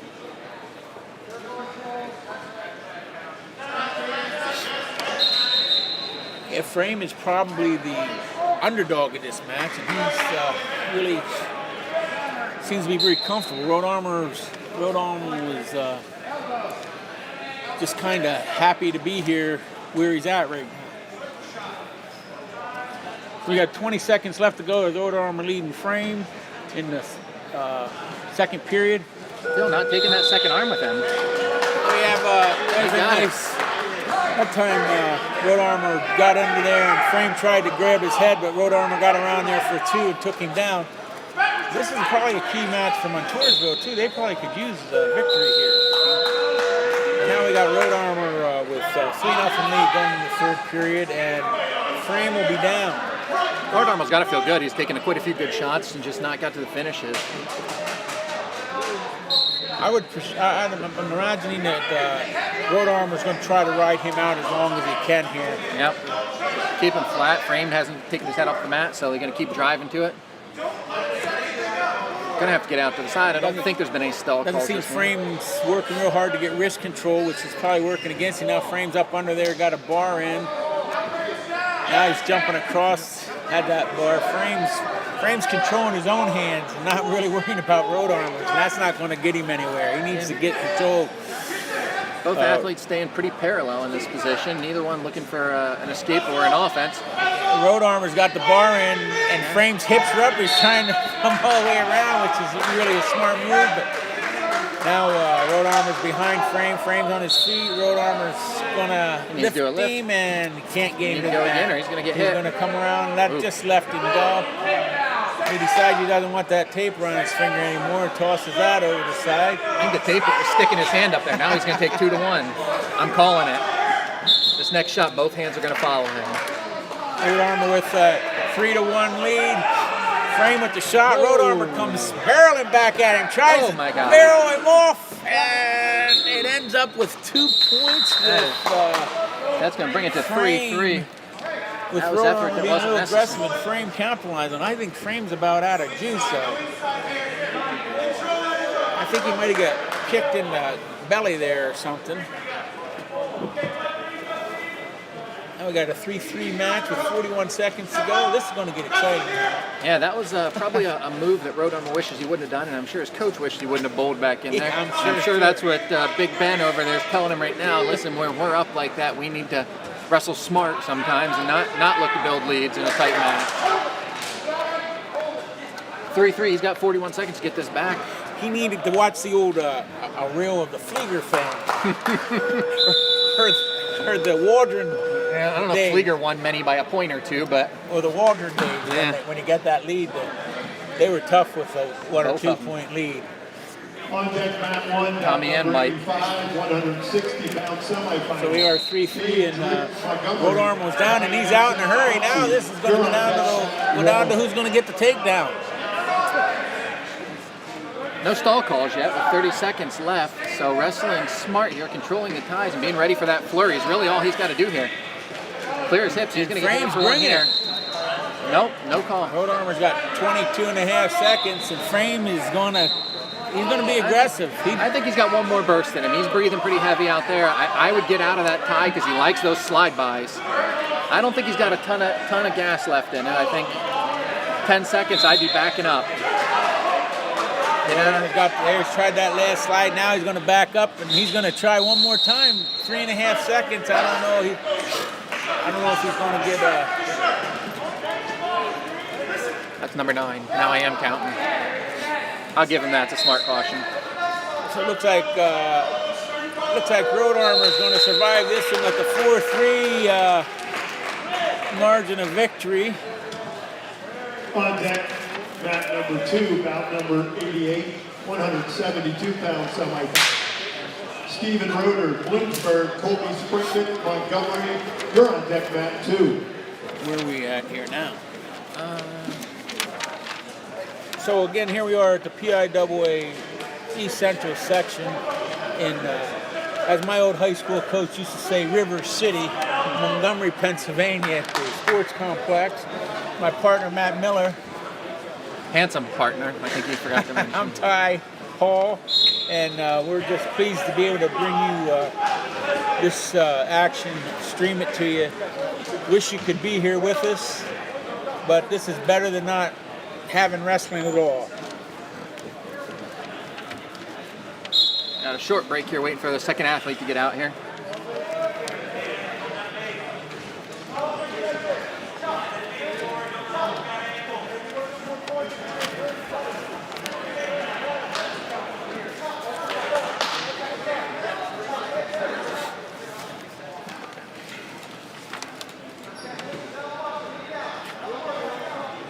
I think we're jumping to the 160-pound weight class here. Might have had a gentleman a couple of guys that haven't met their 45-minute rest credentials yet. Yeah, I believe we've got Lear from Benton facing off against Shans from Montoursville at the 160-pound. Lear being your third-ranked wrestler in the state with a quick takedown, working for a turn. Got the arm trap, looking to go. Tuck the elbow, cheek tilt. Didn't quite set his hips, but had the strength to pull it back. Ref holding 2, got a 3 count. Hasn't cleared out of that bar, so Shipman's still holding 2. They should be coming here. Nope, still has that bar trap. He's going to sandwich it, and this is going to be tight. And a quick fall for Lear. On deck, Mat 2, bout number 89, 172 pounds. Lane, Russ, South Williams. Next up, we've got from the Montgomery Red Raiders, Colby Springman, Mat 2. facing off against Steven Roeder from Bloomsburg. Is Roeder ranked or not? Number 13 ranked. Roeder in the state, he's ranked number 13. Now we'll see who's wearing green and who's wearing red. It looks like the Raider is going to be in the green leglet. Springman will be in the green, and Roeder will be in the red.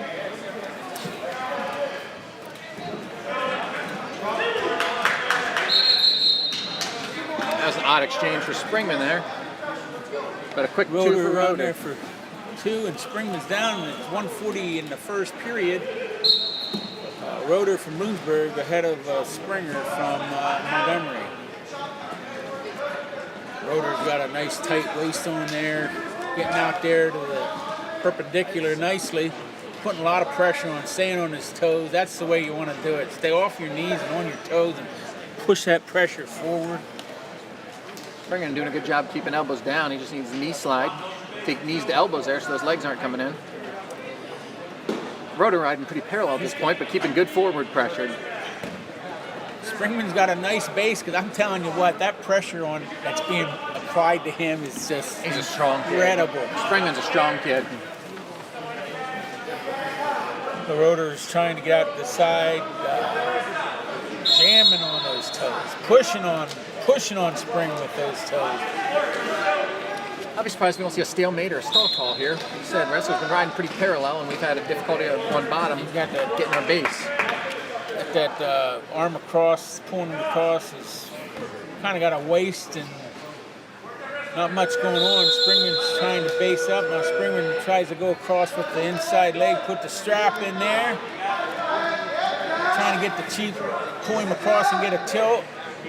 Springman needs to get that left arm straightened out, swim it out, but it's trapped underneath him, but he's still holding on with 20 seconds to go in the first period. It's still 2-0. Roeder over Springman. Springman needs to do a better job of getting that knee slide. He's getting his elbows, he's fighting his upper body real strong. Just not doing a good job of getting his knees under, and unfortunately you can't get to your feet with your legs flat on the mat. There he's got it. No count, not enough Got a time. 1 count. Running back in, got a 1 count.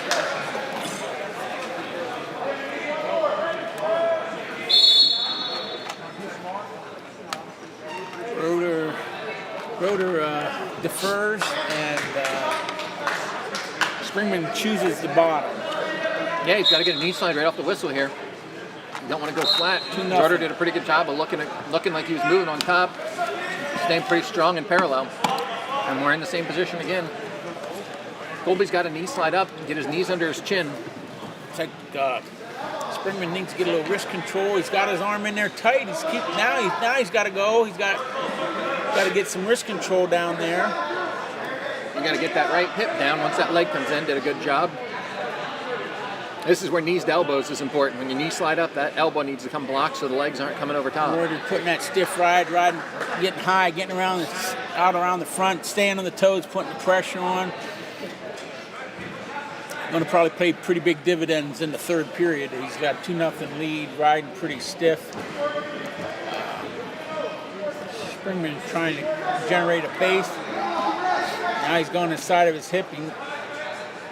Roeder's got the 2-on-1 underneath there. Springman belly down, get the base. Now he's trying to work to get a hold of some of Roeder's wrist. Roeder's trying to put in the legs, coming underneath of the bars. Got a lot of pressure on him. He's not really moving out to the side though. So he's really He's done a putting a good lot job of pressure showing. on there. And he's doing a good job of, I know some people like this, looking like being busy, right? So we're Springman 30 really needs to get a point here. 30 seconds left in the second period, and it's still very within range of Springman to make something happen here with a 2-0 lead for Rotor. Still got the pressure on, not much happening. It might even end up calling Springer for stolen here, the way that Rotor keeps looking busy. Inside 10 seconds, doesn't look like they're going to have much more happen in the rest of this period, but Springman comes to the base. He's up to his feet. He's got some wrist control and just ran out of time. So we're going into the third period.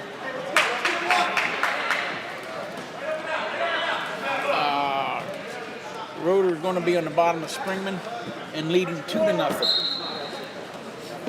think you'll find Rotor's probably not going to work real hard here for the first portion of this, ride that lead a little bit and try to stay in good position so that Springman doesn't have an opportunity to get a quick turn on him. Similar to on top, just a good base position on bottom. Not a big fan of fighting back for hands when you're flat on the base, but he's trying to Springman's clear. putting that pressure on, and I'll tell you what, Rotor isn't doing a whole lot down there, and this isn't a good place to be in when you're up 2-0 on the bottom, because a lot of bad things can happen when you're on the bottom. I tell our athletes all the time, bottom is not a place you stall because you will either get hurt or get turned.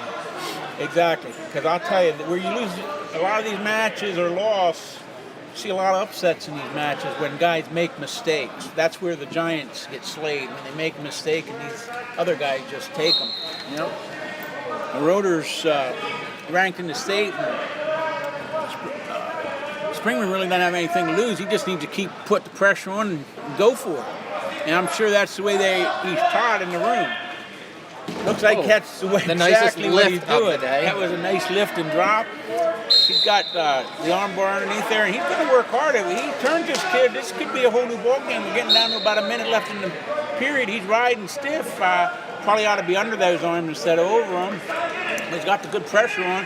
Looks like Rotor all of a sudden is going to wake up from the hibernation down there and try to make something happen, but that was short-lived as they go out of bounds, get closely out of bounds here. He seems like he's pretty content just laying there right now. It looks like he's resting up a little bit for the last. I'm surprised I haven't seen a stall call there. There's a lot of head on the mat in that start of this third period. At this point, there's not enough time for that to matter, but coach needs to be telling him you got to let everything fly here.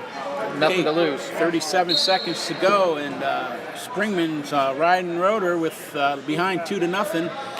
1 to 30 seconds here. He's still riding. Rotor's not doing a whole lot. Springer's going across the body. He's going to try to go for a cradle now.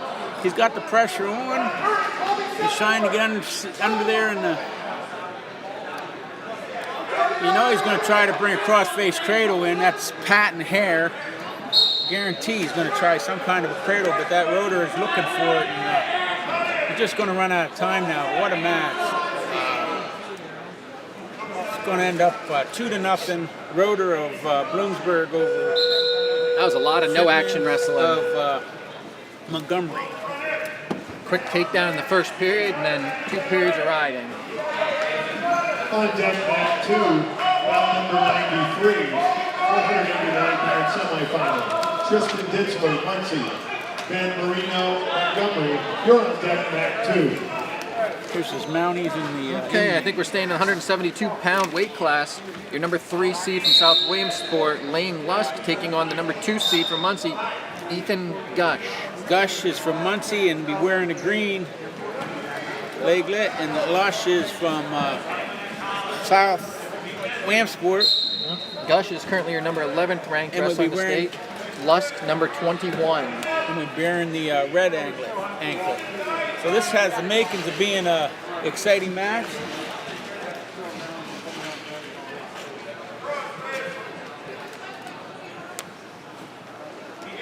Out there, a little bit of hand slapping and bicep checking. There's a little Smart taking it to the center. Gushing on the leg, gets 2. So Gush takes a 2-point lead over Lusk of South Wansport. Lusk is South Wansport's down 2-0 with 1:15 to go. Gush from Muncie on top. Lusk stands up. Gush pushing him off to the side of the mat. And out of bounds they go. 1 minute 107 to go.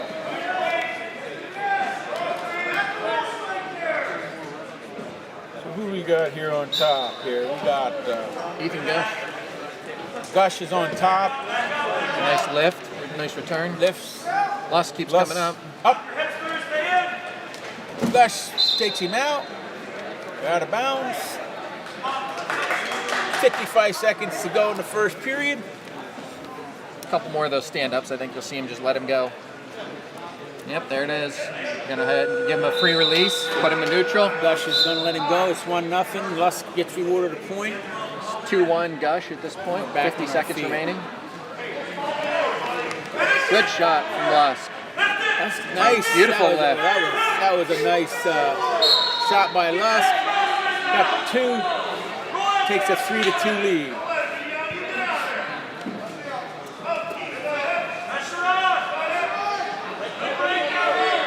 Coming up that inside step single, or stand-up.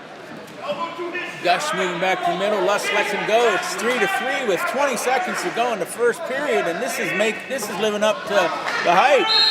Yeah, both have got what seem to be pretty easy singles on the other. Yeah, 2 easy takedowns and 2 escapes.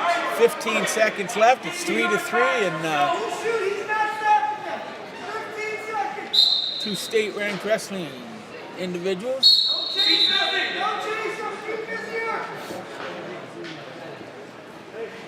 Looks like they had enough in the first period here, and they're just going to. I think that's a slow tango if I remember that from, period. from my ballroom dancing days. That's a tango they were doing there. I won't say which was leading. So Gush from Muncie defers, and Lusk takes the bottom from South Wansport. It's 3-3 going into the second period.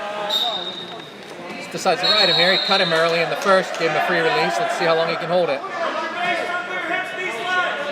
Lusk got a couple nice stand-ups there in the first. Didn't see that right off the whistle here. Now Gush has got some pressure on him, staying on his toes, coming across the face, really working him hard, going for the cradle. I mean, he's pushing him hard. I don't know if Lusk was quite ready for that kind of intensity. Gush decided he was going to bring it. Staying on top. Now Gush is getting a little out of position because Lusk is getting up to a base. Coming up to his feet, and he's out. I figured once he came up, he wasn't even going to try and hold him at that point. Now we see who wants it more. So we got Lane Lusk got to his feet and takes a 4-3 lead. Again, a Russian with the head on the wrong side. Ethan Gush in for the double, and nice finish. He takes the lead. That's a Mat awareness takedown there. That defender didn't know where he was, and Gush knew to turn him back in. So Gush from Muncie, just a nice double leg takedown, and he takes the lead 5-4 with 40 seconds to go in the second period. He's on top. Lusk is working his way out of bounds. Looks like Gush is going to try to pull him out. 215-pound semifinal. That's a good one. 30 seconds to go. Muncie's Gush leading 5-4. Lusk is up to his feet. Gush brings him back down, coming across his arm. Lusk is back up to his feet. Gush is pulling him up, lifting him out. 16 seconds to go. I think South coaches feel like their coach might be in a little better shape here as we move through this match. Want him to keep coming to feet, make him do those lifts.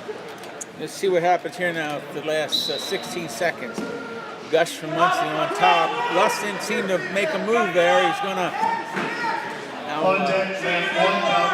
Lusk is trying to come up. Gush is bringing him down.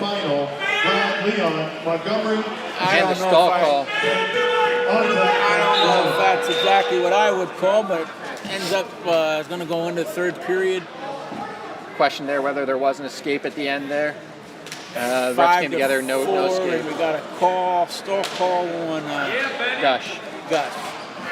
So Muncie's got a stall call with a 1-point lead going into the third period, and it looks like we're going neutral. No, he's going to go down. Okay, so And we're going neutral anyhow. They're going to give him the free start. Make it 6 to 4. So it's going to be 6 to 4. Gush from Muncie against Luss from South Williamsport. Gus has a stall call on him. On deck, mat 1, bout number 100. 285-pound semifinal. And Luss seems to be putting the pressure on Gush. Runners right lane, Meadowbrook Christian. You're on deck, Gush with the mat shot. 1. That's a nice shot for when you got a stall warning. He's in there nice. Now he's got the double and capitalizes with a 2-point takedown. That opens the gap up to 8 to 4 with 1:30 to go. That was a nice double leg. It was a great shot, yeah. Yeah, both guys good offenses, but not great defense when they're getting in. They've both been pretty easy finishes, all 3 shots so far. Yeah, it looks like they work a lot out on the old AFL. Big on the offense, not much defense. Arena League, huh? So now we got Gush from Muncie riding Luss from South Williamsport. It's a minute to go in the match. They're out of bounds. To clean the match. We'll take a quick 5 minutes or so to clean the match at the conclusion of the semifinal round. 58 seconds to go. We have Ethan Gush from Muncie with an 8 to 4 lead over Luke Lusk of South Williamsport. Gush has got a ride on, got the pressure on. Lusk trying to come to his feet. They're going to go out of bounds. 44 seconds to go. Muncie's Gush is an 8-4 lead. Which one of these guys is ranked higher? I think Gush is ranked, what are we saying? Gush is 11, Lusk is 21. Okay, so this is a pretty good bout. Lusk is on his feet, heading out of bounds. They're going to call Gush for another stall, which I don't necessarily agree with, because what's he going to do? He's bringing him back down to the mat. He's not running him off. As long as he continues to lift, he'll be all right. They didn't get the stall call there. Lusk wants to keep coming to his feet, take advantage of that position though. Short, Gush. 30 seconds left. He's got to make a big move here soon. Gush on top of Lusk.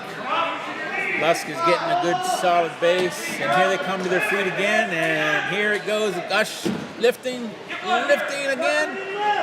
Going to lift and take him out of bounds again, and we're going into 15 seconds. It's 8 to 4, and Gush from Muncie is in control of Lane Lusk of South Williamsport with 15 seconds to go in the third period. Gush takes the top position. And it looks like Luke Lusk has decided that he's not going to make a move on this now. So we have Gush from Muncie with the winner over Luke Lusk of South Williamsport, 8 to 4 at the 172-pound weight class. Next up, 189. 101. 285-pound semifinal. Lane Stutzman by Torresville. Next up, your number 2 seed Montgomery Red Raider, Ben Marino, will be taking on Muncie's Tristan Ditzler. Marino comes in with a record of 23. Ditzler is 14-4. Ditzler will be in the green, and Marino will be in the red. 2 seniors battling out here to see who can get to the finals and an automatic bid to the district tournament. And we're off and gone. 189. Ditzler, a much taller, lankier wrestler than Marino. Going to use that length. Sprawl.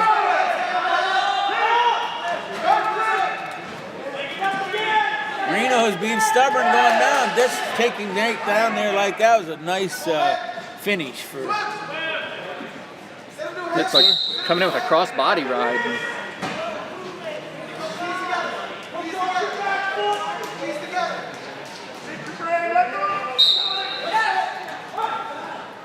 Got him on his back. Got him in a somewhat of a spread there. Ref holding a 2 near fall. go ahead and award them as he came out of the crotch. So it's a 4-0 lead for Ditzler.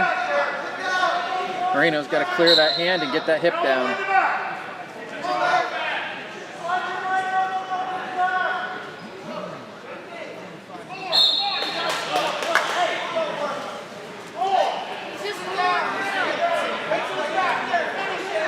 So Marino finds himself behind 4-0 with under a minute to go in the first period against Ditzler from Muncie.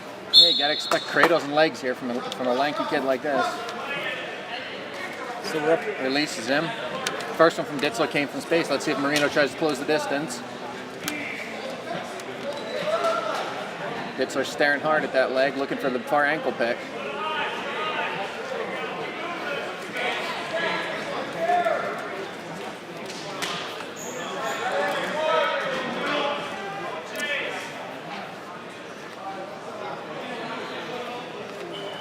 Marino Marino in in on for a double. deep one. Getting on a double. That was a nice double and a really nice whizzer Yeah, there that's by. a situation where you drop your hands around the calves there and drive through there. You stop that backwards motion of Ditzler, takes him flat. Just slight hand position makes a big difference in that shot. Marino is Another on double. that leg again. He got up in the air. Let's see what District's going to do here. Marino's got him up in the air. Got to watch some your ankle picks on a tall guy like He's this. got to get. Got him down to the mat, but he's got Short his arm time. trapped in there. He ran out of time. It's 4-1 at the end of one. Marino, a couple good shots there at the end, just wasn't able to Marino finish. trailing Ditzler. Ditzler the first. Marino is going to take the bottom. If the knee slide, get out on this quick. You don't want to hang out underneath against this kid. So Marino's got to do something off the bottom here, but he's got to control this gentleman's. Leg coming. And he didn't focus on getting any wrist control. Now he's got the legs in there, and now he's in the middle of that. Going to be tangled up. It's a recipe for getting punished. Maybe he has a secret recipe to get out of it. I don't know. But, Well, that leg's not in real well. It's too low on the knee. So if he can climb that just a little bit before he readjusts, there's an opportunity to clear that leg. And there it Marino is. coming up. He's coming up. He's coming up. Got to get her head up and knees up. Marino's trying some kind Marino of. in good position. Right? Oh, I don't know what that was, but that was a dangerous move for gentleman winning by 4-1 margin on the top. It was like he tried to do a cheap tilt without the arm. Marino trying to cover bases to his feet. Ditzler cuts him loose. It's 4-2. 1 minute to go in the second period. Marino needs a funk. Ditzler's in on a single leg. Going for Trying the to reach spladle. across for the spladle. And going to get taken down. So Ditzler with a 6-2 lead with 44 seconds to go in the second period. And on top. Marino trying to work to a base, getting to his feet. Cut. Ditzler cuts him loose at 6-3 with 25 seconds to go in the second period. Marino needs to close the distance on those shots. He's taking them too far out and getting punished with the hip. Marino's in on a leg, but Short Ditzler's time. He bringing needs it to keep high that. leg He needs to over. keep that up. And he's got him on his back. He's in trouble. Ditzler's got Marino in trouble, and that's going to be a big 5-point move if he makes it out of the period.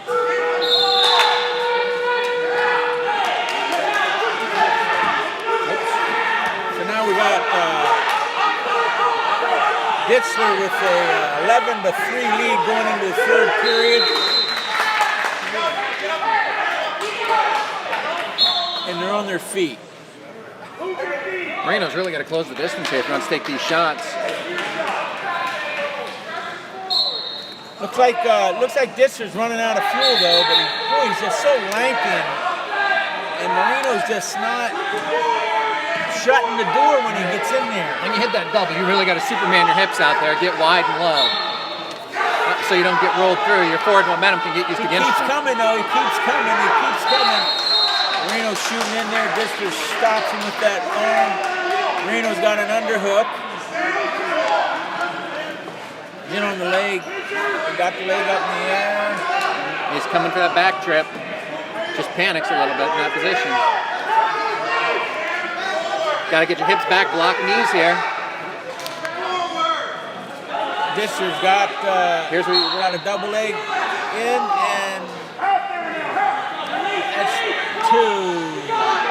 13-3. Marino's scrolling out. Oh, he's got the opportunity here. Put him in Defensive. trouble. Got to center that arm. He's on his feet with 50 seconds. There's time for this to happen, but Ditzler is starting to wear, and Marino keeps coming. He's trying to lateral. There, he's got him on his back, and he's 45 in trouble. seconds. There it is. He's going to pin him. He's right got a here. short time There's as he the comes from fall. behind. Fall by Marino. It was obvious that Ditzler was running out of gas, and Marino just kept coming, got way behind, but hit the home run at the end. Yep. That's the one in the home gym. You wish you had the team, the fans here to jump up and down Yeah, and make the place exactly. shake. Here, we'll do this so the place shakes a little bit. But that for would have everybody. been a very difficult match for the Red Raiders to lose. Yeah, for a To team lose race, guy that's a into big the move. Consolation Round. Yeah, That's big for advancement. That's big for use. So the conditioning and the stick-to-itiveness paid off for And Marino. a little bit of junk wrestling for Yeah. Marino, which he may be known for once in a while. Boom goes the dynamite. Where are we now? All right. That's not Ben Marino. Marino. All right, next up in the UV purple singlets from Central Columbia. Not yet, no. Mike might. We got Dylan Bennett of Montours. Is that Bennett? It's Montoursville. Is that Bennett out there versus Devlin? Once again, at the end of these Ben- two that's not matches, we Bennett. are going to take a real Ben has quick long hair. intermission, clean up the mats, and move It's Nick forward. Williams against Nick versus Stutzman. Stutzman. Okay, sorry about that, folks. We noticed there were not flowing locks out there, so we knew it wasn't Bennett. That's your number 2 seed, Logan McWilliams from Central Columbia, against Lane Stutzman of Montoursville. And McWilliams will have the red singlet. Stutzman will have on the green singlet.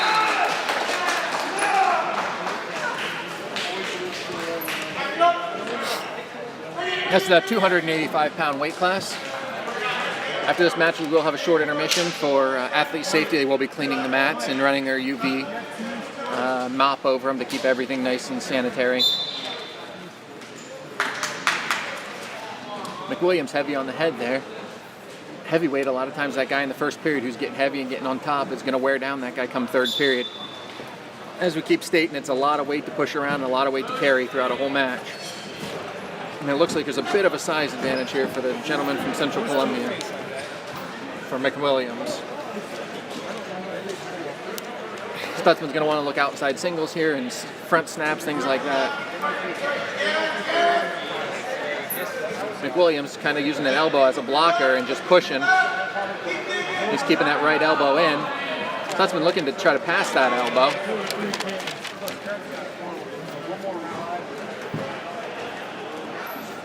I think Stutzman wants to play a little bit from space here, and I think McWilliams feels more comfortable being a little bit closer. He's using that right arm, just driving and trying to work for that left-handed underhook. This is where that weight comes into play. A little bit of weight on him. It goes a long way. Nice sprawl and revert takedown there. Felt like a quick first period. What a quick first period. Didn't go out of bounds, I guess. They must have stayed in bounds. They stayed in bounds the whole time. Stutzman defers to McWilliams. McWilliams back on his feet.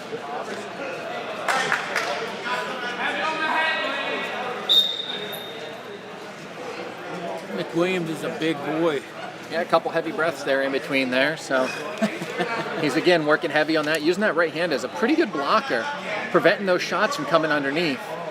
Got himself in a little bit of trouble in the first when he pushed too hard and Stutzman was able to shoot under it.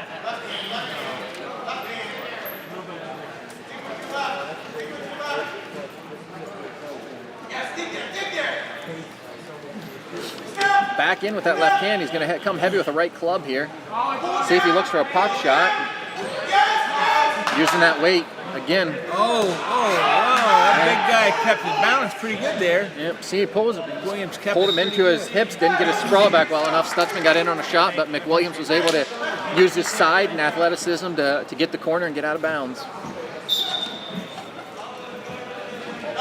Stutzman's sort of playing into what McWilliams wants to do here, getting a little bit tight in here rather than trying to create the space that I think he wants to have. Williams again, heavy on that right hand.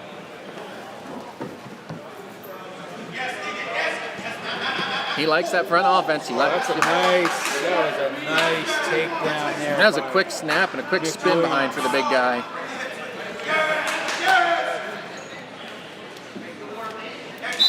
And McWilliams, that was a nice. Throw and a half from that far back and turning a guy takes a little bit of strength. He had him pretty well turned there if they weren't out of bounds. I mean, I could do it, but most normal human beings probably not. Nice looking heavyweight for Central Columbia. It's always fun with heavyweight to see how well the guys ride. A lot of times it's about just getting a little bit of weight forward and keeping it dry. He's got some weight on there and got an inside bar across the half. He's going to drive that over. 30 seconds. This is going to be over. He's going to be pinned or smothered by the time that's over. So That's going to take us to intermission here. We're going to go ahead and take a short break while they go ahead and clean things off. We'll come back hopefully with team scores for you. McWilliams over Stutzman with a fall.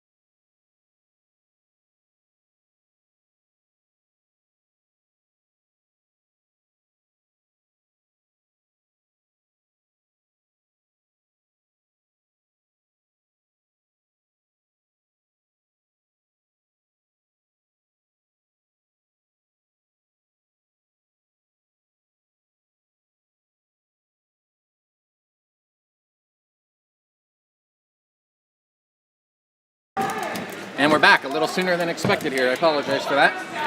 Still waiting on brackets, so we're going to be calling based on teams. Looks like we've got Warrior Run versus Hughes out here with Warrior Run off to a 5-0 start. Through the semifinal round. Team scores are coming up now. Meadowbrook Christian. I'll announce once we get to the top 4. I will follow along. 23.5. Loyal Sock 24.5. Hughesville 34.5. There's team scores South from Williamsport 46.5. All right, for team scores here, I've got them in front of me. Central Columbia. First place, we have Benton with 128.5 points. Montoursville at 96.5. Muncie at 87.5. Montgomery at 84.5. Followed by Central Columbia, Warrior Run, South Williamsport, Hughesville, Loyal Sock, Bloomsburg, and Meadowbrook Christian. We got Hill from Meadowbrook.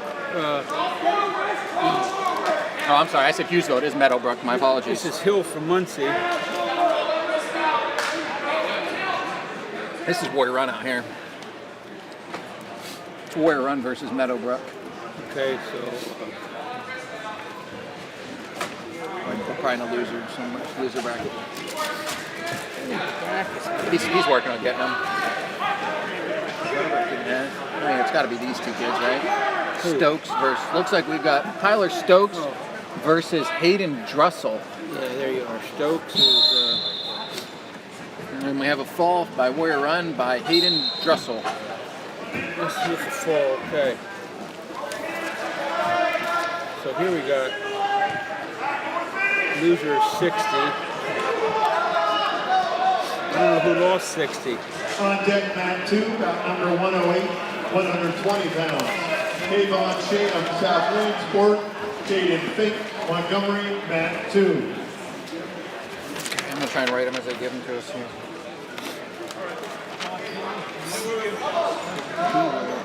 Okay, this is D-Wall at Central Columbia. Again. Super.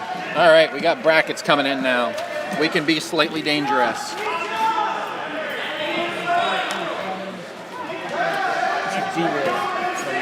Okay, it looks like we have DeWalt from Central Columbia versus Phil McCormick of Muncie.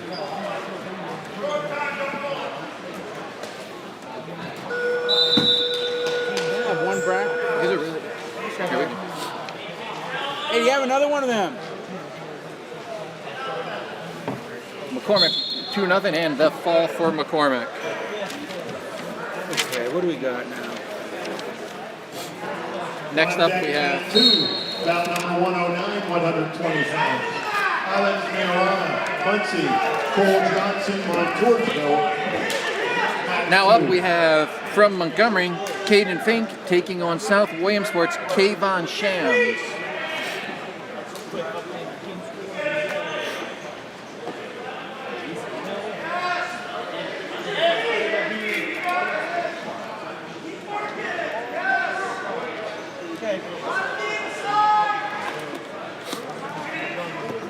In case you've been wondering about that pretty face that's been calling this match, Ty Hall, everyone.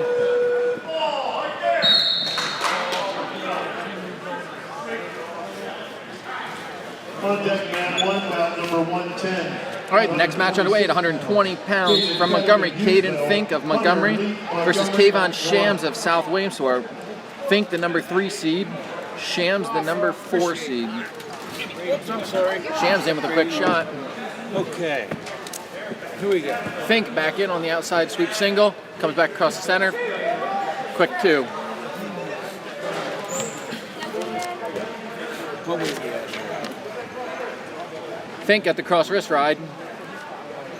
120, it's Fink. Sucking it in. Gonna post ahead. Nope. Got to come off that on an angle. You don't want to match hips on that cross wrist. He looks like he's worked it back up into a bar. He's going to high step it up and over. As long as he keeps that far arm, he should get tight here pretty quickly. That's all she wrote. Fink with the fall. 56 seconds. Yep. Let's take into consideration here. These are, again, consolation bouts. So, again, 1 minute first period, 2 minute second, 2 minute third. So Fink with the fall in 54 seconds. Mat 2, about 111, 126 pounds. Braden Vincenzus. Next up we have for son. from Muncie, Alex Majorana. And from Montoursville, Cole Johnson. This will be your number 5 versus number 6. Be filling these in as you go. Johnson from Montoursville, going to be in the red anklet.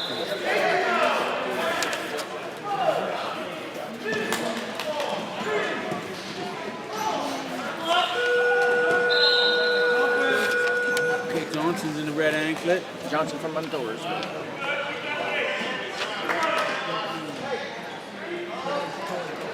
Reno's from Muncie, right? Yeah. Huh? Yes. Takedown for Johnson. He's coming inside on that far left arm. Going to have to drive to that if he wants to break him flat. Looking for the chin back.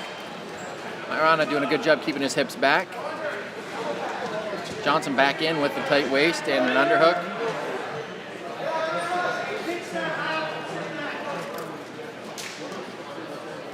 Riding pretty square at this point, looking to come under, got the leg in. High leg looking to come under that right side to try to hip those across. That's the end of the first period with Johnson leading 2-0.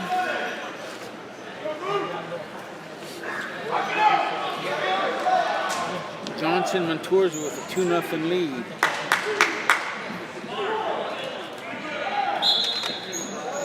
Start second period on our feet. Johnson with an inside head single. Elevate it. And this has been a position where we've seen a lot of wrestlers get today and not a lot of great finishes. The key to that position is the guy who gets the height typically wins. So throwing our head down there, we're going to have to lock that near ankle, try to pop that left one and get height. Johnson's going to finish this. He's got to push off that left knee, pop his head, and get higher than Majorana.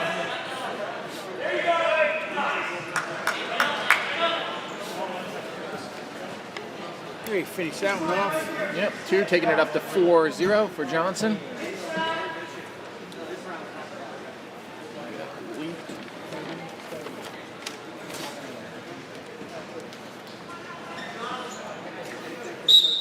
Johnson not getting a lot of angles here. Looking to get those legs in to work his turns.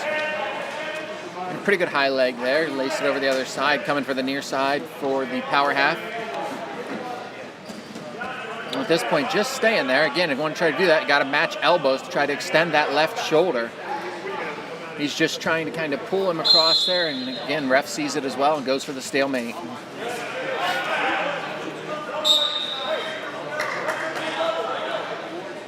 Add a few seconds back on the clock there. 45 seconds remaining in the second period. Johnson 4-0. Johnson seemingly looking for different ways to get those legs in, but lifting the left and coming for the right leg. He's got him broken flat, trying to slide one in. Keeping a lot of forward pressure, which is keeping Majorana from coming up and really getting a base. But he's also not bringing his hips up, which is making it difficult to put that leg in. Finally gets that right leg in low. Majorana able to kick right back out. Short time left here, and I'm guessing both wrestlers are going to be content to stay where they're at.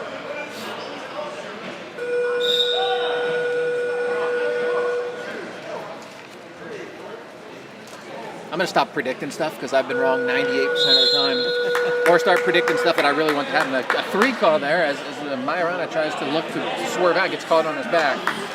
Takes it to the start of the third period with Johnson leading the way 7-0.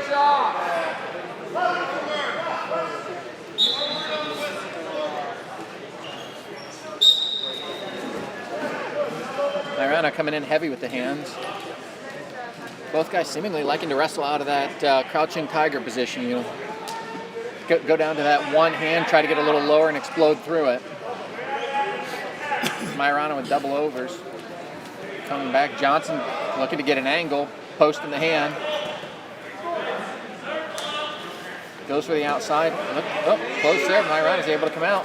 Johnson finally works his way behind. 2 for him, taking it to a 9-0. A minute 20 seconds remaining in the third period. Again, hasn't been a lot of action from this position. I'd be surprised if we don't see the ref intervening here a little bit with a couple stall calls.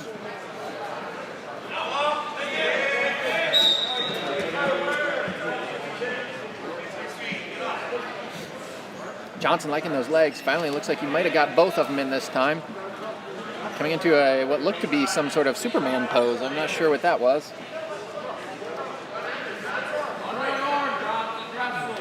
I think he's looking to get a stall call on bottom. Unfortunately, with both legs in, that's a difficult call for that referee to make when you have elevated hips. Both wrestlers staying pretty parallel, one head in the mat. At some point, the ref's gonna make a call here.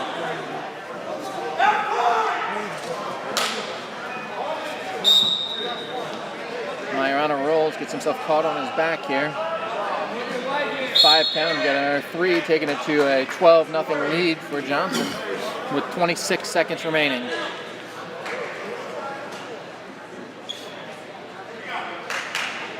Johnson working to get bonus points here for the team score.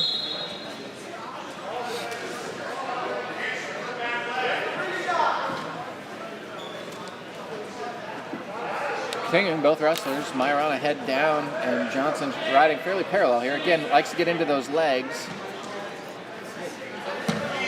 Short time left.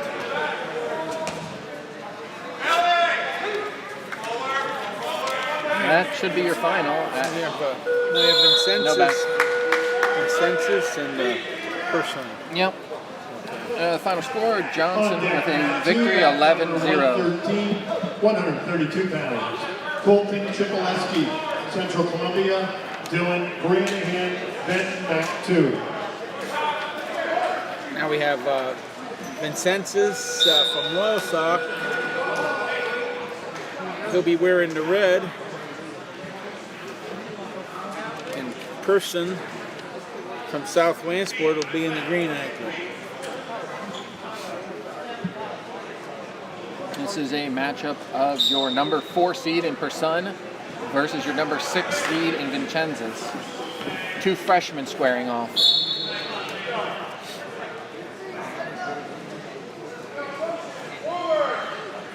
Person with an underhook. Vincenzo trying to get that 2-on-1.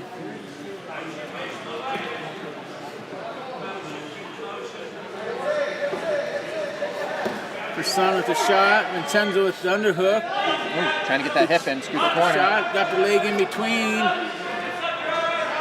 Person's trying to finish it up, coming across and gets the 2. Thought for a second Vincenzus was going to try and go lateral there when he went leg inside. Yeah. Early in a match for that. 27 seconds remaining in the first period. Person from South Wansport leading Vincenzus from Loyalsock 2-0. Person cuts him loose. So it's 2-1. Person. Short time here in the first. Vincenzus. Again, 15 seconds remaining.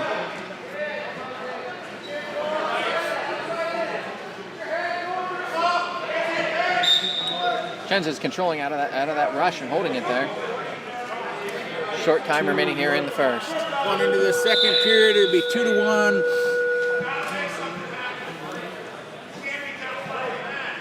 Person over Vincenzus. Oh man, we were a few minutes early.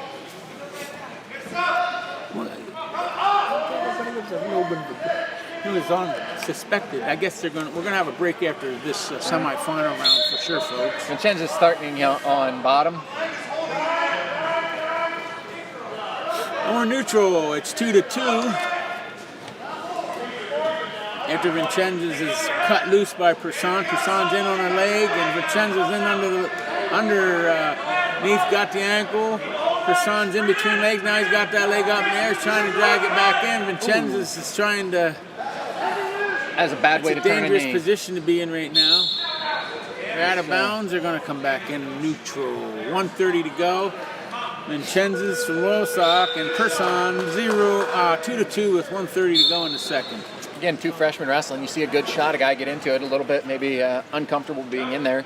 tries to finish it with the body instead of taking it the opposite way and comes away with no points. Vincenzo trying to get 2-on-1 on the arm. 138 pounds. Person's underneath the arm. Vincenzo's in on a single. Now Person flattens him out and does the seal walk. Puts a lot of pressure on him, but he's hanging on that leg and he's sucking it in. He's going in between. It's a nice knee block down there. Person's got that, got the arms locked around the waist and legs wrapped around his head, looking for the stalemate. Yeah, he's hanging on to that ankle for Still dear life, looking just for the trying not to stalemate, head and there he out. gets it. So we're still at 2-2 with 43 seconds to go in the second period. Vincenzo, Samosak, and Person from South Williamsport. Person takes a shot, Vincenzo's back off.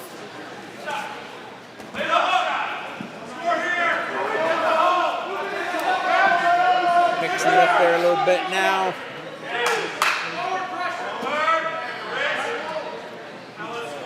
Upper body hand fighting, not enough moving of those legs, trying to create angles here. Vincenzo's trying an inside trip. Son backs out of it. There's another attempt at an inside trip near the edge of the mat. It's a good place to try something you don't know if you score or not. Nice ankle pick, just not enough space for Just it. ran out of space and they're out of bounds with 3 seconds to go. It's 2-2. Coach Hepburn's letting him know, do those in the center. Stop wasting your good offense. Short time here, take us into the third. 2-2 score. We're in the third period, 2-2.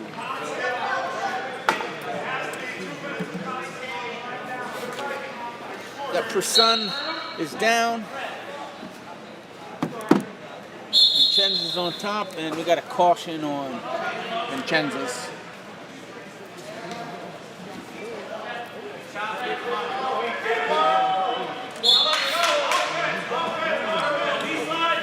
And he's looking to throw that leg in. There it is. Going for double. Vincenzo's got the double straps in underneath, right on top of Person. Son doing a good job of scissoring there to get that one out. Just keeps coming right back in. Vincenzo's is trying to get a half Nelson in, and he's got a potentially dangerous situation there. So 133 remaining, it's 2-2. Person, South Williamsport, and Vincenzo's slow side. Vincenzo's on top, got the ride, got the race, he's going for the 2 points. Looks like he got 2 points for Vincenzo. Nice slow down of a roll through to get a couple back points. Just stop the motion. He got the 2. And now he's going to try to put those double straps in and look busy. 1 minute and 5 seconds to go in the third period. Vincenzo's from Loyola supporting a 4-2 lead. Got the straps in on the right side. Doing a nice job working that power half, even if he's trying not to pull it Power over. half in, trying to turn Person. I think that's called a busy power half, where you're just trying to look like you're turning him. I don't think he wants to roll at this point. And I think the official Miller decided the same thing. So we got 41 seconds left in the third period. Loyal Sox,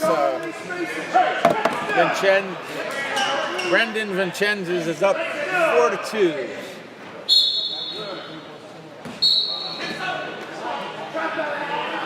Over South Williamsport, Sam Person. The winner of this round, folks, is going in for the third and fourth place match, which will be a winner-go-home match. So there's a lot of pressure here. Got to win it and then get through to the next match. You need to put 2 together. Vincenzo's got an arm through, got a bar and an arm up, tying it up through his leg there, and in a solid ride position, lifting him up. Person's trying to get something going. He gave up 2 more back points. So this match is going to end up with Brendan Vincenzo from Loyola with a 6-2 winner over Sam Person of South Williamsport. Jonah White, Williamsport, Morgan Gavin, Houston, on deck mat 2.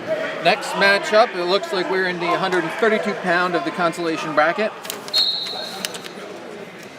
From Central Columbia, Colton Chepelski, apologies. And from Benton, we've got Dylan Granahan. Benton Granahan going to be in the red anklet. Granahan in the red. Chipolinski is in the green. Is that how you pronounce that fellow's name?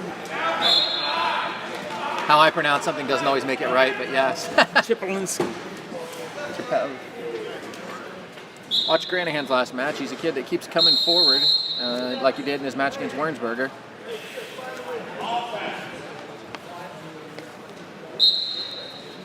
Chipolinski is backing up. Tried to shrug down Granahan. 33 seconds to go in the first period of a 0-0 score. Chipolinski's fast to the center. Granahan kind of moseys on in there, and Chipolinski likes wrestling around the edge of the circle. And Granahan likes to push and push, so... Ooh, into that cheap Merkel position. Granahan, See if he extends it for the roll here, or if he just hangs out for a stalemate. Granahan gets a 2-point takedown along the edge of the mat. And that's going to take us into the second period with Granahan from Benton leading 2-0 over Chipolinski of Central Columbia. On deck, mat 1, bout number 1. Chipolinski's going to be in the top. 145 pounds. Trent Morrison, South Williamsport. Caden Frame, Montoursville. On deck, mat 1.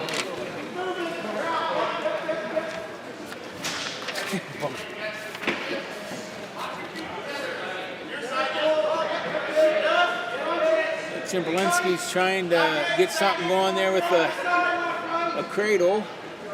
Granahan's got a hold of his legs. Tangled up there in the middle of the mat.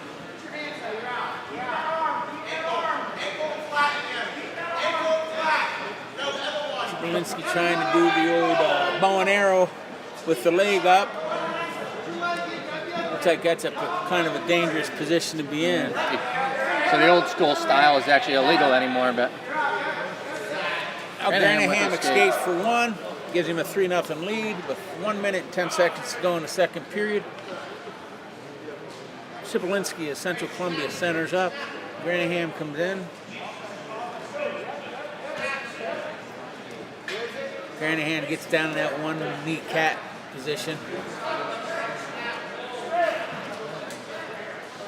Ear to ear, Granahan and Chipolinski.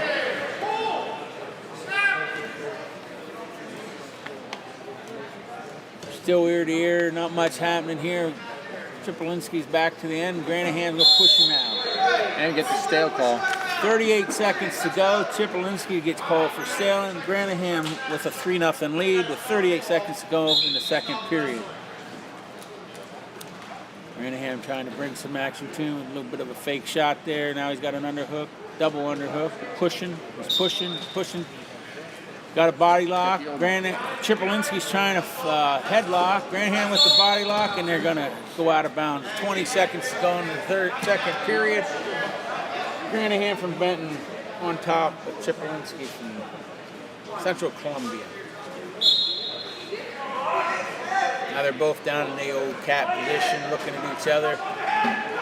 Chipolinski comes out, Granahan's backing up. Chipolinski has a 2-on-1. Granahan's going to try to shrug. He's really good in this position. He likes to shrug this by. On deck, mat 1, bout Chipolinski's number backing out. 145 Granahan's over top now. And that's the end of the second period. Going into the third period, we're going to have Central Columbia. On deck, mat 1. Chipolinski from Central Columbia down 3-0 to Granahan from Benton. Chipoleski. Chipoleski.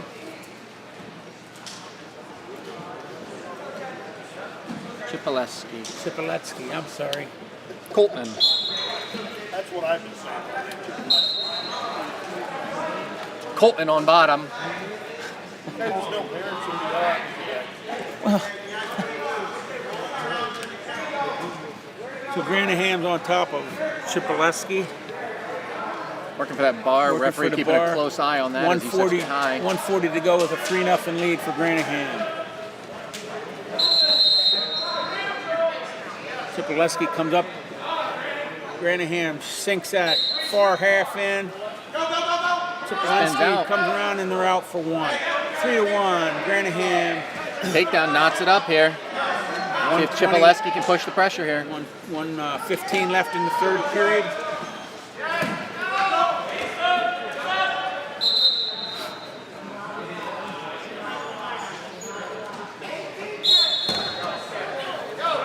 Okay, we're out of bounds and we got 1:04 to go. Chipileski center, Granahan coming back to the center.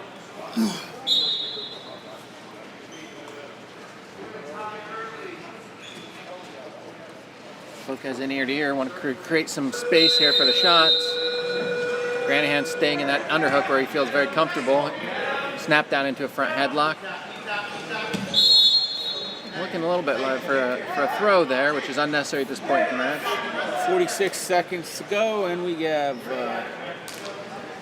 Granahan from Benton over Chipileski from Central Columbia, 3-1.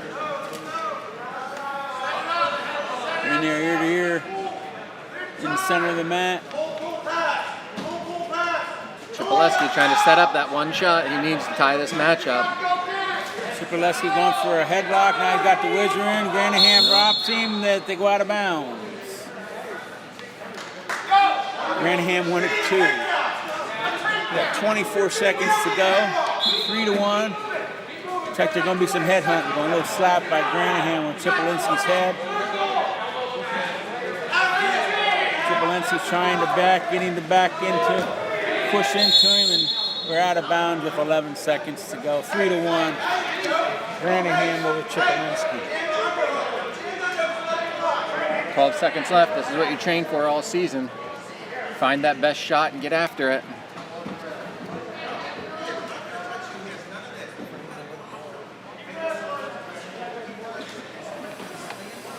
Looks like maybe a quick blood time here. Looking to get a plug and get back after it.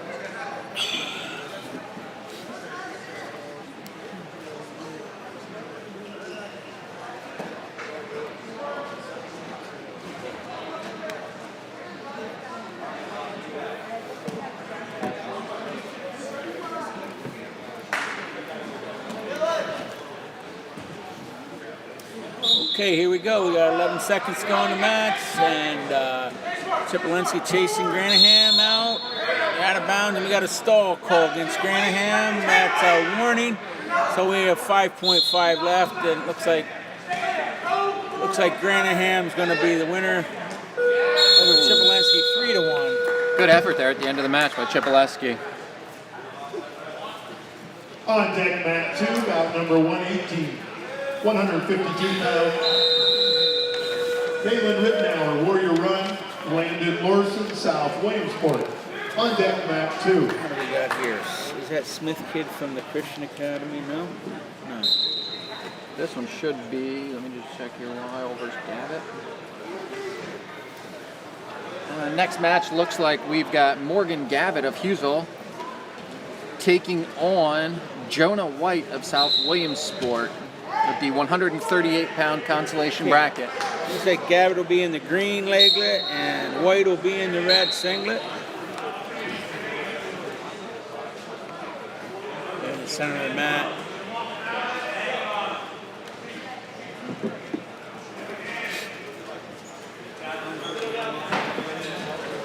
Gavitt in the center. White chasing across the circle. Got a head tapping. Try to shrug by there by Gavitt.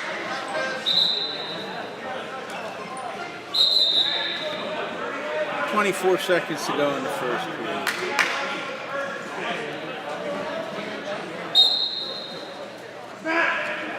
White pushing forward here to start.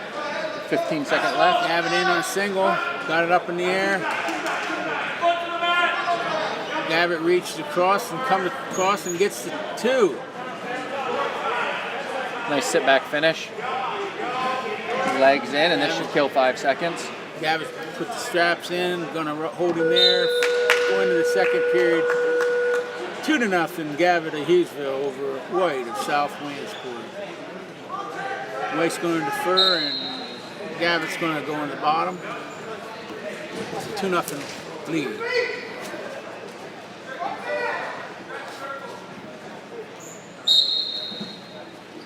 Gavitt comes up. White try to get him up. Like Gavitt's got a nice strong base down there. White's pushing him down and breaking his base. Got it broken down. Coming across the face, and White's got a bar and a cross face. Rolling on that bar, staying on his toes. Pretty parallel though. Gavitt has a base. Working those hands down there, trying to get some wrist control. Standing up, Gavitt's to his feet, trying to get out. White's lifting him up, Gavitt's out for 1. Now it's 3-0. Gavitt heavy on the heads here. Starting to create some action, creating some angles. On deck mat 1, bout number 119, 152 pounds. Nicholas Stevens. With 57 seconds to go. On deck mat 1. Got White from South Williamsport.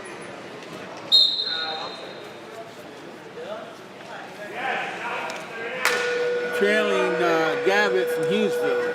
3-0. Gavitt in a single, and they're out of bounds. 46 seconds to go in the second period. Gavitt from Hughesville is up 3-0. Working in the center of the mat. Gavitt's got a 2-on-1. Trying to get out to the side. White comes across and shoots the other way. Gavitt takes him, Tips him over. across, and Nothing yet. still no points there. White still making him out the back. Gavitt's Gavitt's got trying the to leg slip in. the leg in the back. He's letting him wrestle through this position. See if he can pop the head.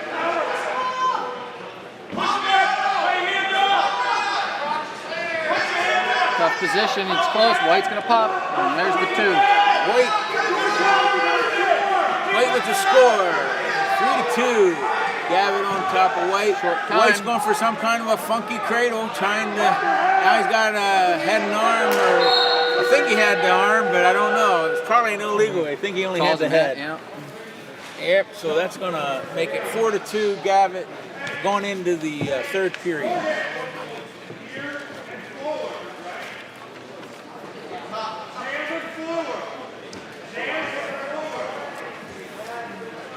Coach Charles instructing some weight forward to get this guy break his base and start working from top.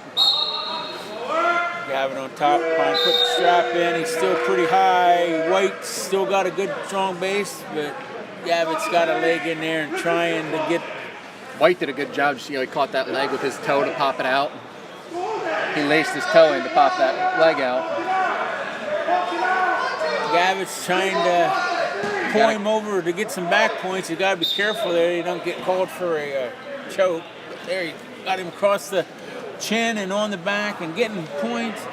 So Gavitt of Hughesville is going to score. He got 3 in the pocket, and now it looks like he's going to work in there and try to finish the day's work. That's a tough place to pin someone unless you really readjust. It sure is. We got 1 minute and 5 seconds to go in the third period. I think he'd be happy staying in 1 minute and 5 seconds. Gavitt's just trying to hold White there in the middle of the mat. Now White comes to the base. The point's rewarded. Now Gavitt's got White's arm stretched out over top his head with the opposite leg in. He's never going to let him roll that. He's Looks got like that shoulder. he's going to just try to turn him again here.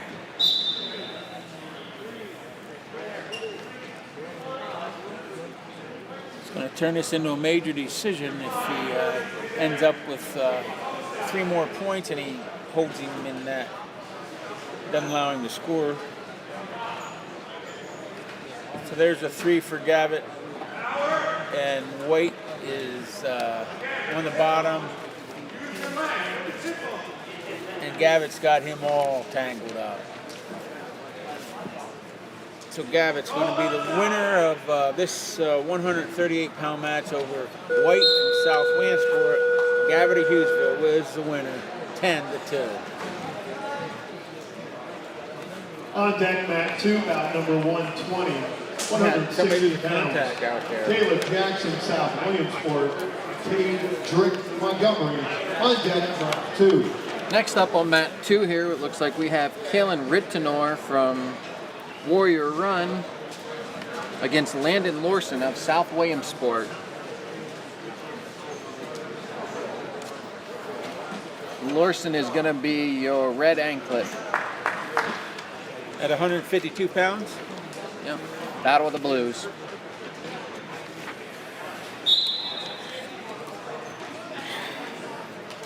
Lorson has the red anklet, correct? Correct. Yep.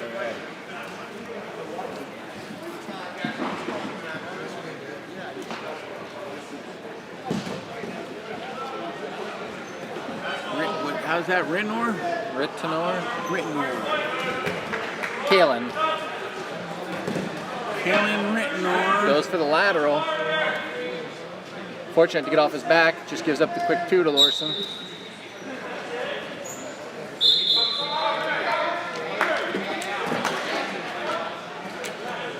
So Lorson is in the lead 2-0 with 23 seconds remaining in the second period. Rittenor Warrior. Lorson tries to put the... Oh, get the old spread. He's got the spread in. Is he going to have time? Is he going to be able to work it? It's going to be interesting. He's got him in trouble. That's Lorson with the fall. Wow. That's a move you don't see much anymore because of cross-body dive. Mat 2, bout number 121. 160 pounds. Taylor Lance Weiss. Lorson. Warrior Run. Josiah Shanes. From Toursville. On Next deck, up on mat 2, from your Montgomery Red Raiders, we have Caden Drick. And from South Williamsport, Caleb Jackson. This is your Drick being your 3 seed, Jackson coming in at number 5. Drick will have the red leglet, and Jackson of South Williamsport will have the green. We are in the center of the mat. Got a head slap in. Drick in on a single with inside head single. Slips back to the ankle. Takes Jackson down. 43 seconds left in the first period. Drick of Montgomery with a 2-0 lead.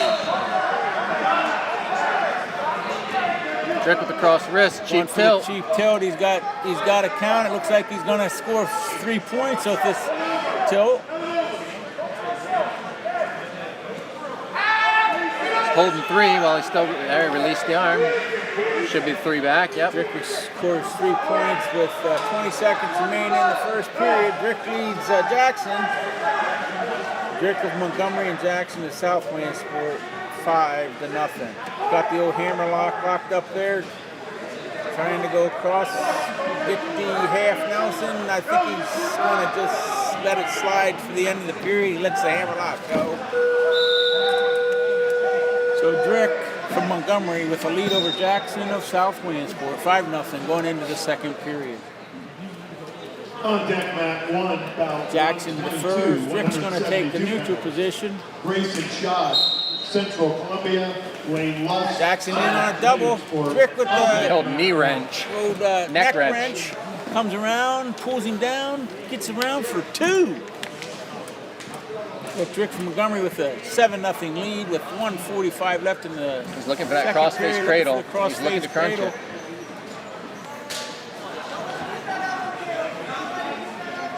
Jackson doing a good job basing away from it.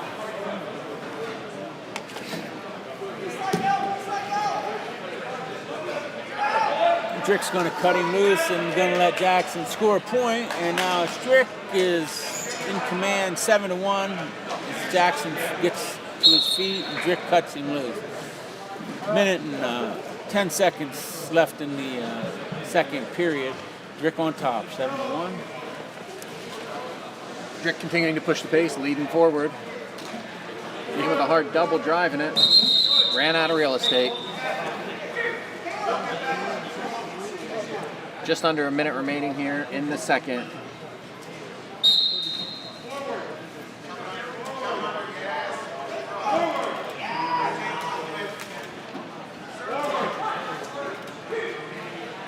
Drick with an outside single, head down, got himself in a little bad position, but able to work his way out. Out the underhook, nice pop. Nice inside trip by Drick.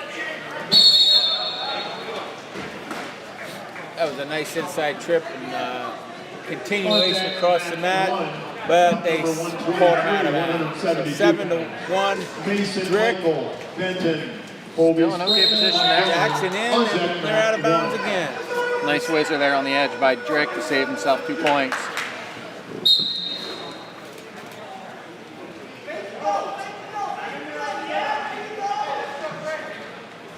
25 seconds remaining. Drick on top, 7-1 over Jackson, and now Drick gets a low ankle pick and takes a 2-point takedown. Gives him a 9-1 lead.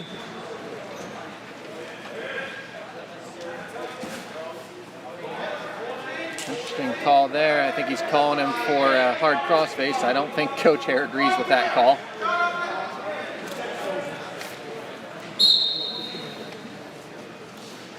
Short time here, 9-2 with about 5 seconds remaining.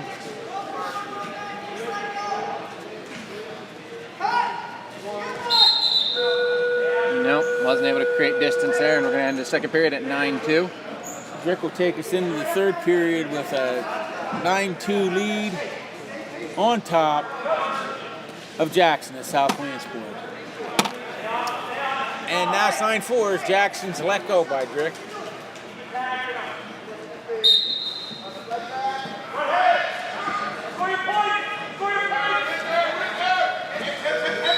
Drick continuing to push the motion. Jackson shooting from space. Drick able to come over top. Still coming forward. Got a headgear down over the break for the headgear down over the eyes. Ooh, sorry about that, folks. Drick in on a single leg with his head inside, comes home for 2 points. Got the stall call there. All that forward motion finally paid off. Backing Jackson down, and Cade was able to get the stall call. Cuts him loose, looking for more. Jackson in on a shot. Drick going for the cement mixer.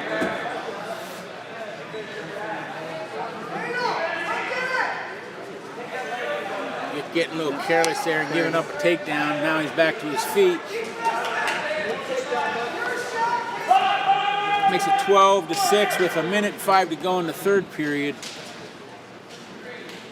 Drick over Jackson.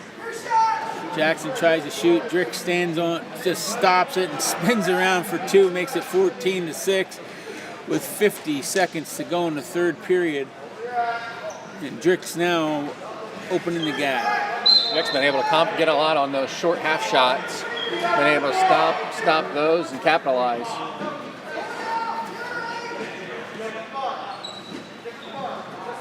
Drick with the bar, no pressure down.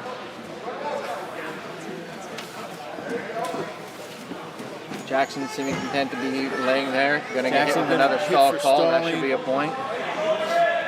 Drick 15-6 with 16 seconds remain in the third period over Jackson at South Williamsport.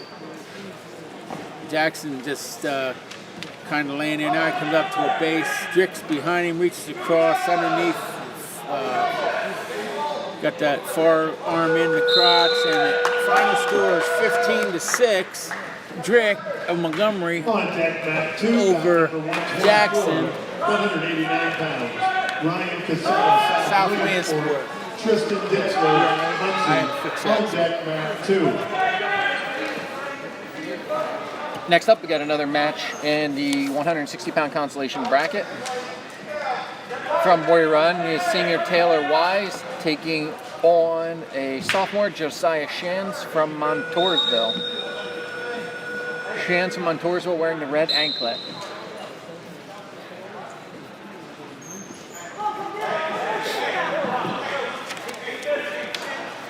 Shands of Montoursville is in the red anklet.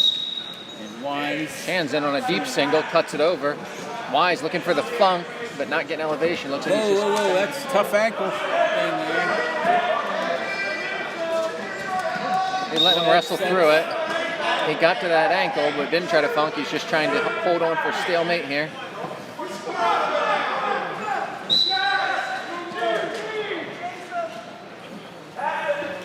Wise takes him down for 2 points.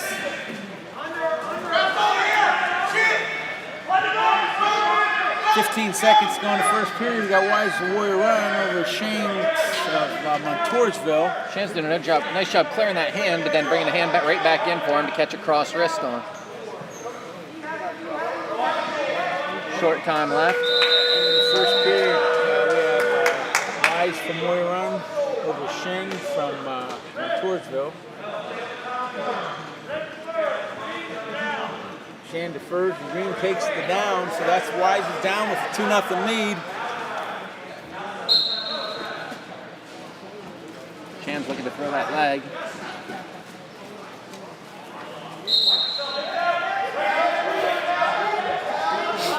Oh, an interlocking call. So Shan has an interlocking call on him, and that gives Wise another point, give him a 3-0 lead. Shan going for the cradle, locks it up, across his body. Holding the 2 back. Put that with a quick 2 myself, but it looks like he's going to score him here now. Oh, look at this. A little high. Able to roll that out for a weird one. I'm going to have to work this all out, I guess. When the smoke all clears, I think that 4-2 may be the right score. Shan's in a deep underhook there with hand control. Shin takes a shot. Shin's in there deep. Wise crossface, ankle. This is where they were the first time when Wise ended up scoring out of this position. Yeah, Shan needs to get his hips in and come across there. There he started to Now go. he's come across and they're out of bounds. Ran out of real estate Now we're again. probably check and make sure the score's right.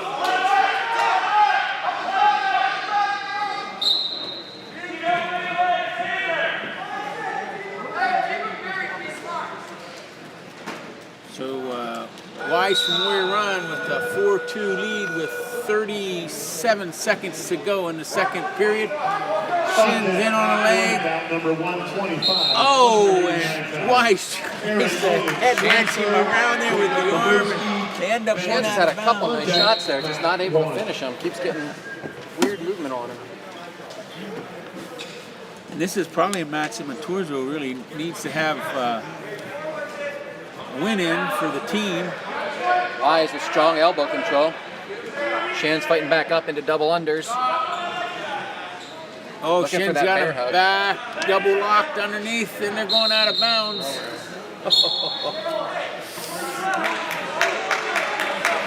Still 4-2, 7.5 seconds left in the second period. And Wise over Shands of Montoursville. And that's the way we're going to end the second period. 4-2, Wise over Shands of Montoursville. And Shands will be down going into the third period.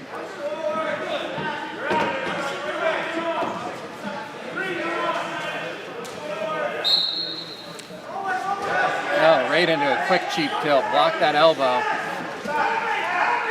Just not getting his hips in, and Shan's has got good hips to flip back on. Wise doing a good job keeping the 2-on-1 there. Got a stiff ride now. Shan's got a leg, and Wise is holding on. And yeah, Wise tried to throw that leg, and Shan's caught it coming in. He's not in bad position here if he's comfortable leg rider, but we'll try to pull him back on and get himself 2 points. He's working it. It's close. That's close. That's real close. It's getting Wise close. needs to watch his own back. And they roll through, and there's no points, no position change with 1 minute and 15 seconds to go. Wise of Hughesville over Shands of Montoursville. And Wise of Warrior Run is riding Shands. Shands comes up, has a base. Wise grabs the leg. It's going to be interesting. He's going to have to improve his position here or get out of bounds somehow. And if he doesn't improve his position, he's going to get called for stalling. But that was, I don't necessarily agree with that kind of stall call. But that's what it was. So now we have Wise on top of Shands, 4-2. 49 seconds to go in the third period. And Wise has a stall call. Shands is moving his arm on the ball. Caution on both guys.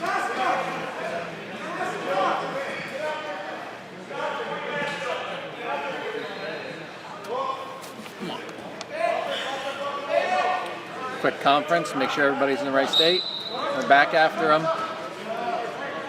Wise coming under for a deep underhook. He's got that far claw. Wise has got a nice stiff ride in there, doesn't he? Shands is grabbing that leg, trying to work around, get out. Threw that claw, but pulled himself on top of him. Wise wrapping him around with the legs, got him tangled up. He's getting high, but he's got a nice power half in there. Got 20 seconds to go. The goal here's got to be to put him flat with this short time left. You want to get those hips in and extend. Shands' hips are coming up. He's got a chance to get out if Wise doesn't. I think Wise wouldn't mind a stalemate here. We'll see if they Wise broke him down, and he's going to get the victory 4-2 over Shands and Montoursville. So we have Wise of Warrior Round over Shands and Montoursville in the consolation bout at 160. On deck, mat 2, bout number 126, 215 pounds. Jake Casella, South Williamsport. Brad Leon, Montgomery. On deck, mat 2. All right, next matchup we have Ryan Casella of South Williamsport versus Tristan Ditzler of Muncie. This is in the 189-pound consolation bout. Ditzler, Muncie will be in the green.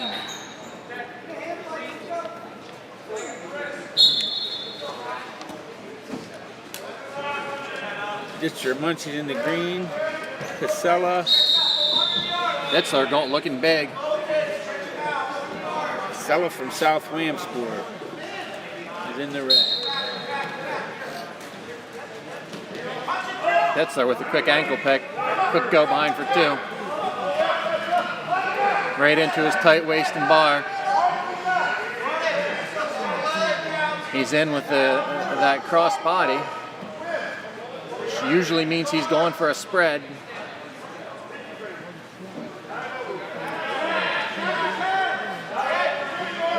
It's typically not a good way to get a stall calling by asking for a stall call. No, when the guy's laying there exposing himself to you and you're not doing anything, you're not going to call the other guy for stalling, that's for sure. That's a good leg ride in there. Got to work those power halves a little bit. Dister's got the half and crotch in.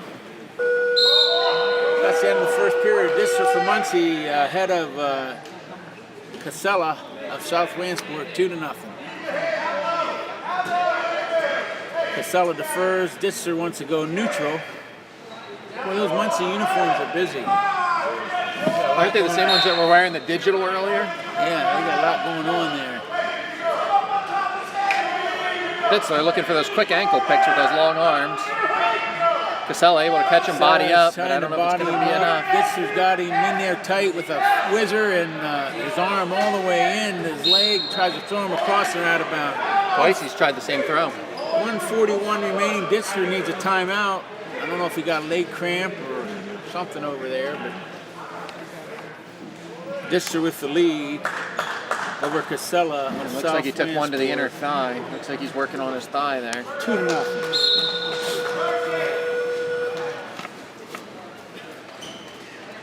We're on break. A quick update. Colby Springman with the victory, 9-4 on mat 1. 215 pounds. Carter Sikora, Loyalside. Dylan Devlin, Central Columbia. On deck, mat 1.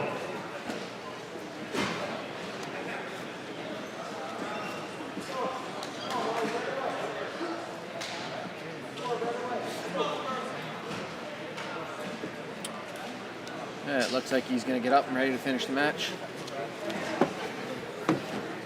Step back in. Ditzler still leading 2-0. A minute 40 seconds left in the second period.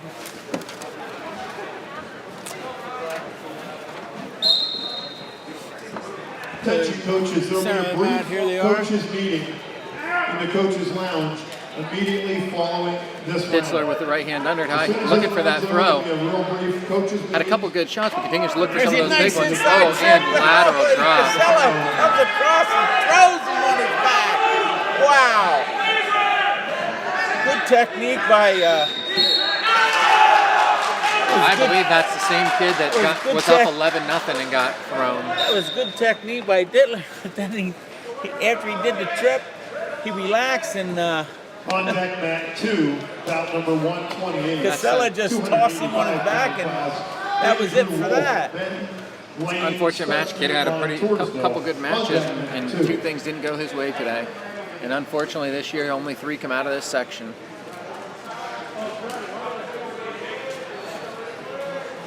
Okay, next up we are at the 215-pound weight class. Number 3 seed Dittler got knocked out there. Yep. From South Waynesboro, you have Jake Casella, your number 4 seed, taking on your number 3 seed, Brad Leon from Montgomery. Casella wearing the green, Leon in the red headgear, red anklet. Casella hoping to replicate the fireworks his brother just put on. It was certainly a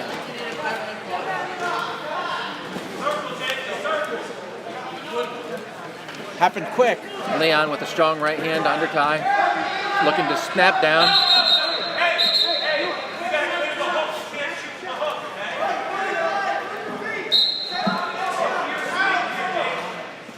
Leon and Casella in the middle of the mat, feeling each other out, popping each other's head. Leon up around the head, backing off now. Head tap, Casella head tapping now. Both guys with heavy leans on, trying to keep the legs back, trying to stay heavy on those heads. Leon with the right-handed collar tie, fighting for the tie on the left hand, looking for that underhook, not there, a little bit of a bounce snap. Still after him, working to stay heavy on that head. That's end of the short first period.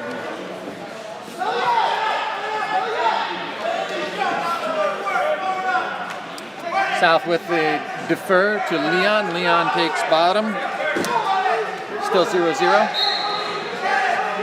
Casella on top, trying to get Leon broken down. Leon's got a nice base. He's got to get some wrist control, though. He's not controlling any of Leon's wrist. Here he is sitting out. The final out in this round, bout number 129. Casella trapped the right hand. Leon looking back to try and clear off the 2-on-1. Able to free one hand, out knees underneath. Needs to get a knee sliding up. He gets the knee slide, just needs to take the hips with him. He's up, looking for an old Peterson. Casella able to make the hop over and not give up the position. Here, now he's got the leg. He got him. Leon coming back up and around. He's got to get control. He's not controlling any arms or anything. Leon up to Got his feet. opportunities. Leon Now out he's for one. out for 1 minute left in the second period. Leon again heavy on that head. Both fighting for control here on the near side.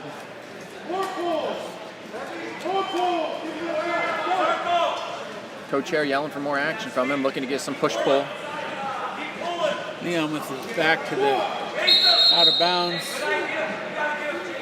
Casella shoots in. Leon spins around, pushes him off. 44 seconds left in the second period. Leon again coming heavy with those clubs. Neither one turning these hand fighting into much offense. Leon with the hard left underhook. Can he score out of it? In ear to ear. He clears back out. 25 seconds remaining here in the second. Leon with a right hand overtime with Casella. Fights back in for the inside tie. Both still fighting for that far hand. Neither one really taking control here. Leon able to put him down. And Leon's got him down there. Trapped that arm to his back. On his back's going to get rewarded. Short back time. points. 3 seconds. He got the 3 near fall. 3 near fall. It's going to be a 6-0 lead for Leon over Casella going into the third period. You know, we haven't had an overtime bout all day. No, don't say that. That's the last thing we need. 6-0. South quick to throw him on his feet. Neither one having taken too many shots at this point. Leon still fighting ties with Casella. Leon with the inside tie, heavy on the collar. Neither one can seem to control that far hand. It's been a kind of a dance all afternoon. Leon clears the hands. Casella with a ghost shot. Leon with a 6-0 lead with 1:30 left in the third period. They're in the center of the mat. He certainly wants to set up some offense, but has no reason to chase at this point. Again, staying heavy on there. Has been controlling this match the whole time. Leon centering back up right where he needs to remain to just keep looking busy. He's got a 6-0 lead. Casella looks like he's getting ready to blow one off here. Casella shoots. Leon steps back. Leon going for a hard crossface. And he's got a high leg. He's inside. He's got that near ankle and scored it for 2. 8-0 lead. Now Puts he's him got. up. He didn't like. Coach here didn't like him giving up that point. That takes away the bonus point. Now he's got to get to work and get another takedown. And if he wants to make it through another week of practice, his best bet is to go out and get this takedown for Coach. He is not going to be happy with him giving up that extra point. With 30 seconds to go. 8-1, 30 seconds to go. And Leon's going to wrestle like he's behind to try to make up that point that he gave up to take him away from bonus point. And he did it. And you gotta expect that late 5-point attempt. Hail Mary headlock attempt by Casella. Coach Hare's not gonna be happy if Casella's head comes off this mat. He wants him lifting that back ankle and driving hard. So now 6 seconds to go, 10-1 lead.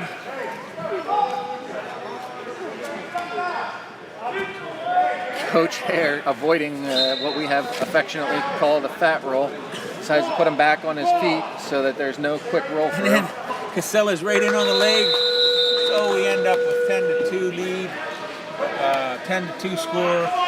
Leon moves on to compete for third place.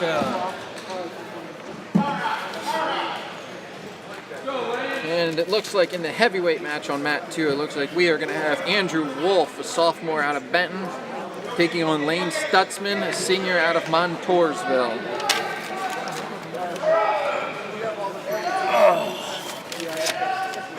I don't know if I got that right. Here we go.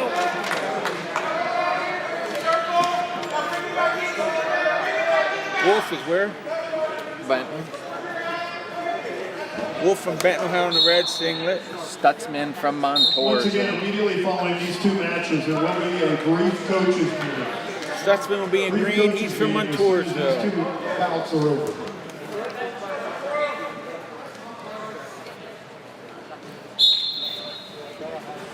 Stutzman, a tall, thin heavyweight. I'm guessing not pushing the 285-pound limits. Certainly looking to use that speed to get to the outside and probably looking to avoid being underneath there.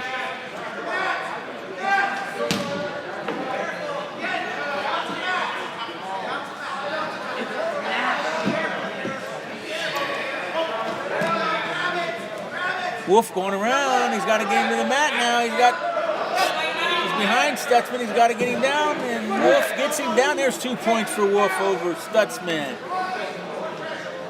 There we go. Another near the end of the period score. That's a big lift on a tall guy like that. It's not always the easiest thing to do. So Wolf from Benton gets a 1-point penalty against him.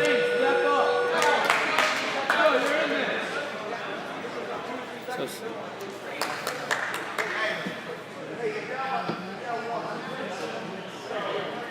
well, I think that's a generous amount of time to put back on the clock. I don't think it was quite that much, but We'll go with it. 3 seconds to go, and Wolf on top of Stutzman. Strong Wolf over finish. Stutzman, 2-1, going into the second period. Stutzman's going to defer, and Wolf's going to take the bottom.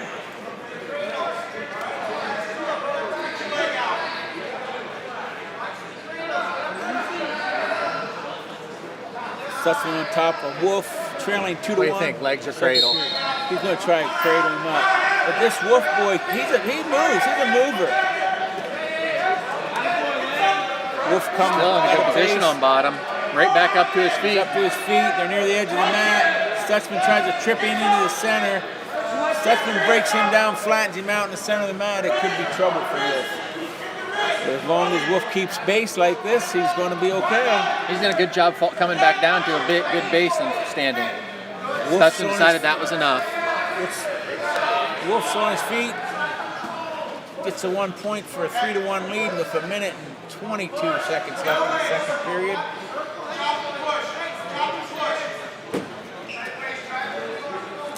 Now they're trying to. Wolf tries to snag Nice down, slide twists by. behind him, gets a 2-point takedown. That was a nice shrug behind. Now Wolf's trying to get underneath the arms and break down Stutzman. Wolf just making him carry his weight at this point. Another important match for team points, with Benton having been leading the way. Absolutely, this is a big team point match right here. Wolf is your number 5 seed. Stutzman came in as your number 3 seed.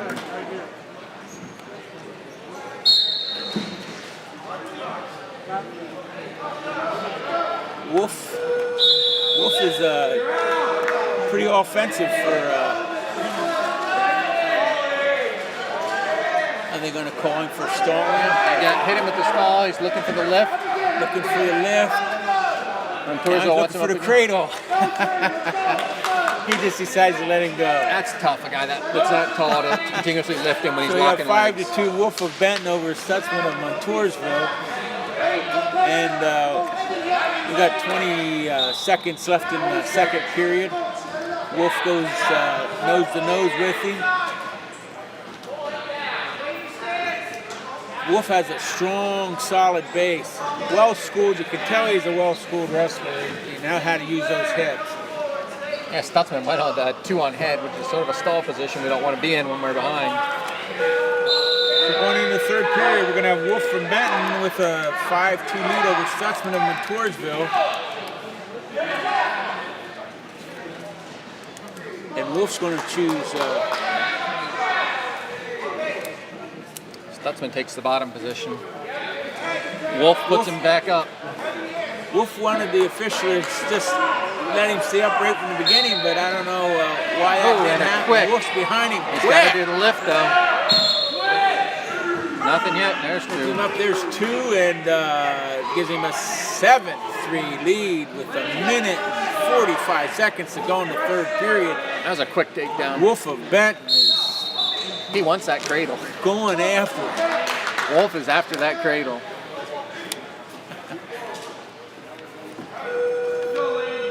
So 1 minute 41 to go. Wolf is from Benton is on top 7-3.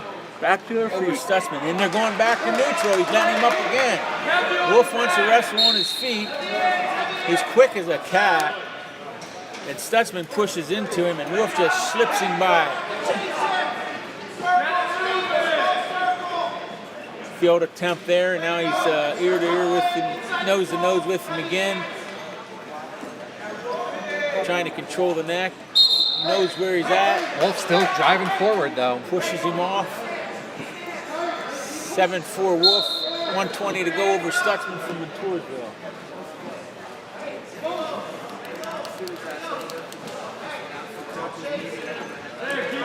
Wolf still looking to get that one more takedown. Wolf's looking to push. Holding his ground, circling in. Going for a shrug down. A nice spin behind by Wolf of Benton. Gives him a 9-4 lead with 52 seconds to go in the mat. He's just going to buy some time there. He's still There's going for that that cradle. cradle. He wants that cradle bad. 43 seconds to go. Wolf is starting to show some separation here.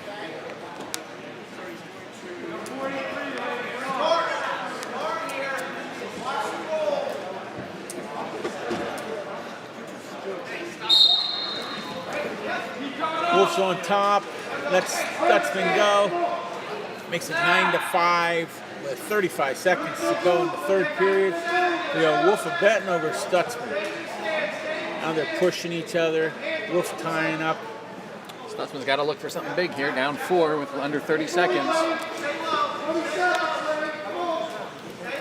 Wolf is pushing. Stutzman's pushing. Not a whole lot given. 10 seconds to go. Not where he wants to be right Stutzman in now. for a shot. And Wolf brings the house right down on him, and that's a lot of pressure. Wolf going And back around, to the still cradle. trying for that cradle and going around, and didn't get his 2, but it makes it 9-5 after the period, and that's the match, and that's Wolf from Benton over Stutzman in Montoursville, 9-5. We're going to have a brief break here. They're going to go ahead and sanitize the mats again and have a quick coaches meeting, and we'll be back in a little. Coaches meeting.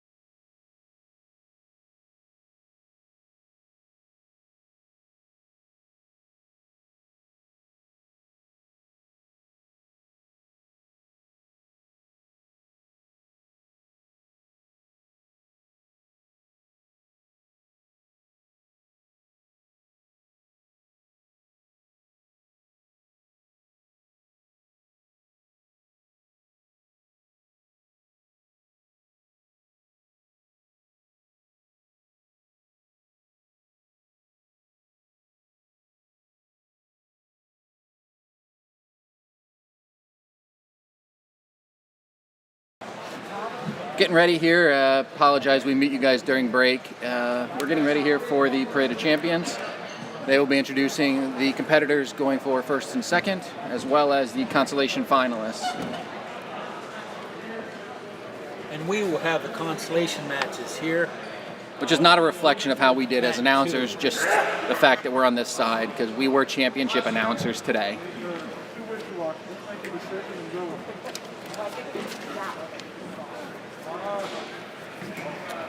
You filling out your own bracket, even though they gave you one?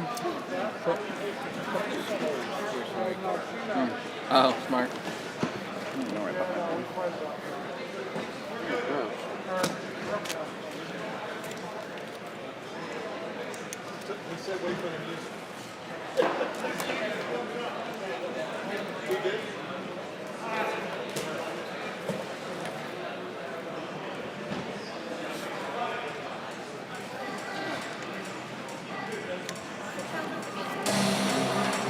I'm surprised it's not AJ Styles. Welcome to the Central Sectional Parade of Champions. At 106 pounds, going for third place. From Muncie, Josh Hill. From Warrior Run, Hayden Durrussell. Our 106-pound championship. 106-pounder from Montoursville.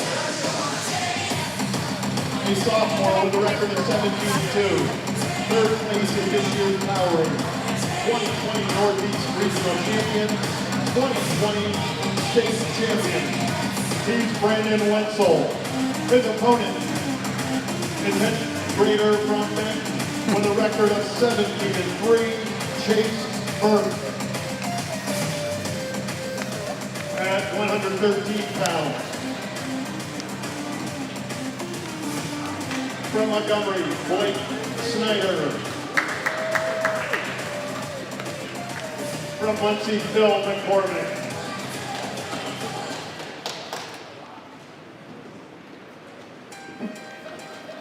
£113 final. A junior from South Williamsport with a record of 28-0. 2020 PIAA State Qualifier, Robert Gardner.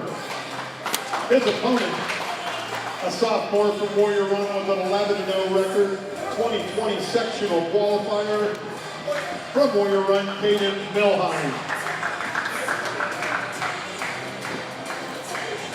At 120 pounds. From Montgomery, Caden Fink. His opponent from Montoursville, Cole Johnson. 120-pound final. From Benton, returning state 7, Ethan Cole. His opponent, a senior, with a current record 12-0 in 2020 District 4 4th, 2020 Northeast Regional 5th, from Warrior Run, Caden Major.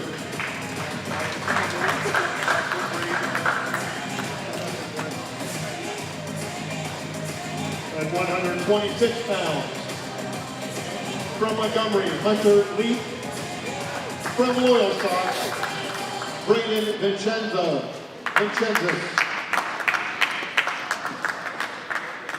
Our 126 Makes me feel better to hear him screw the names up too. A senior with a 22-0 record, two-time state 5th place. From Benton, Gable Strickland. His opponent, a sophomore with an 18-2 record, career 59-6, 2020 sectional champion, 2020 District 4 champion, 2020 Northeast Regional runner-up. From Muncie, Scott Johnson.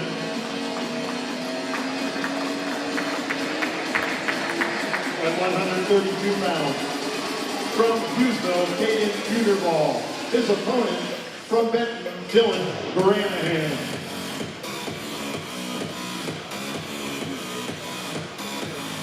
At 132 pounds.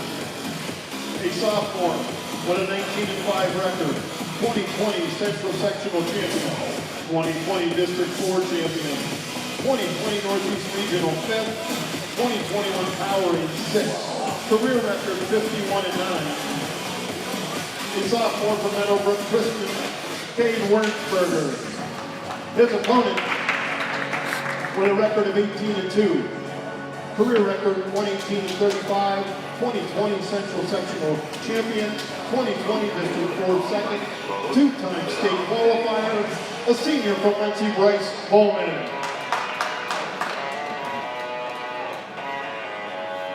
138 from Benton, Mason Smith. His opponent from Hughesville, Morgan Gavin.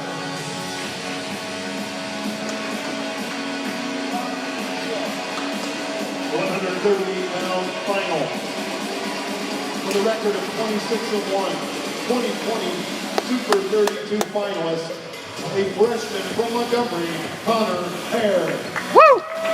His opponent with a 10-3 record, 2019 Central Sectional Champion, a senior from Central Columbia, Isaac Kester. 145 pounds. From Montoursville, Caden Frame. From Warrior Run, Landon Kurt.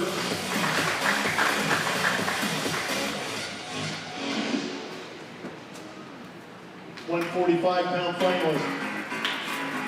A sophomore from Benton, Remington Morrow. His opponent is a freshman with a 13-7 record from Loyalsock, Caden Rodonhole. At 152 pounds. From South Williamsport, Landon Lorson. From Central Columbia, it's Troy Johnson.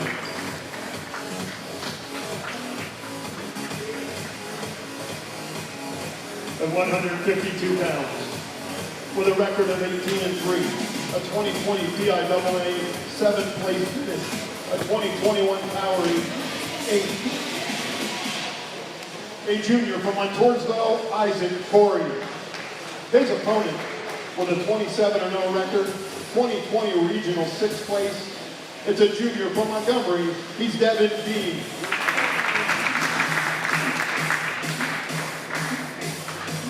At 160 pounds, from Montgomery, Cade Drake. His opponent from Warrior Run, Taylor Wise.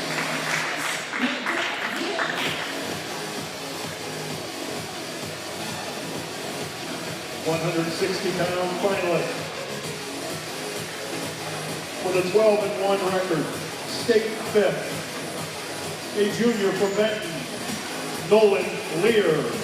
His opponent with an 18-2 record, career 48-18, 2019 PIAA state qualifier, a junior from Muncie, Ty Nixon. 172 pounds. From South Williamsport, Lane Lusk. From Montgomery, Colby Bergman. Let's go, Colby.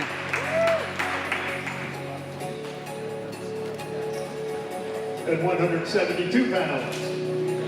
With a record of 14-2, 2020 Regional 5th, 2020 District 4th. A senior from Bloomsburg, here's Stephen Roeder.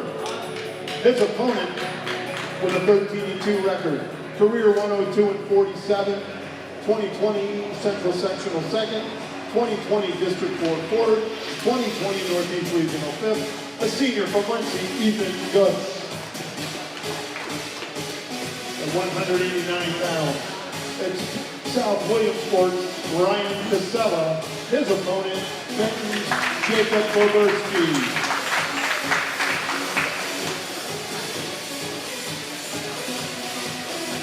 189 pounds, with a record of 23-1. 2019 20 sectional champ, 20 district champ, 20 regional champ, and 20 PIAA state third. A senior from Montoursville, here's Cale Perez. His opponent with a 22-3 record, a senior from Montgomery, Ben Marino. 215 pounds. From Montgomery, Brad Leon. His opponent from Central Columbia, Dylan Devlin.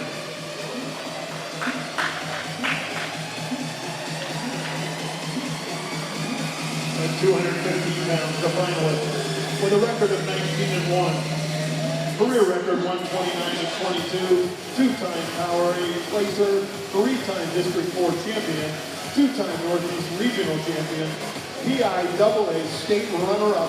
He's a senior from Montoursville. Here's Dylan Bennett.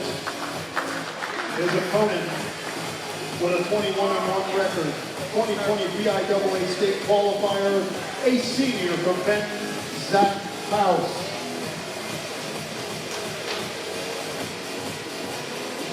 $285 from Benton, Andrew Wolf. His opponent from Meadowbrook Christian Academy, Gunnar Chiragli.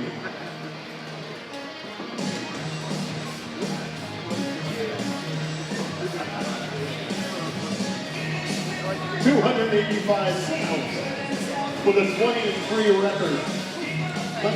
2019-2020 sectional champion, a senior from Hughesville, Caleb Burkhart. His opponent with an 11-2 record, a senior from Central Columbia, Logan McWilliams. Ladies and gentlemen, that is your 2020-21 sectional Parade of Champions. Here's the team score.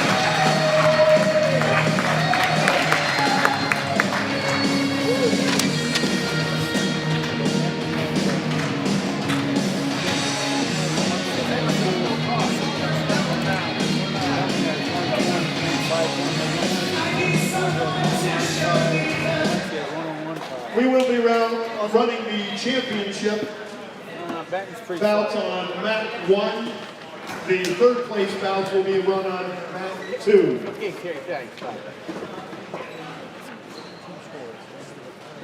For third place, bout number 130, 106 pounds.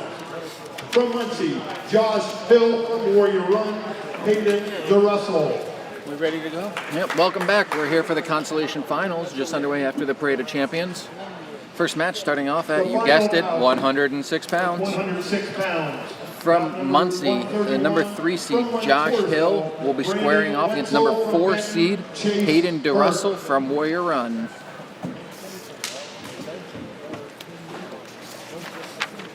Here's a rundown of the team scores. Yeah, if you missed the team scores when I flashed them earlier, currently in first place is Benton with a score of 152.5 points. In second place is Montgomery with a score of 120.5 points. Third place, Montoursville with a score of 109.5. Fourth is Muncie with 101.5, followed by Central Columbia, Warrior Run, South Williamsport, Hughesville, Loyalsock, Meadowbrook, and Bloomsburg. And our first match is underway. I'm going to try and adjust this so we can see the score here a little better. That Hill from Muncie wearing the green anklet. There you go.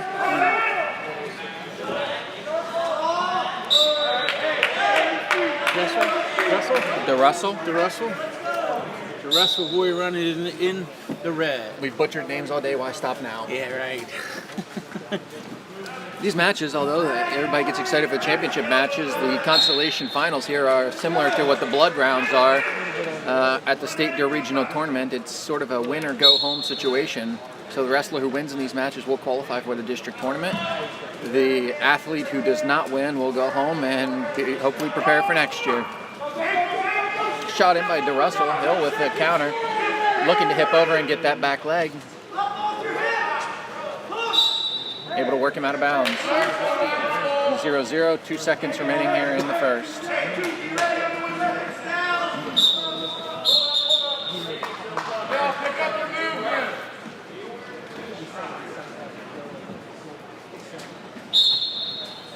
Oops. Sorry about that, I keep sliding. This doesn't want to... Keep them updated on that. There you go. Going down here to the end of the first period, we got 0-0 tie. It was on those papers, that's why I kept sliding. Just as an update, the first place match is still a 0-0 match. Here we have Warrior Run's Dressel. Yeah, Muncie on bottom, Hill on bottom, DeRussell on top. Is that another caution? Is that 11 on the day? DeRussell with a quick breakdown, staying heavy on those back knees. Good forward pressure, looking to get in on that one-on-one with a tight waist.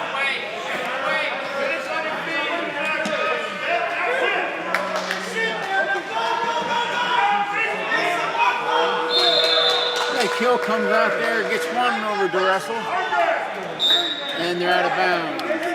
132 in the remaining in the first period. Muncie's Hill is ahead of DeRussell Warrior Run, 1-0. 1:30 to go in the period.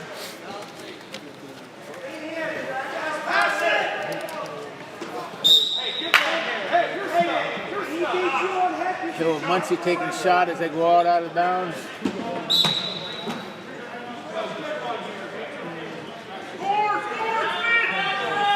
Short shot by DeRussell, countered by Hill, able to block the knees, get a little bit of distance. Shallow on that chin hand and clears him out.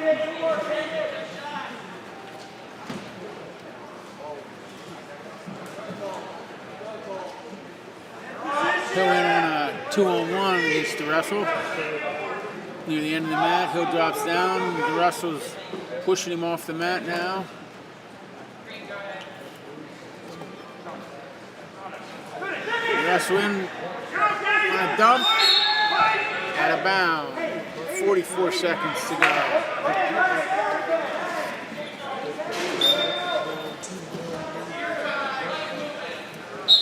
Hill back to that Russian, still keeping square. Both wrestlers hand fighting hard at 106. DeRussell on a quick outside sweep single, back behind for 2. Puts him up 2-1 with 25 seconds remaining here in the second period. DeRussell again riding hard on top. Good forward pressure. Coach Betch certainly wants to see him finish this period here on top with short 10 seconds. Again, good forward pressure, keeping Hill's head on the mat.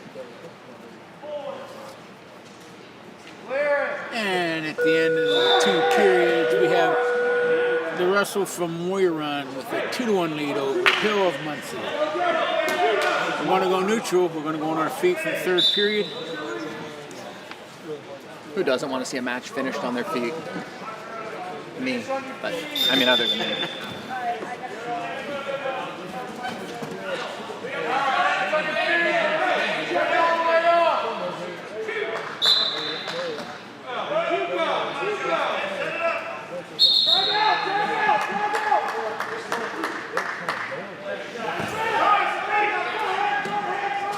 Hill takes a shot on DeRussell, and DeRussell shoots Hill off the mat. 1:37 to go, 2-1 DeRussell.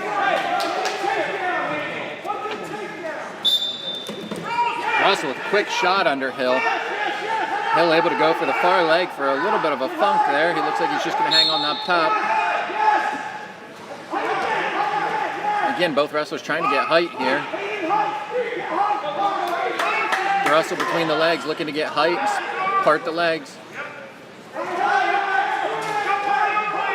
Hill fighting hard for a stalemate here. Now circling his hips, looking to get a leg in. That leg in is close to a 2 here. But DeRussell still has it. The leg is not going in. DeRussell still holding onto that leg. And a 2 call for Hill.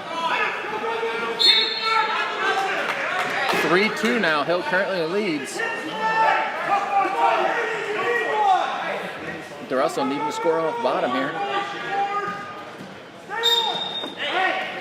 Restart here, 3-2 with Hill from Muncie on top. 39 seconds remaining.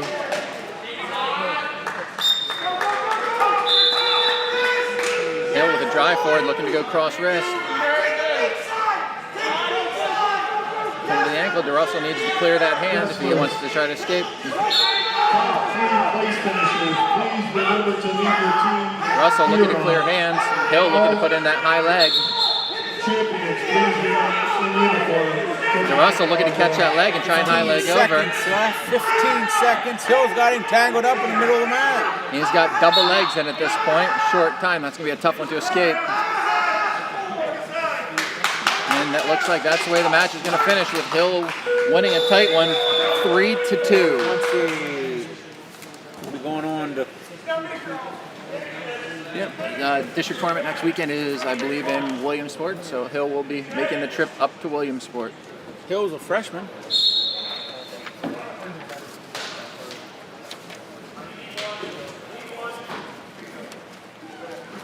Next up in the consolation bracket will be the 113-pound weight class. From Montgomery will be Blake Snyder taking on Phil McCormick of Muncie. Yeah, we're going to start the matches simultaneously, so I want to Yeah, we'll go ahead and turn you here and give give you a little bit bonus of... coverage of the finals when Maybe. the consolation matches are... Score over here is 9-3 in the favor of... It's Wenzel. Yeah, Wenzel is leading 9-3 over Chase Burke of Benton.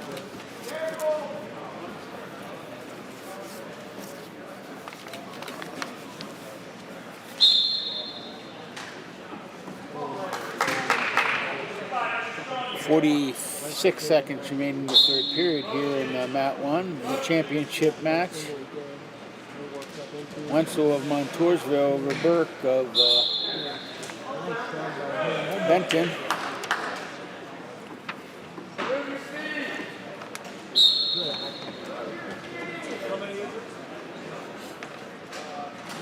Burke continuing to drive forward here. Wenzel controlling the undertie, but Burke tying up elbows. Burke for the inside trip.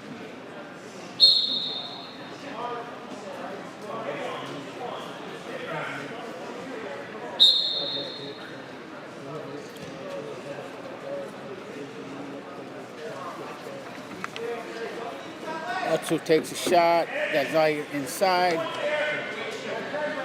Burke puts the whizzer in. Kind of settling in there. Burke trying to put his leg in and get around. There it is, 9-3. Wetzel Montoursville, the champion at 106 pounds. Back to the consolations. 113-pound weight class. Little bonus coverage From there. Montgomery, Blake Snyder. From Muncie, Phil McCormick. Your 113-pound final on Mat 1. From South Williamsport, Robert So we got Blake Gardner. Snyder of Montgomery From going Warrior against Run, Phil Caden McCormick Milham. of Muncie. 120 pounds, you're on Here in the top. consolation, 113 pounds.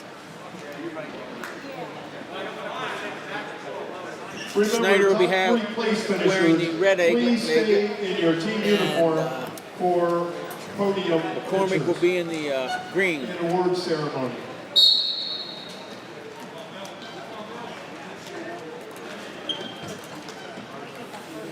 Snyder coming out with heavy hands. McCormick looking to tie up the hands. Looking to wrestle from space here a little bit. No hand jiving, hand tapping. McCormick in on a single leg. Good outside single, but a great crossface. Snyder with the headlock. And he got McCormick in trouble.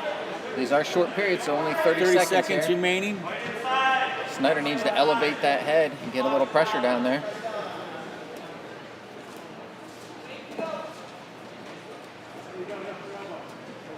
Needs to lift his Yep, got his elbow there blocking the High- shoulder blade.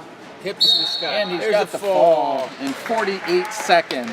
Montgomery's Blake Snyder with a fall in 48 seconds over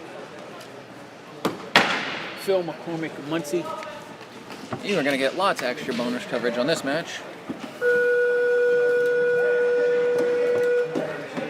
I just have to hold it a little bit. It's one leg short, but that's So okay. here we have Milheim, Voyron, and Gardner of South Williamsport. Bobby Gardner is currently your 5th seed in the state at 113 pounds. Caden Milheim is your 10th seed. Currently has 0-0 match.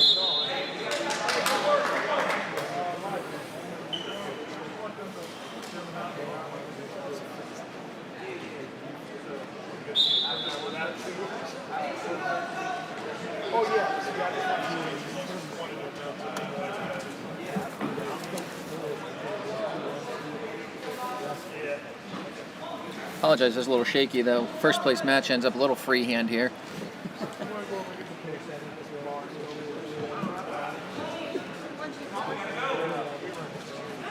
Milheim tries to shake down. Gardner in for a double leg. Gets the 2-point takedown. Both wrestlers come into this with a perfect record. Gardner at 27-0 and Milheim at 10-0. That's the end of the first period here in the championship match at 113 pounds. Currently have Gardner ahead 2-0.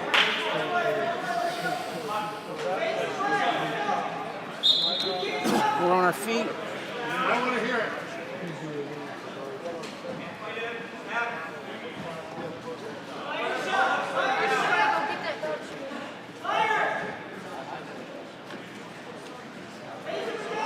Gardner with head tap fakes. Looking like he's got one ready to explode. Milheim staying in a good position, good shot.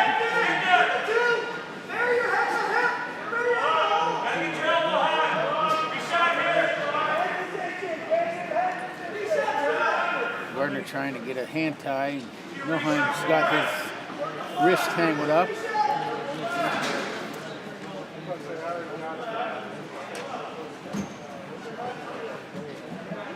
Kind of just pushing each other around here.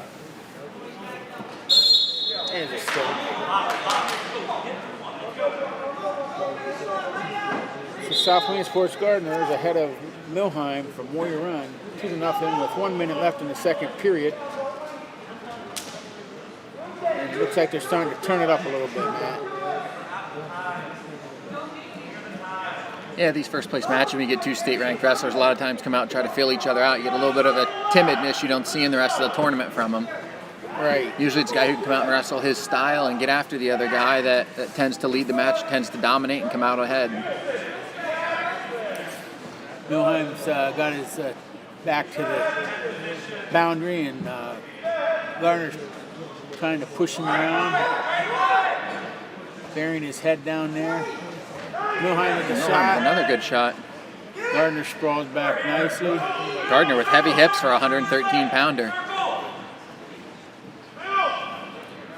Milheim probably going to have to switch off to one here. There he goes, switching off to one, trying to commit to got it. a nice shot. Gardner's trying to work the wizard in there. Milheim's pulling that leg in between his two legs, and they run out of time, and it's still 2-0.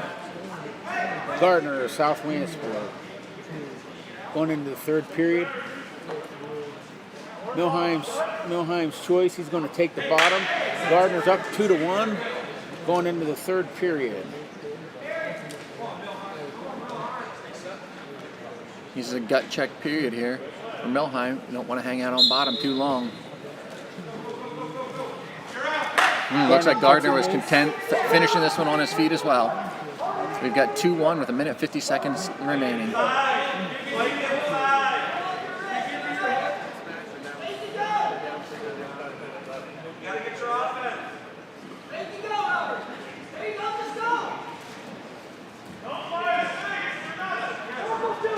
Gardner starting to push a little bit of action here, but Milheim blocking and double unders, looking for the inside trip.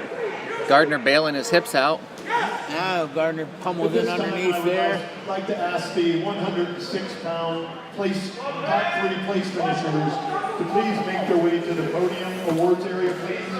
Top three. Gardner tries to go down underneath, and Milheim doesn't let him. Now Gardner's got the got his head in between both legs. Milheim holding on to that far ankle. Gardner's trying to come around for two. Milheim still has a hold of the ankle, and they're going to stop that one for potentially damages. 55 seconds to go. Solomon. He's doing the... Yeah, but he's blocking the camera.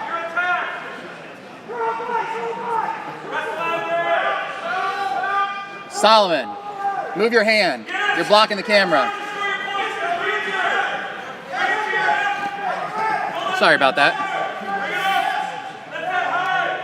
Gardner's in on the back leg. He's trying to twist around. He's still got that single leg in there. Milheim trying to face him. 25 seconds going to Mats. Gardner's still in there that leg. Milheim's got that ankle. Gardner's got his body in a bad position across the wrong side. Gardner's trying to put the pressure in. Milheim lift him up. Gardner comes around the top and gets a 2 point. What a great flurry to end a match. That was a good flurry, and they're still flurrying. Looks like Robert Gardner of South Wayne Sports is going to be your champion at 113 pounds over. That's what you want to see out of a championship match. To the awards podium, please, for the 106-pound medalist. All right, back down here to the consolations. There will be maybe a slight delay here. They're doing medalists down here. I don't think we get a... No, we can't quite see that. Let's see how high I can make this go. Let's see what we can do. There you go. It's the best I can do. Second place for Benton, Chase Burt. We have 2 cameras down there already. We don't have Oh, do you? Oh. Well, heck, there's another camera. I feel important. I'm going to hold it up here, even though there's other cameras. I'm on higher ground, making me better, so...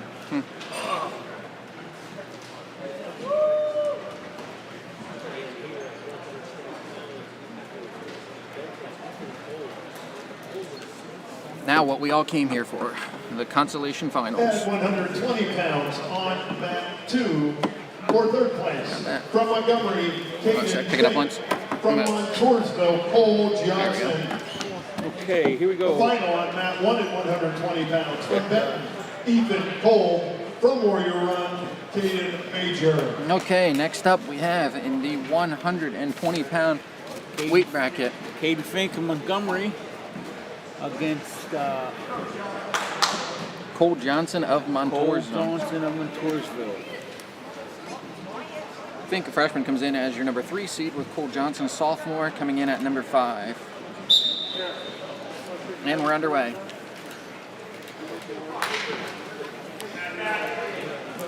Fink in on the single. Getting height here. Between the legs. Looks like he's going to score 2 points there. That's 2 points. Yes, sir. Johnson looking for the Fink's donkey gonna kick. move up, and he does. So Fink from Montgomery scores a quick 2-pointer. 35 seconds left in the first period. Fink of Montgomery over Johnson of Montoursville. This 120-pound consolation bout. Fink's got a bar. 17 seconds long. He's going down to the old bird. Got his head and arm in there with tight waist. Trying to break down Johnson. He's got that cheap tilt in there. Just got to get to the other side, get the momentum. Can't run that across his leg. He's going to have to extend it a little bit. Clear that left hip. So again, in one period, we're going to go with Caden Fink of Montgomery ahead of Cole Johnson of Montoursville. Looks like we've got blood time here. Just a little cleanup. 2-0. For champion pitchers at the end of today's matches. Caden Fink does come into this tournament ranked 22nd in the state.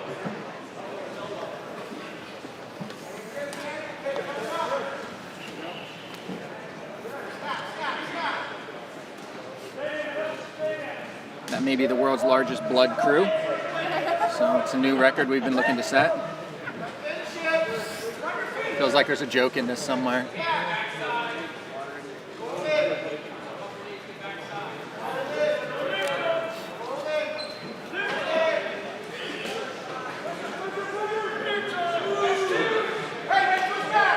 And Coach Hare found his calling as blood cleanup. Coach Marble making a great assistant.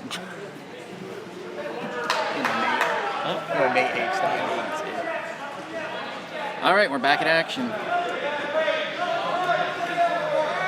Fink on bottom, start the second.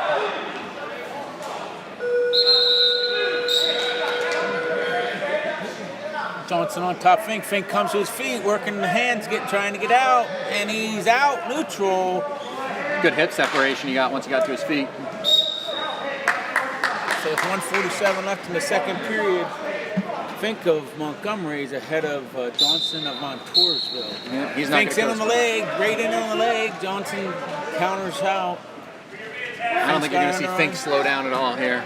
Fink's got that under hook. Johnson reaching for the leg. Fink just lifts that arm, extends his arm off that leg.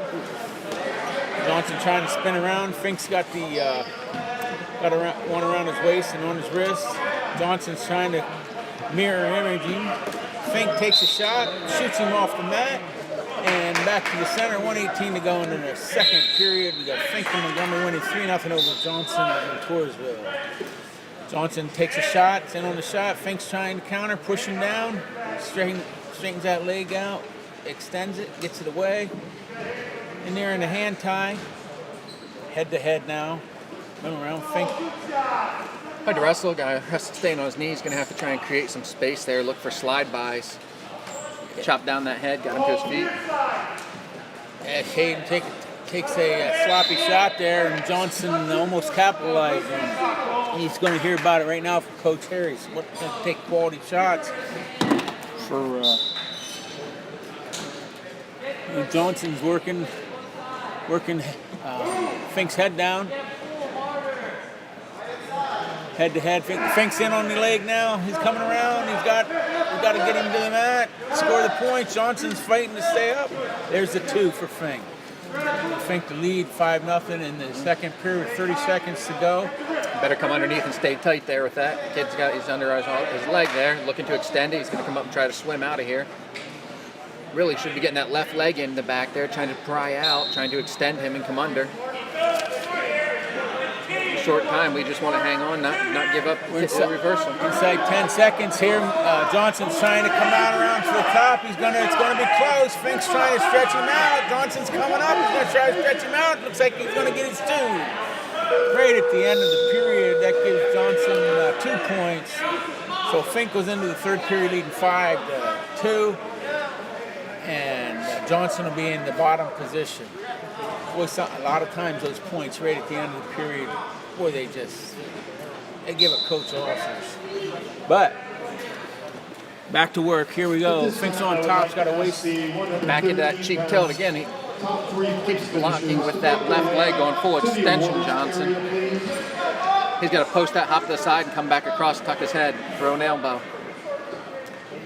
He's got that back leg hook. He's trying to extend that drive flat. It's an excellent match against 2 young wrestlers. These guys could be seeing each other several times over the years. And poof, just like that, the lights are back on. Fink's keeping that tight waist and trying to work that arm, that head and arm there. Minute 22 to go. Fink's going in there for that head and arm. He's got a tight waist around. Johnson's able to get up and have a base. He stands up, comes around. He's out for 1. It's 5-3. Fink over Johnson. 1:05 left in the third period here in the 120-pound Consolation Mat. Fink's got a double. Johnson came on to him, and Fink got the double and swung him around, and he was out of bounds. So now we're at 57 seconds remaining. Fink's in for another shot. Johnson trying to counter around his waist. Fink's got his head between the 2 legs. Johnson's putting the pressure on him. Fink's driving, goes, switches to one leg, heads inside. Johnson reaches around to get his back leg. Fink's trying to lift him up, turning, working. Johnson still has his leg. He's going to be potentially dangerous. And still 5-3 with 32 seconds to go. Fink and Johnson. Fink 5, Johnson 3, 30 seconds to go. In the center of the mat. Fink's in on a double again. Johnson counters off. In the center of the mat again. Fink's got it over under, going for the leg. Fink backs up. 10 seconds left in the match. Fink just needs to keep his head buried here. Johnson pushing. Looks like Fink from Montgomery, 5-3, 120-pound, third place, heading to the district tournament as a freshman. Now we're going to take you to some bonus coverage of the final. Not much bonus coverage. It's about over as well. Oh. Who we got here? We have Cobb of Benton. Ethan Cole right now working for the Got fall. Major in major trouble. Well, he was in major trouble, but now he's worked his way back to his belly. So it gives him a 7-0 lead with 25 seconds to go in the period. Catch that Cobb's far got- elbow. He's got to suck that up to his chest if he's going to run that. Take that blocker away, and then low leg, high leg up around the head.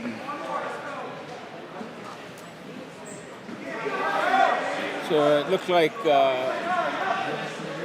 Ethan Cobb of Benton is going to be your champion at 120 pounds.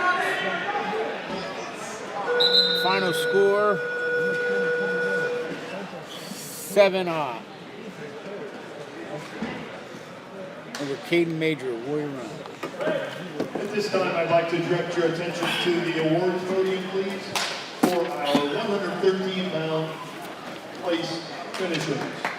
In third place, at 113 pounds, from Montgomery, Blake Snyder.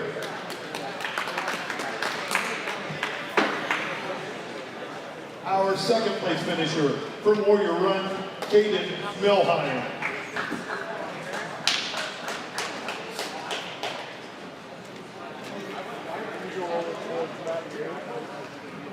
And our champion at 113 pounds from South Williamsport, Robert Gardner.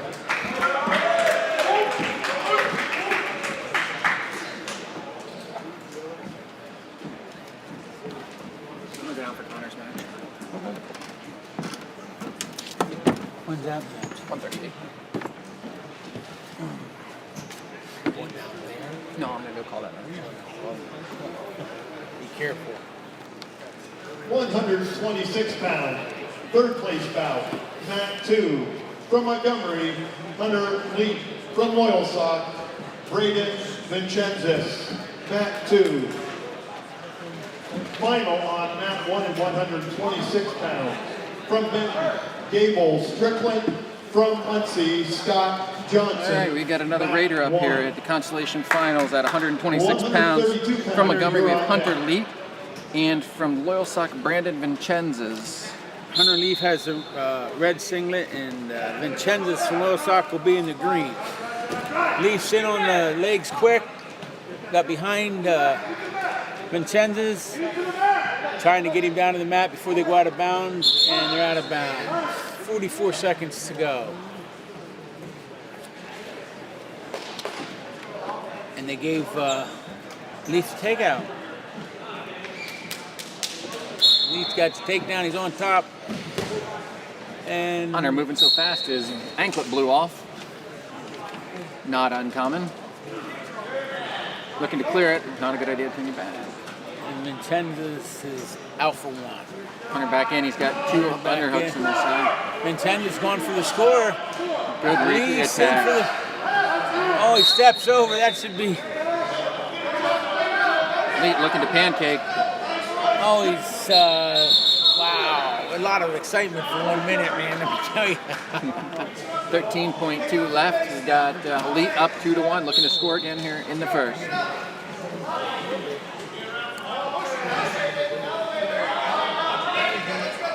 Vincenzis trying to shrug, trying to duck, trying to slide beside behind Leet. That's the end of the period. We have Leet up 1-0. 2-1 going into the second period.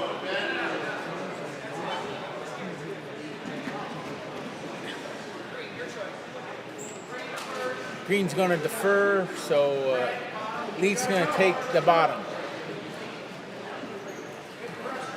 Leading 2-1 and down on the bottom.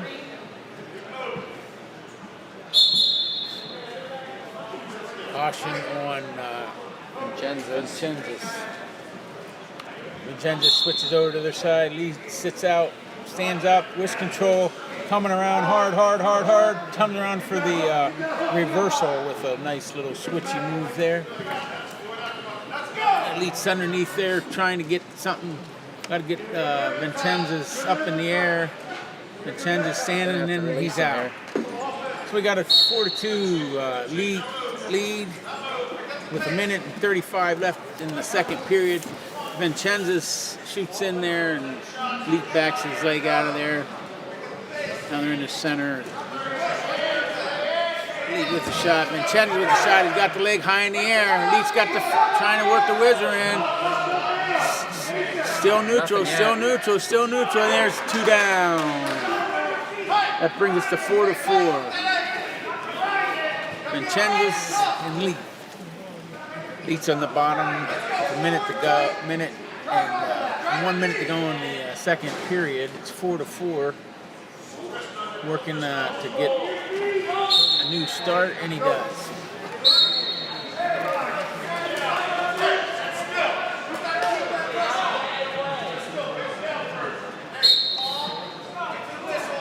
So Hunter Leet on the bottom. Vincenzo is on top. Leet, quick switch, coming around. He got the 2-point. He's got him flat on the mat now. He's working that, trying to work that cross face cradle. Vincenzo is just holding on to that front arm. Leet's got his Vincenzo's legs up in the air with his legs. Now Vincenzo comes to a bigger, stronger base. Leet's trying to tangle up his legs. He's got 25 seconds to go in the second period. He has 6-4 lead for Leet from Montgomery. He's going to cross with the cross face, trying to get some points. Got 12 seconds left to go. Vincenzo has his Leet's arm got it caught all the way up to the elbow there, but Leet seems to be trying to tear him, and he runs out of time. So 6-4 going into the third period, and it'll be Vincenzo's choice. And he takes the bottom. So here we go.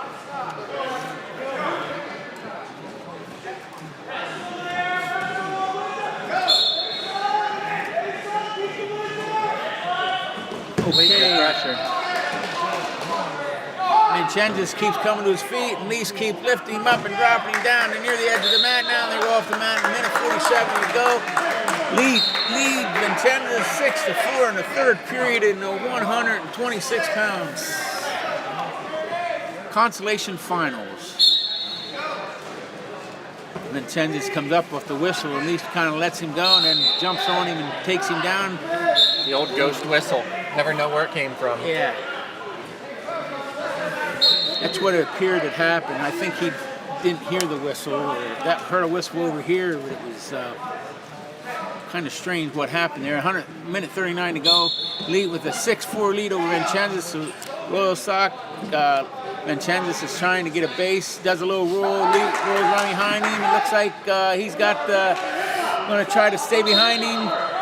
Got to get weight to that right leg, and he does. He gets it back. Looks like he's going to try to ride him through here. Looks like that's what looks like it's going. They're near the edge of the mat, and they're out of bounds. 6-4, 1:15 to go. Leet's riding him pretty hard. Vincenzo is getting up and getting something going, so it's going to be interesting to see who cracks who here. There's another Quick start on bottom. quick start on the bottom. 1:14 to go in the third period. Leet from Montgomery with a 6-4 lead. On the whistle, Leet pushes Vincenzo forward, has a tight waist, trying to break him down. Vincenzo tries to roll. Leet's behind him, pushing him, trying to put a leg in. Vincenzo rolls out of bounds. Leet did a good job following that Granby on that. 1 minute, 6-4 Leet Montgomery over Vincenzo's of Loyal Side. 1 minute remaining. Vincenzo stands up. Leet gets down around the ankles. He's going to have to move up on there. These officials have been calling Stein there. He does move up. He's got the cross arm. Got him broken down now. Now he's trying to put a little power half in. He's got a leg in.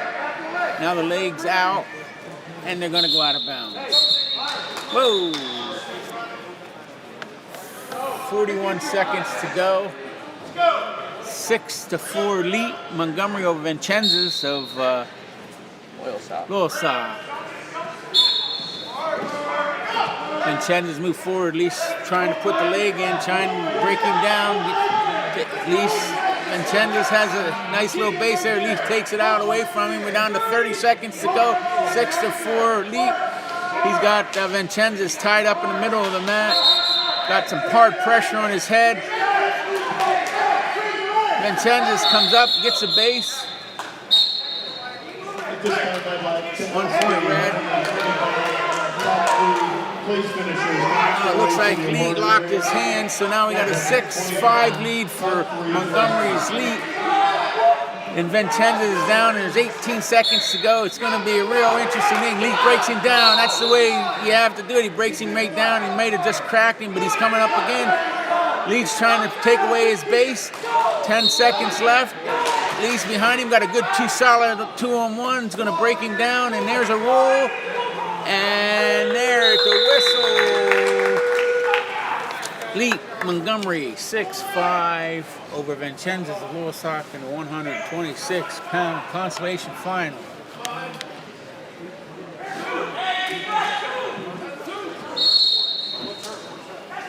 The real good one. Yeah, that got a lot more exciting.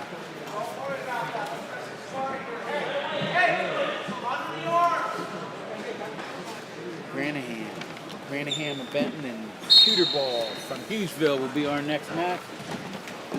I'm going to shoot that on over there for a little bonus coverage. Give you a little look at the...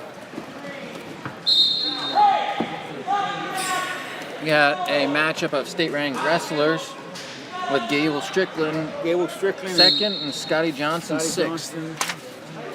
Muncie. And it looks like...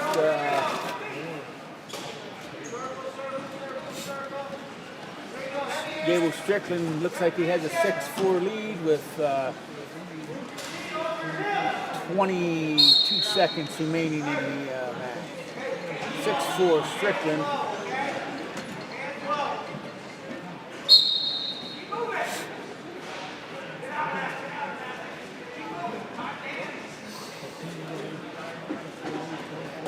Johnson trying to shoot in under Strickland. Strickland's got a head and arm. 8 seconds to go. It looks like this is where we're going to end up. As Johnson's trying to get a shrug behind, and looks like Gable Strickland's going to be your champion at 126 pounds. 6-4 over Johnson of Muncie.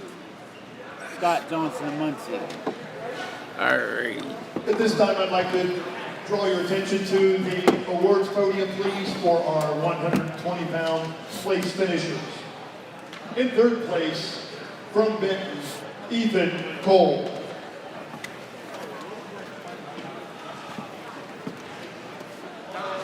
In third place, from Montgomery, Caden Fink. In second place, from Warrior Run, Caden Major.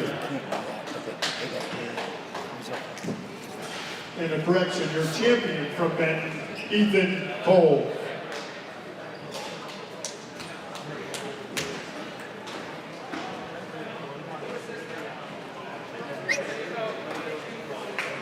So the Smith and Gavlet match, you're going down there. Yeah, 145 or 138. I mean. Okay. 132-pound weight class for third place on mat 2. From Hughesville, Caden Pewterball. From Benton, Dylan Granahan. Your final at 132 pounds. On All right, a Consolation Final here coming in at 132 pounds. From Hughesville, Caden Pewterball. From Muncie, Bryce And from Coleman. Benton, Dylan Granahan.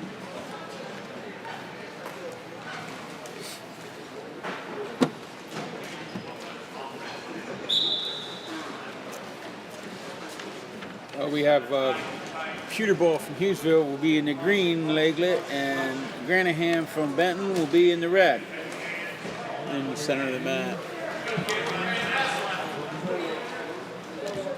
Now in the old cat crawl position.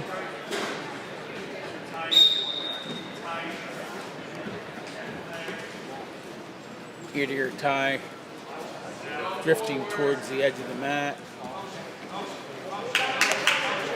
Granahan's been a one all day that's been pushing forward. Got 22 seconds to go. Nothing to nothing. Granahan, Benton, Peterborough, Hughesville tied up at nothing. In the first period. This is a 132-pound Consolation Final.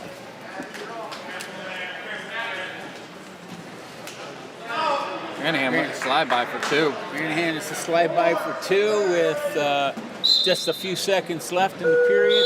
Gives him a 2-0 lead over Peterborough from Hughesville. Peterborough is going to defer.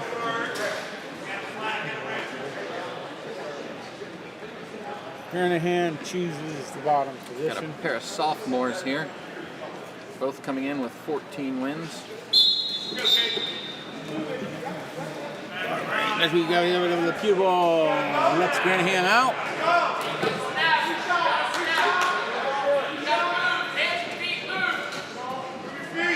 3-0 with 1:45 to go. We have Granahan of Benton in the lead. Peterborough tries to shrug by. Granahan takes those 2 legs, drops down, grabs those 2 legs on the edge of the mat, and they're off the mat.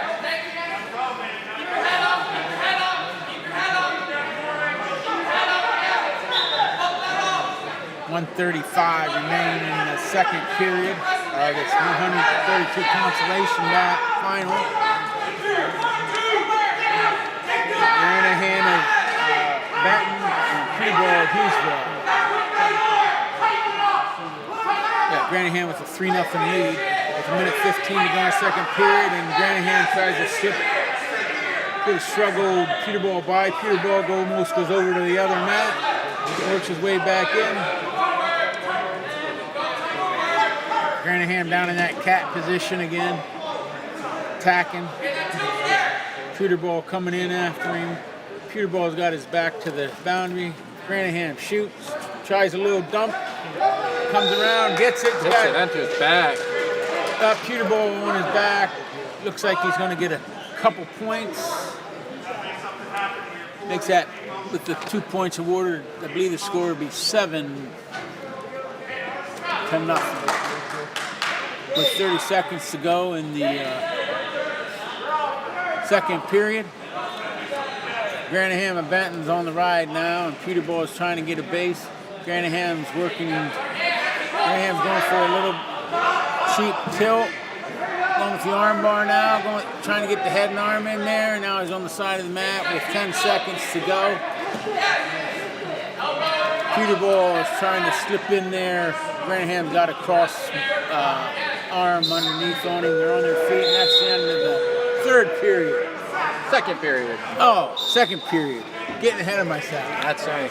These 2-minute periods are a a little bit longer now that we've had the So I got luxury of a 1-minute first period. 7-0 Granahan with Benton ahead of Peterborough from Hughesville.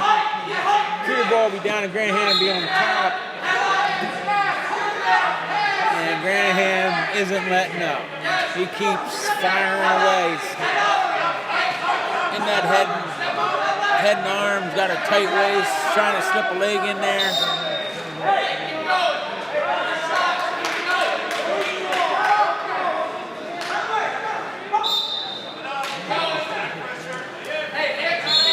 Thought he was going to let him go there and fired back in on a shot. So the question is Benton going to pile up team points here, or are they just going to let this match play out? Looks like Granahan knows what the situation is. He wants to go for more, put the offense on his feet and score more points.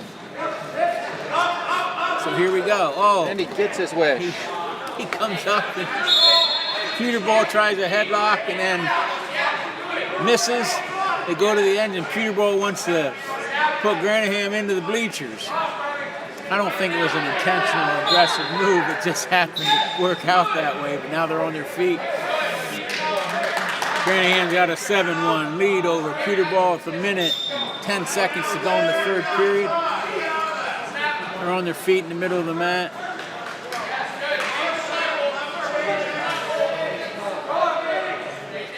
Granahan gets down into that cat position.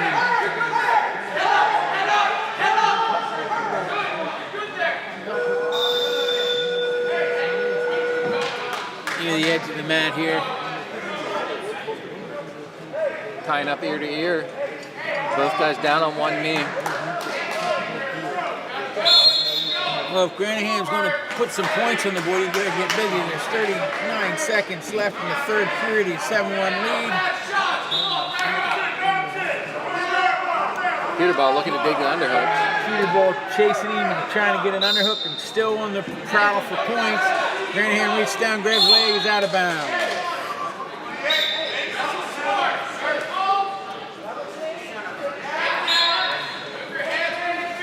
25 seconds to go here. Peterball tries a headlock. Granahan slips behind it, goes around. Peterball gets around his waist, tosses him out of bounds, and 18 seconds to go in this Consolation 132-pound match. And Granahan's backing up. Peterball's coming after him. Granahan gets one for stalling. We got 9 seconds left in this match. Granahan from Benton's up 9-2. I'm sorry. That's how much time left. 7-1. And there he scores his 2 points and out of bounds. I think you're going to give him a 2-point takedown. At this time, I'd like to ask the 126-pound. Not sure. I think they gave him 2-1, so it might have been an 8-point finish. I'm not sure. They're quick. They're racing scores Yeah. at the I think that should have finished out right around 10-1. scores table. All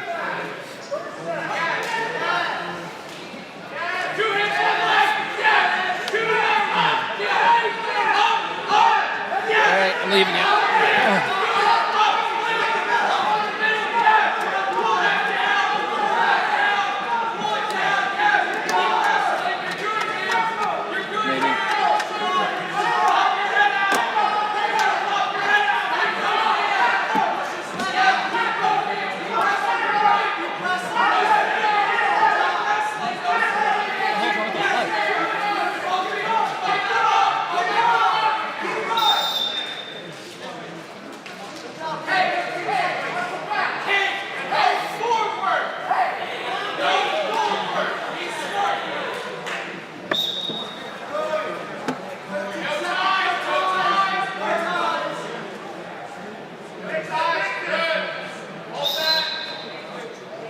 Winsberger from Meadowbrook Christian and Wallman from Muncie on the championship mat. Looks like Winterberger is in control of that with a 5-0 lead with 5 seconds left in the match.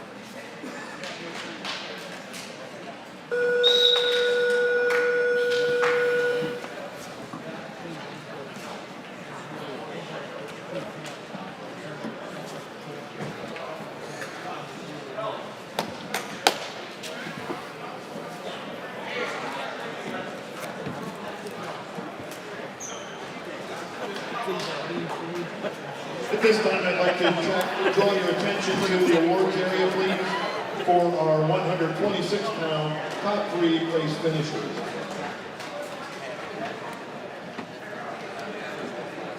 In third place, from Montgomery, Hunter Leeds.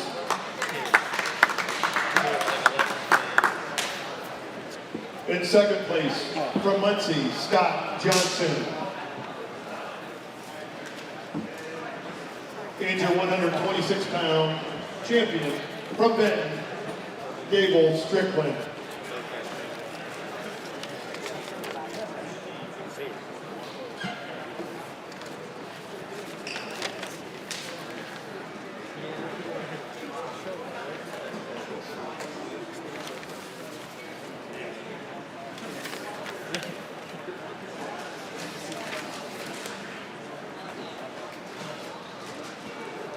Now at 138 pounds, on mat 2, third place bout from Benton, Mason Smith, from Hughesville, Morgan Gavin, mat 2.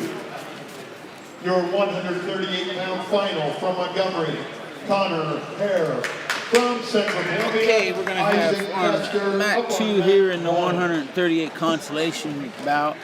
we're going to have Davitt from Hughesville, who will be wearing the green, against Smith from Benton, who will be wearing the red.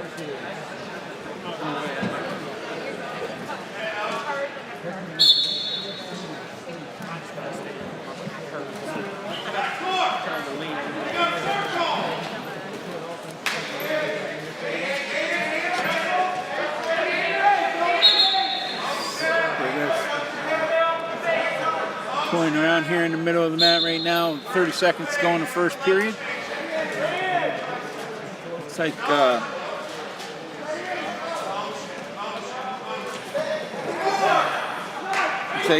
Smith's trying to swing around there for two.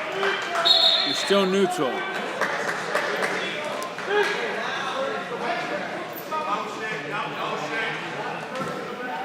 Davitt shoots in, got a deep double leg, takes him down for two. So Hughesville's Gavitt gets a 2-point takedown. Will take him into the second period with a 2-0 lead over Smith of Benton.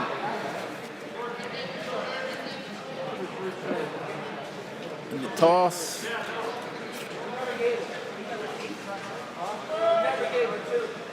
Gavitt defers.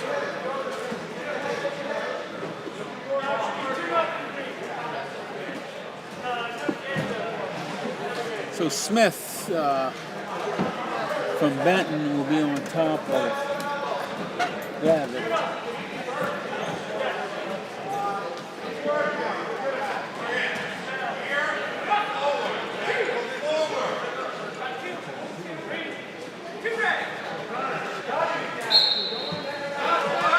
Gavitt's on top of the 2-0 lead here in the second period.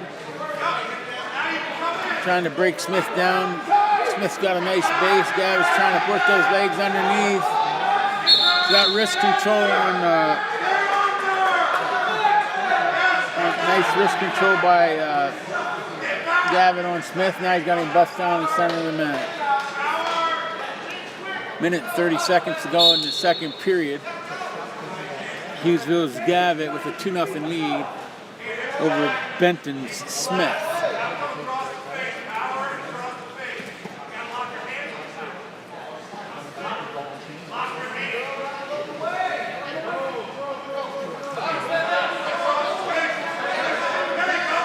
Just tying up there in the middle of the mat, not much happening. He's got a minute to go. Smith is trying to get something going on the bottom. He can't seem to. Gavitt's got him towered up pretty good. He's got his head being pushed down there. He's got the two legs in. At 45 seconds to go.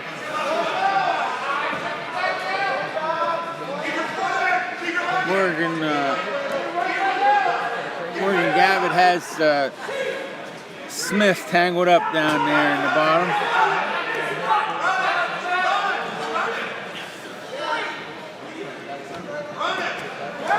Mason Smith gets up to a base there, and Gavitt's trying to get around behind him. There's 20 seconds to go in the period, and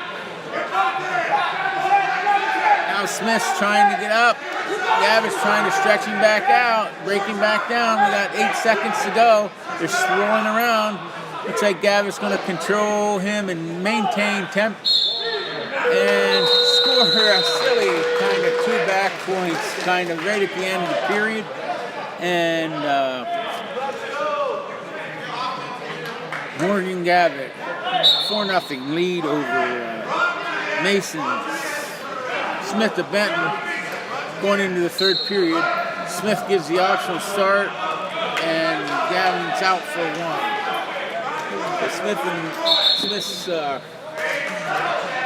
Smith's now trailing 5-0, and they're on their feet.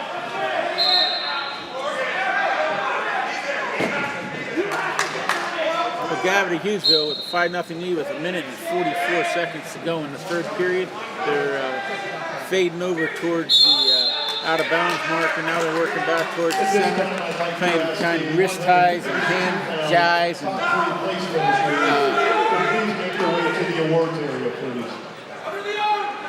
Gavitt Smith was just pushed a little bit, and then Mason Smith got around behind him for 2, so it makes it 5-2 with a minute 18 to go in the third period.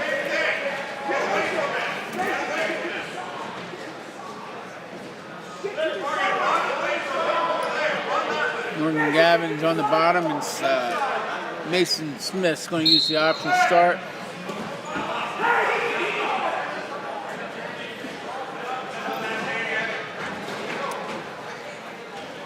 Smith now, Gavin's out, and it makes it, I believe that makes it 6-1, 6-2.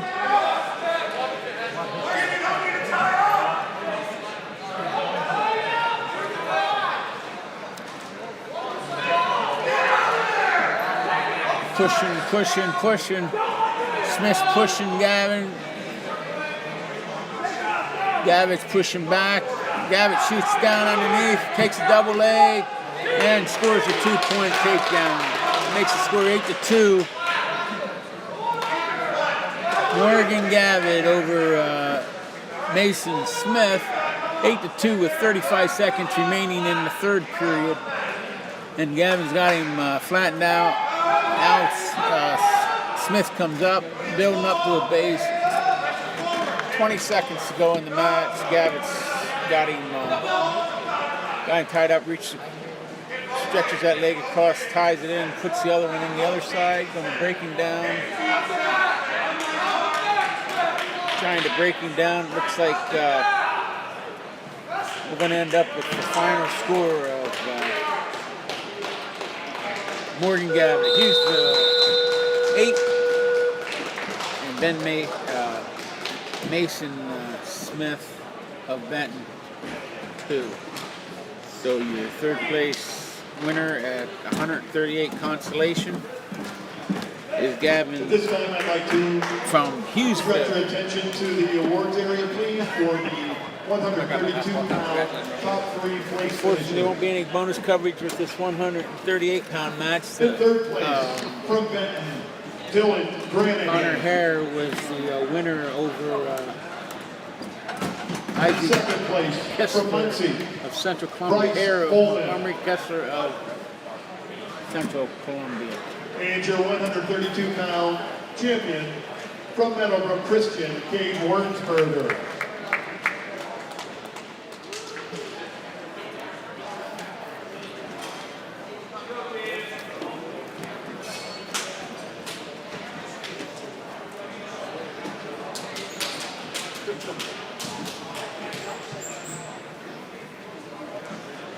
£145 for third place on mat 2.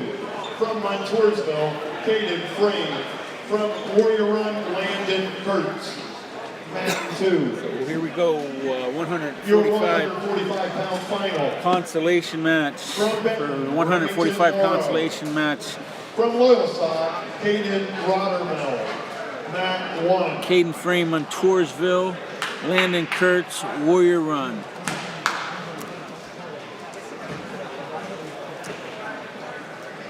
Kurtz will have the red anklet on, and Frame will have the green anklet on. And we're off.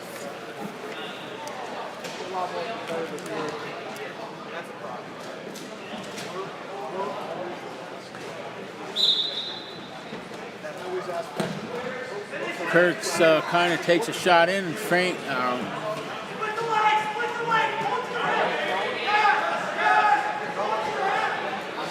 got a hold of the leg, and Frame's grabbing the other leg, and Frame's going for a cradle. It looks like Frame's going to come out of that with a cradle, and initially it looks like Kurtz was going to get in there and get after that leg, and now Kurtz has him in a cradle with a 2-point takedown. 14 seconds to go in the first period. We'll see if he gets any back points. It looks like he's got 1 count. Just a 1 count so far from official Lutzelman down there. And that's how it's going to end up. 2-0.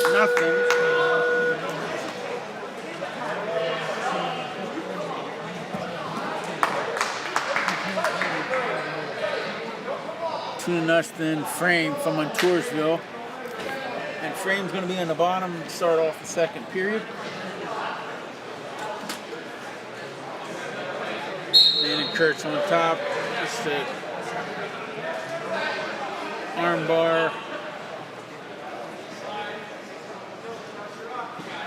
Trying to break him down, trying to break down Kurtz.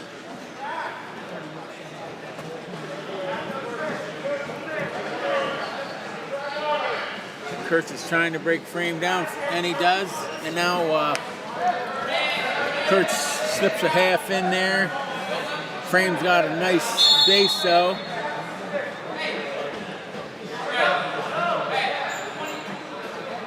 And here we are. We have Kurtz holding Frame now.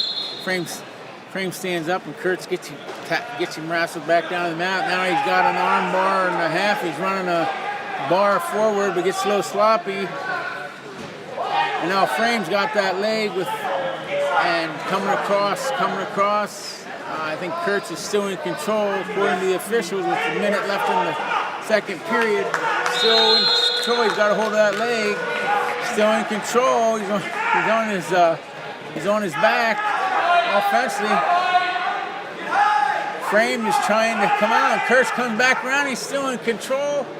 And it looks like it's going to get an awful touchy here. Might be potentially dangerous, but they're still twisting around, and they do, and it doesn't end up being anything. 33 seconds left.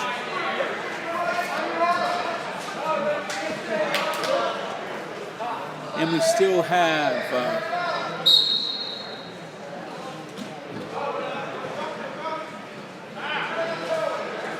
Frame from Montoursville with a 2-0 lead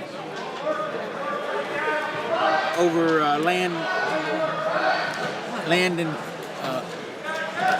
Kurtz from Warrior Run.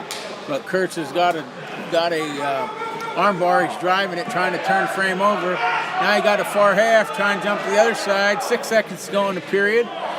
And it looks like Frame is coming to his feet, but that's where we're going to end up. So we're going to go into the third period with Caden Frame and Montoursville with a 2-0 lead over Landon Kurtz of Warrior Run. Frame is down, Kurtz is on top. 2-0, third period. So now we have Kurtz trying to get Frame broken down again. Got an arm bar.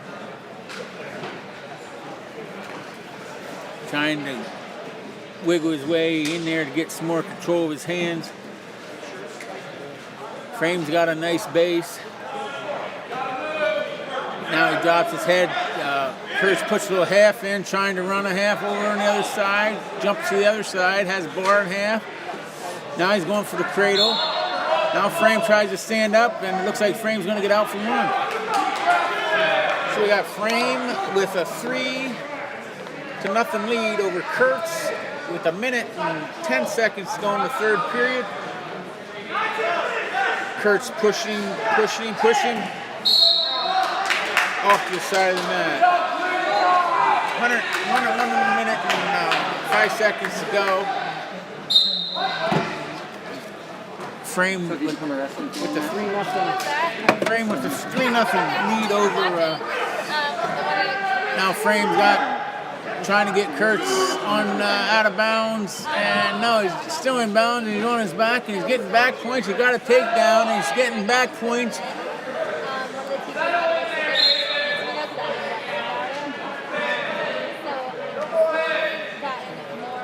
So there it is. We have a fall at the 145 Consolation. Landon Kurtz of Montoursville, your third place winner over Caden Frame, your winner over Landon Kurtz of Warrior Run. So Caden Frame of Montoursville is your third place winner at 145 pounds. They don't do a play-by-play. So I don't know what's going on. All here is people cheering for that. Well, we don't know what's going on, and we're doing the play-by-play. Yeah.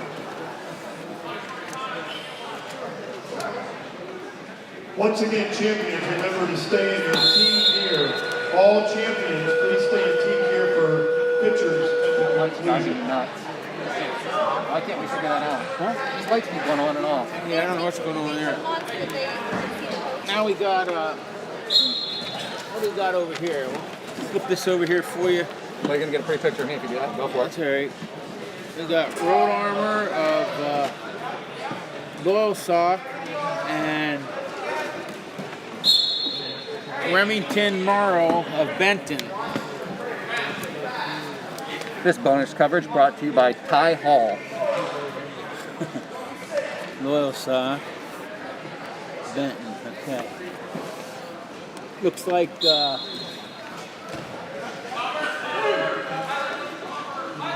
We haven't received updates on the team scores. Probably will not till after the championship round.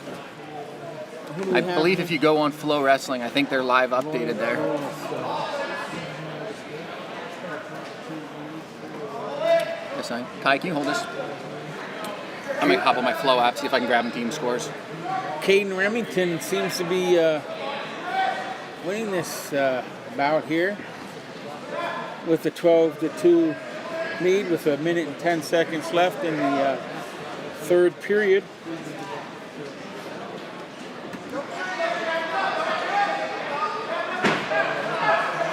Over Remington Merrill from Benton.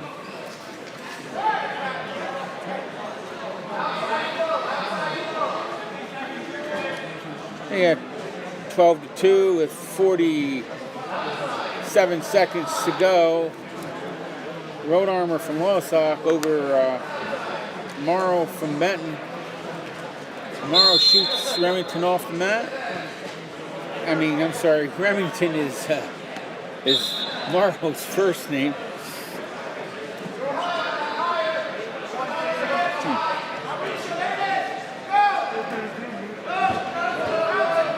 Looks like Morrow's got trying to spin around there on Road Armor. Road Armor's got his arms tied up down there, being stubborn with him. 18 seconds to go. Got a stalemate.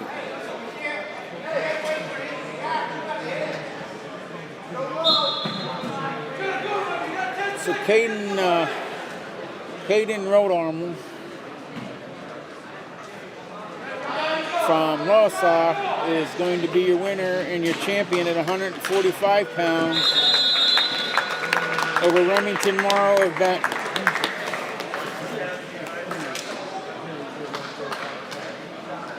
At this time, I'd like to direct your attention to the awards area, please, for our 138-pound place finishers. In third place, from Hughesville, Morgan Gavin.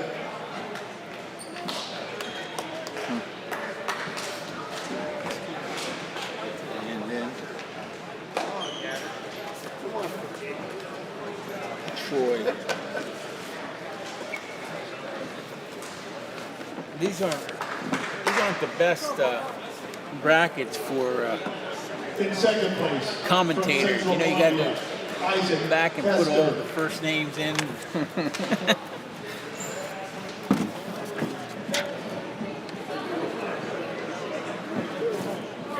And your 138-pound All right. champion from Montgomery, Yeah. Connor Hare. Woo!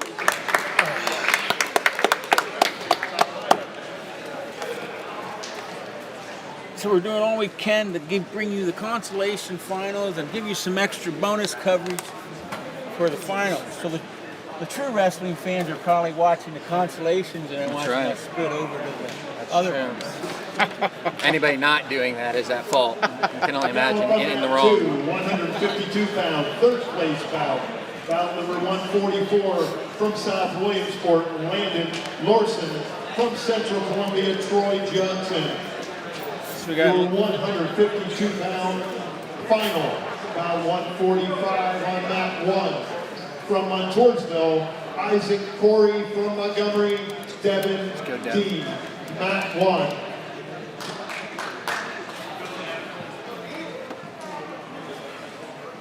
So we got Landon Lorson from South Williamsport, a junior, and Troy Johnson, a Central Columbia senior, here in the consolation round. 152 pounds of the PIAA, Eastern Sectional.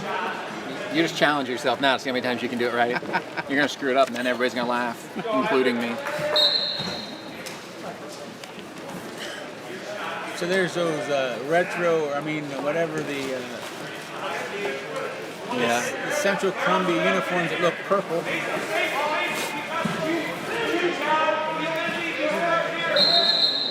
So we got a 0-0 score here with Johnson and Larson, and now we still come around, and Johnson's going big. Trying to come around with a arm bar, and Larson did a good job of just running right through and neutralizing it. So now it's still 0-0 with 11 seconds to go in the first period.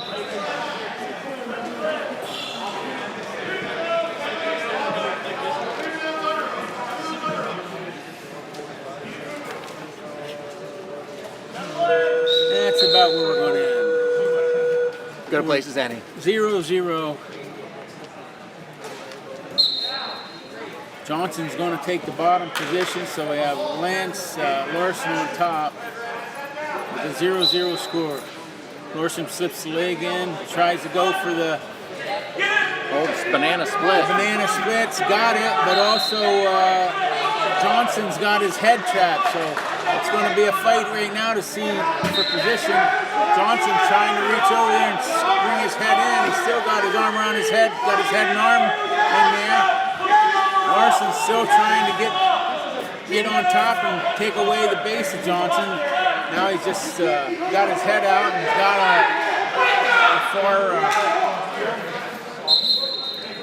a guillotine arm bar. Get elbow deep. You should stop the match.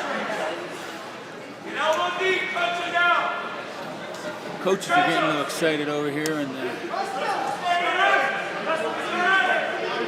He's not liking the way that leg is lacing on the far side. I think he's overlacing the leg, which is a technical violation.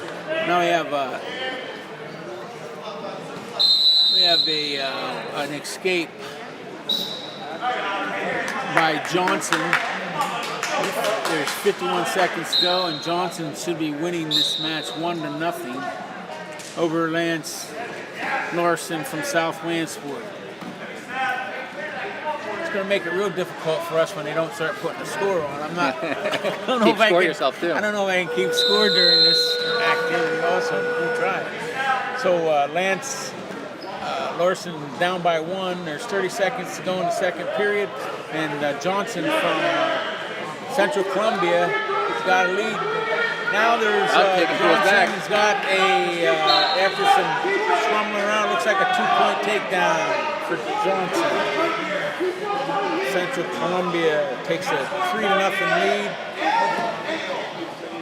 Larson doesn't seem to have a base because Johnson's pulling across his arm and kind of got him stuck down there. And there's the second period. So going into the third period, we got Troy Johnson, Central Columbia, ahead of Lance Larson, South Lansport, 3-0. Larson is down.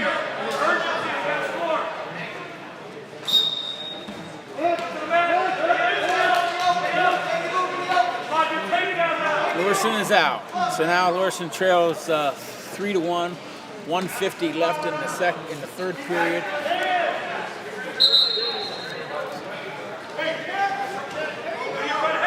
Johnson pushing. Larson with his back to the end of the out of bounds line, and he steps out. Johnson follows him. Now we're back into the center. Larson takes a shot. Johnson's got double underhooks. Larson's locking both arms underneath. They're ear to ear. There's not much happening here. Official steps in, tells him to keep wrestling. Now Larson has an overhook, and Johnson's got a front headlock. And I think the other official stepped in and saw maybe just a... Looked like maybe he went out. Looked like might have been across the throat there. Ref thought he went out. Okay. I wasn't sure if it was that or if he just had a head and no arm. Yeah, I guess it was pretty serious. Usually I don't see a secondary official step in on that. It's very rare that you see that. Central still unhappy with the lace call, or the lack thereof. So at the meantime, we got injury timeouts on both mats. Yeah, the finals mat right now is 2-2 match between Isaac Corey of Montoursville and Devin Dean of your Montgomery Red Raiders. And here on our consolation round, we have Troy Johnson, Central Columbia, with a 3-1 lead over Lance Larson of South Williamsport with 1:07 to go in the third period. But at the current time, Lance is recouping from, I guess, a choke or a chokehold, or looked like. Yeah, I think he had that. I think he had that right hand, that wrist under that throat there, where you try to step it through a little too long and restrict blood flow to the brain for too long, and it becomes a bad thing. I think. Yeah. Not it a doesn't doctor. appear like he passed out or anything, but the judge, the assistant official, stepped in and said he should probably stop the match. So here we go. We're back at it. They shake hands and they're ready to go again. So Troy Johnson is leading with a minute to go, 3-1 over Lance Larson of South Williamsport. Larson tries to get a body lock. Johnson is fighting it off, tries to go across the face. Larson's still trying to get it. Goes for the throw. Johnson brings him through, throws him on his back, That and is Lance tight. is in trouble. So Lance, Troy Johnson of Central Columbia with a fall in the third period over Lance Larson of South Williamsport. To the awards area. I'm gonna hop down real quick. Take a picture of Connor. So we'll go over here to the championship match at 152 pounds. Let me slip this over here and move our camera so I don't put us out of business here.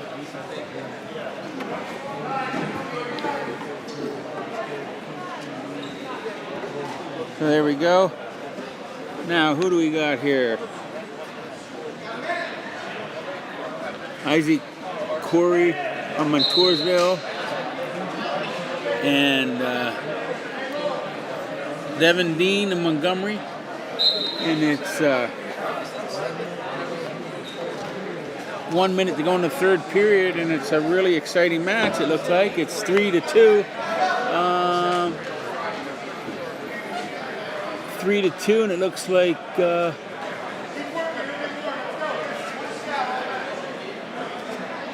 Corey of Montoursville.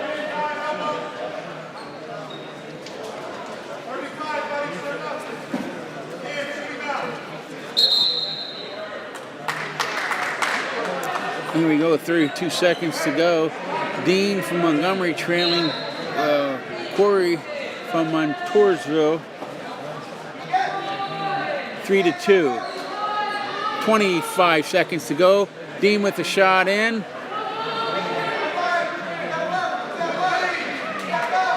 Corey stops. Dean seems to be trying to get some stuff going.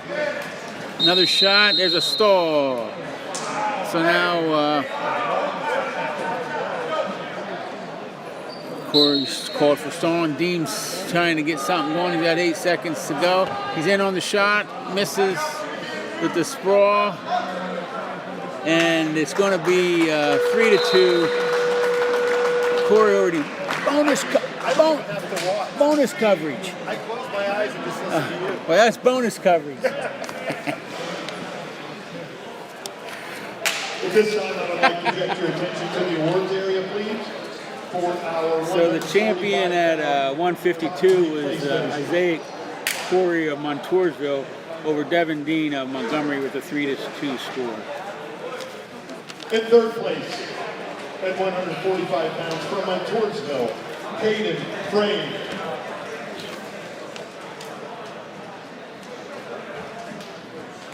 In second place, from Benton, Remington Morrow.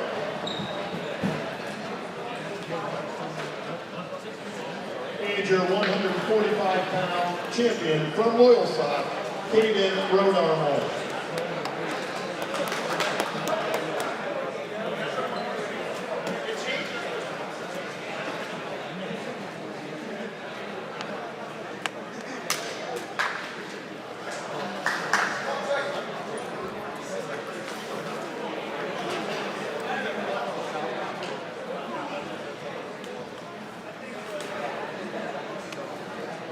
Now up on mat 2, bout number 146, third place bout at 160 pounds from Montgomery, Cade Drick, from Warrior Run, Taylor Wise. Mat 2, 160-pound final, bout 147 from Benton, Nolan Lear, Okay. and from Muncie. We go Cade Ty Drick Nixon, from Montgomery York. against Taylor Wise of Warrior Run. 160-pound consolation bout.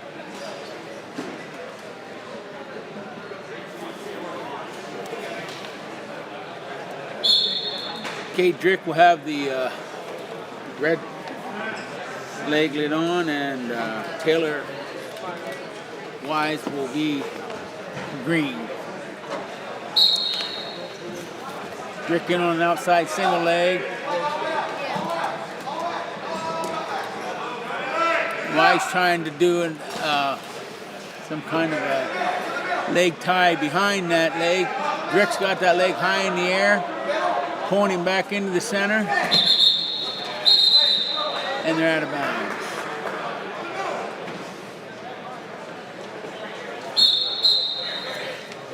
Drick circling, slapping, 22 seconds to go.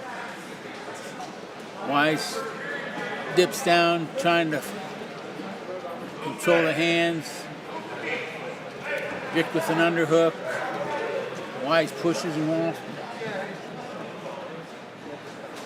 Drick centering, 3 seconds. That's going to be the first period. He's going to end up with a 0-0 score. A lot of action there at the end, but for not. I ran out of time.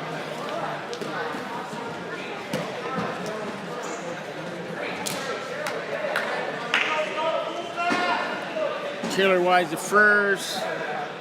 Cade Drick is on the bottom to start the second period. Drick comes up. Wise trying to bring him up, take him back down. Got an interlocking hand call over here, and we got a reversal by Cade Drick. It's going to end up being 3-0. With 1:40 to go in the second period. Drick going for a cheap tilt. He's getting 2 points rewarded to him. Makes it 5-0. Drick from Montgomery over Wise of Warrior Run. 1:25 to go in the second period. Now Wise comes to his feet. Drick's got an arm bar behind him in the waist. He pulls him out of bounds. He gets called for stalling for pulling him off the mat. So the 1:15 to go. Cade Drick with the 5-0 lead over Taylor Wise of Warrior Run. Drick breaks Wise down in the middle of the mat. He's got an arm bar in the back. He's got his weight in the center of him. He's going for a half Nelson on the far side. Now he jumps over to that half Nelson side. Wise lifts his hips, comes to his feet. Drick still got that arm bar in. Falling behind him nice. Got a 2-on-1. It cuts him loose. So now the score is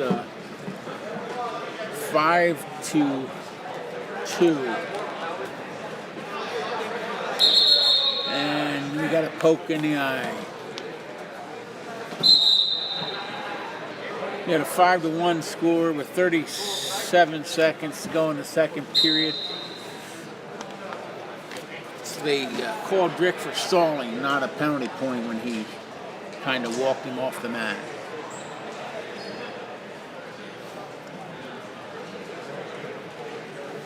I give a lot of credit to this athletic team. They've done a good job getting out there when there were injuries. Oh, absolutely. These guys are on top of it. They got 6 guys around them, and then there's an injury. Counting the coaches. Oh, so now we got Rick shoots in the legs, got his head between the 2 legs, lifts him up, and there might be a lock of legs by Wise. Silly mistake. Gives Drick another point, makes it 6-1 with 18 seconds to go in the second period. Now they're circling around in the center. Drick takes a shot, 10 seconds to go. He's got a double leg working with his head on the outside. Wise is driving into him with the head and arm, trying to pull something off, but looks like he's not going to be strong enough. And Drick scores another 2 points. It's probably as aggressive as I've seen Drick wrestle this year. It's good to see him come out and put takedowns together. Put the stake in the ground and pulled that arm down and got the 2 points. So now we got K. Drick with an 8-1 lead in the third period, and they're on their feet. Wise is circling around, trying to work 2-on-1. Drick is shooting in. Now they got Wise gets a stall call. Now these now have been warned for stalling. And Drick is winning by a score of 8-1 with 1 minute and 35 seconds to go in the third period. As Wise tries to bring it back into the center of the mat. Now Drick will bring it back into the center of the mat, center up, square up there with him.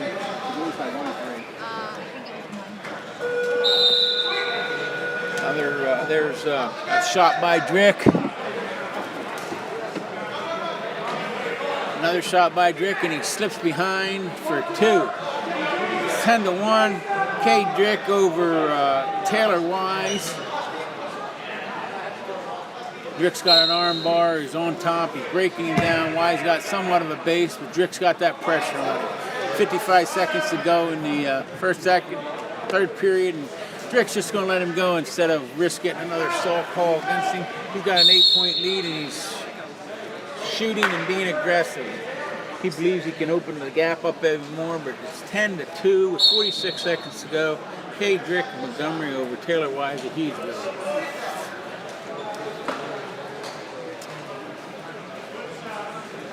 Drick controlling the head, trying to control the arm. 152-pound place finishers. Pop the head. Got a wrist control. Now they're back out neutral. 26 seconds to go. Drick just pushes his head down and goes behind. Makes the score 13-2 with 15 seconds to go. K. Drick in the lead. And in the center of the mat. Doesn't look like there's a whole lot going on. He's going with the old bird. And there, Wise tries some kind of a roll. Drick stays right with him. He ends up getting Wise, gets out for 1. The final score is going to end up being 13-3. K. Drick over Taylor Wise in the 160-pound Consolation Final.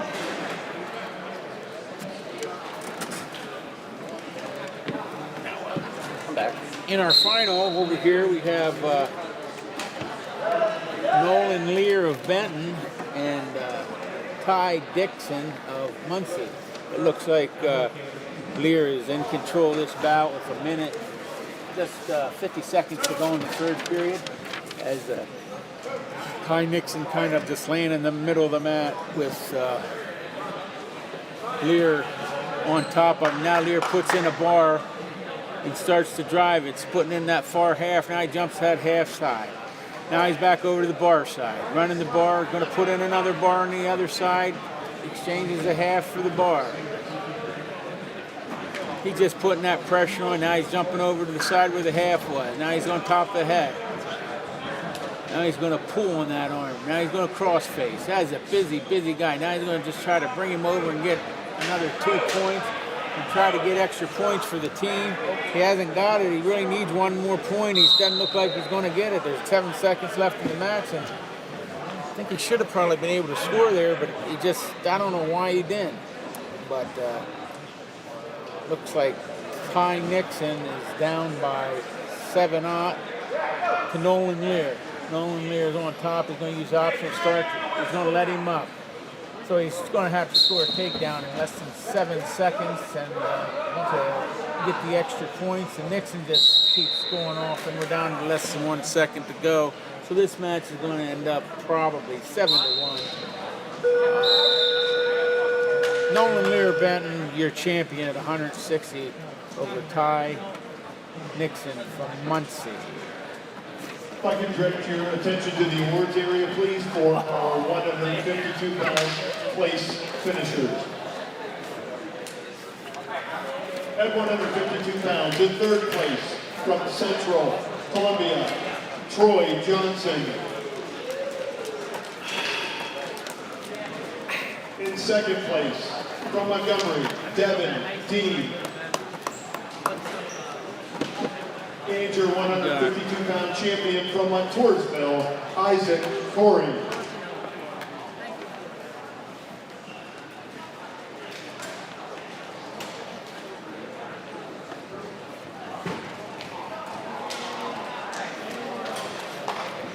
So we're going to have Lane Lutz and Colby Springman.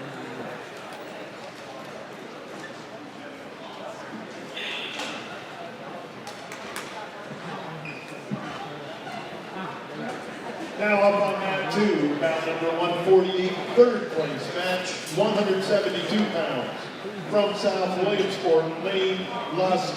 From Montgomery, Colby Springman, mat 2. Now up on mat 1, bout 149, a final, 172 pounds. From Bloomsburg, Stephen Roeder. From Muncie, Ethan Gush Europe on mat 1.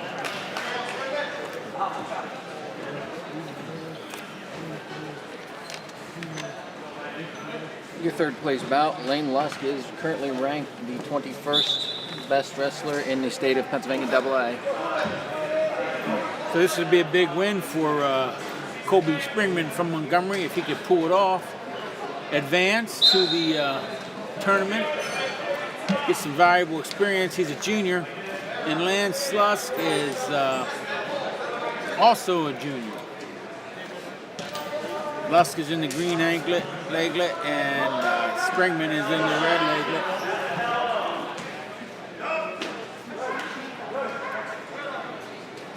Both guys coming in heavy collar ties, heavy on the head, now in an ear-to-ear position.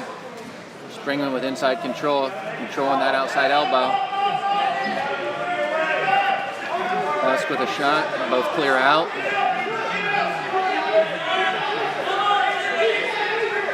Back in on the heavy collar tie. Lusk looks like he's looking for a slide by in that position.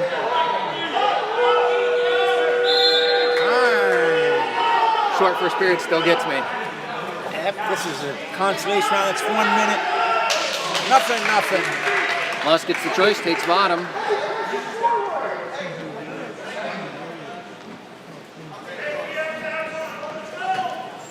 Springer wants to try and ride here for a little bit. Lusk up to his feet. Springman says, nope, coach was right. Let's put him on our feet.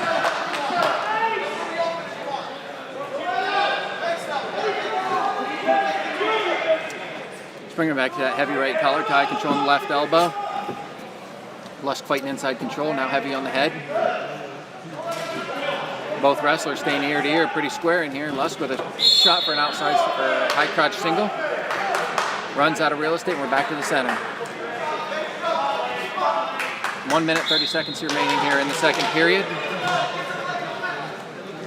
Springman back into that position, right club, left elbow. Lusk fighting back in on the left-hand side here. Springman with a high crotch. Looking to elevate. Lusk keeping it on the inside. Springman going up for the cradle. Doesn't get the cradle, but gets Lusk to bail out for the 2-point takedown. 2-1 with 1 minute, 5 seconds remaining here. Lusk back up to his feet. Springman needs to lift. Goes to one leg. Does get the stall call as they go out of bounds. Springman picks up his first stall call. They've been very quick on that today. A lot of times I thought it was an early one. Quick. And now we get up to as the tournament advances, they won't call that stuff. You know, that's how these guys operate. But It's been consistent though. Consistent It has there. been It's today. been I all will say over. that they've been quick with it today. Yeah, if you're not bringing them down on your first lift, you need to be getting out of there. So we do have a release there. It brings us to a 2-2 score with 40 seconds remaining. Back into familiar territory. Here with Springman in the right collar tie, controlling that left elbow. Lusk trying to fight in and does clear the tie. Oh, the chapters must have told them that they want more stall calls so they can get these matches, so they can get these, they want to be exciting matches. You can't let guys just... Yeah, I think it's important to keep the pace of the match up. Certainly don't want to do it at the fault of good wrestling either, but again, it's been consistent. That's all you can ask for in these matches. Again, back into the right collar, controlling that left elbow. Lusk doesn't seem to like being in that position, doing a good job of clearing his legs back out and getting a little space. End of the second period, we've got a 2-2 score. Springman's choice. Springman chooses bottom. chooses bottom. This is right where a guy like him wants to be to pull off the upset.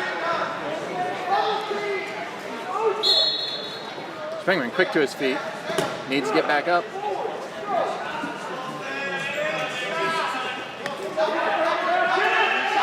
I still think that heavyweight we watched, I think it was from Benton, that kept getting lifted, had the best lands. He landed short with his knees in and popped right back up. We're seeing a lot of these lightweights get extended. Now we got Springman with the Springman escape. out. 3-2 with 1:35 seconds remaining.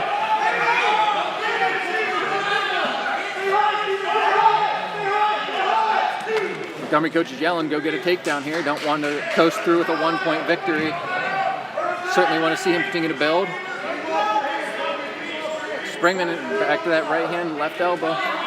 Lusk with a shot at that back leg. Springman looks to come around. Make this guy bring it to him, and he's got him on his back. It's a and this scramble. is interesting. Springman comes out on top With with the a 2-point takedown. 5-2. 1 minute, 5 seconds to go in this match. And a tight bar on that left-hand side. Lusk doing a good job getting his base up. Springman doing a good job trying to keep that head flat and run to that arm. It's a 5-2 lead right now for Springman with 50 seconds remaining. Doing it. You can hear Coach Hare yelling, cut him from the corner. It's a 5-3 lead right now. 40 seconds to go, 5-3. Lusk needs to get a takedown to force this to overtime. Springman looking to stay in good position and score here.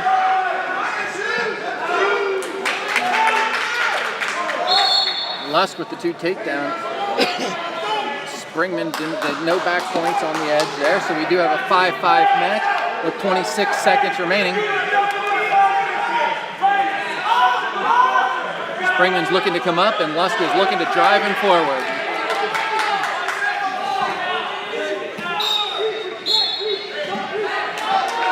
This is what you ask for, 22 seconds to get out on bottom. Most of us would take that to win a match. He's going to get out. He's clearing hips. Let's see if he can get space. He's got his hips back. Springman going for the cradle.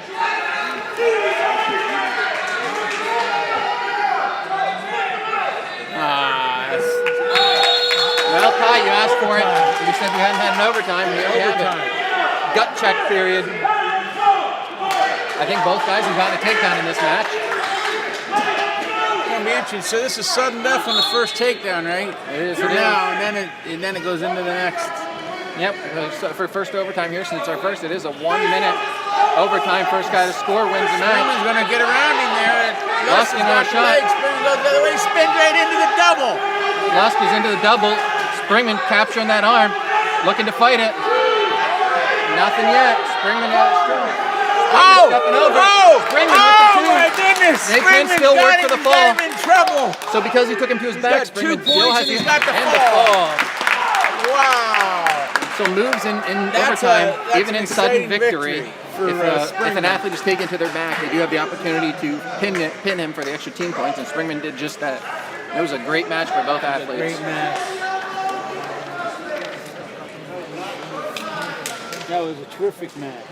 And this match here is coming to an end. It looks like Dash one. 6-2. Dash one. Rush At this time, I'd like to direct your attention to the awards area for our 160-pound Matches. top 3 place finishers. At 160 pounds, 3rd place, from Montgomery, Cade Drip.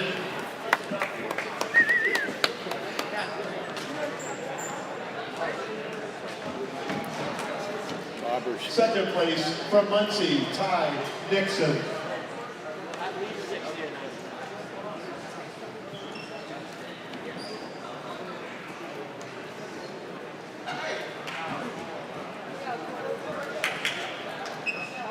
And your 160-pound champion from Benton, Nolan Lear.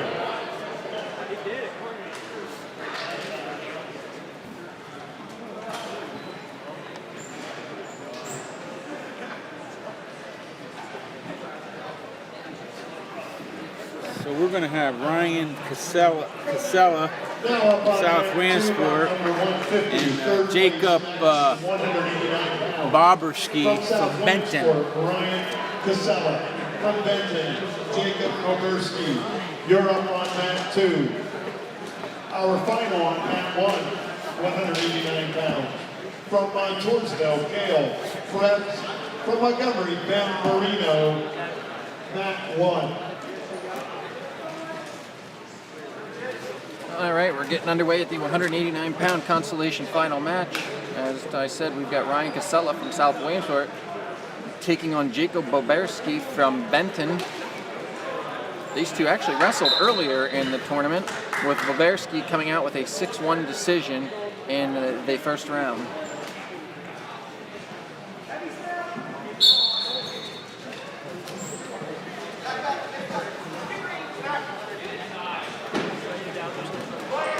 Boberski in, looking for that bear hug. Head inside, clears out ties.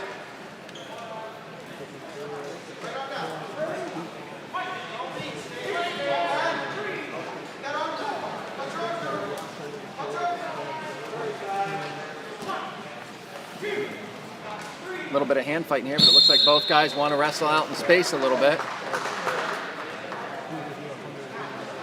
15 seconds in the first period. Over towards the edge of the mat.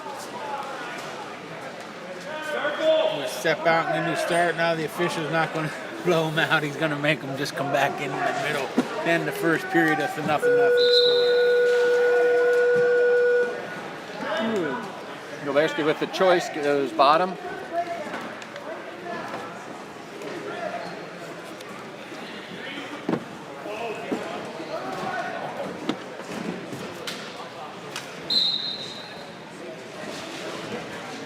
Looking for the quick chop, then switches sides, tries to run over the arm.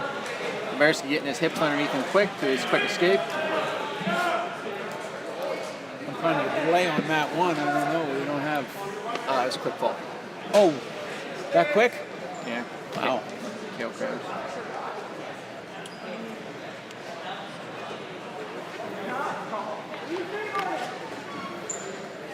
It's a minute 30 to go, and nothing here in the second period between Ryan Casella and Jacob Boberski from Benton. Casella's from South Ransport. Both guys really seem like they want to wrestle with a little bit of space, but also feel comfortable getting in there quick for that tie. They both hit ties and then back and back out for their shots.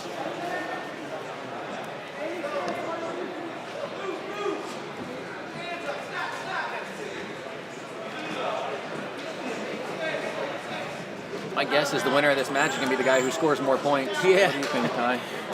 There ain't going to be a whole lot of points scored at this rate, though. We got a 1-0 score with Boberski from Benton with the 1-0 lead. We got a mask dangling out there now. Looks like the mask of Casella came off.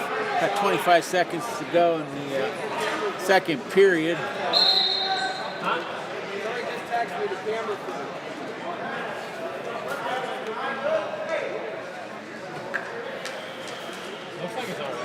They probably just don't realize wrestling's not going on.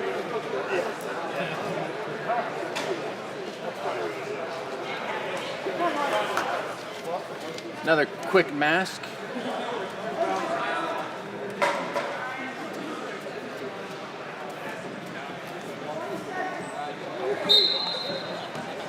Casella and Boberski back in the center here.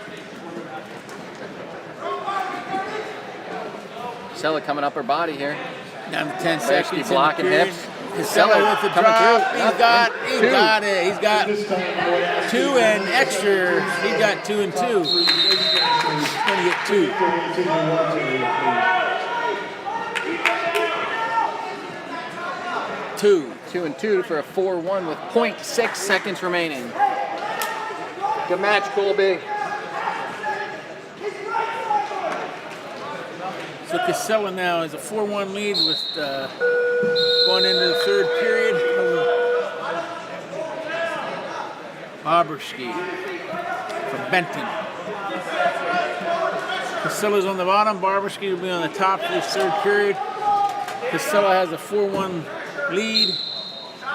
He's up to his feet. Boberski's trying to hold him down. He turns, he's out. 5-1. Gonna have to set up an offense here. Neither one of them has committed to a shot so far. One throw there at the edge is the difference at this point. Boberski seemed like he had a little bit of a stinger there.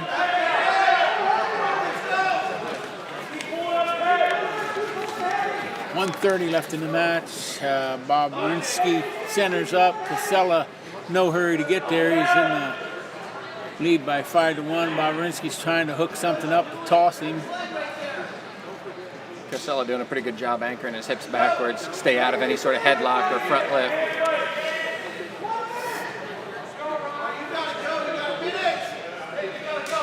He's fighting those underhooks hard. He's looking to go over-under with it. Nothing happening. Casella's doing a pretty good job of sagging his hips in neutral.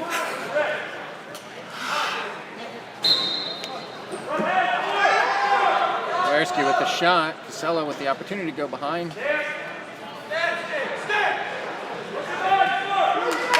And there's another 2-point takedown for Casella, giving the 7-1 lead with 41 seconds to go.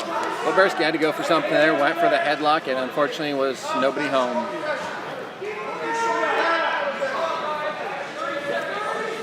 .30 seconds left. Casella with a stiff ride on the top of Boberski. And there we go. Went for the roll, got caught on his back here. Boberski leans back. Casella's got in there deep.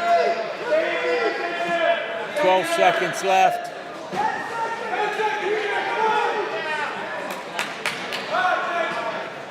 So your final at 189 is going to be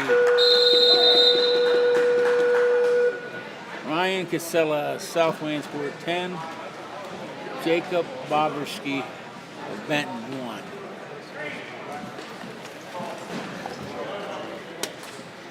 At this time, I'd like to direct your attention to the awards area for the presentation of our 172-pound top 3 place finishers.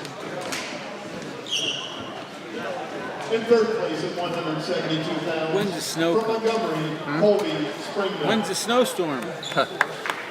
Every day anymore, it feels like, I have no clue. Our second place finisher from Bloomsburg, Stephen Roeder. And our 172-pound champion from Muncie, Ethan Gush. Next up in the Consolation Finals at the 215-pound weight class, we've got Bradley Leon from Montgomery taking on Dylan Devlin of Central Columbia. Devlin, a senior, coming in with a record of 7-4. Bradley Leon, a sophomore, coming in with a record of 19-6.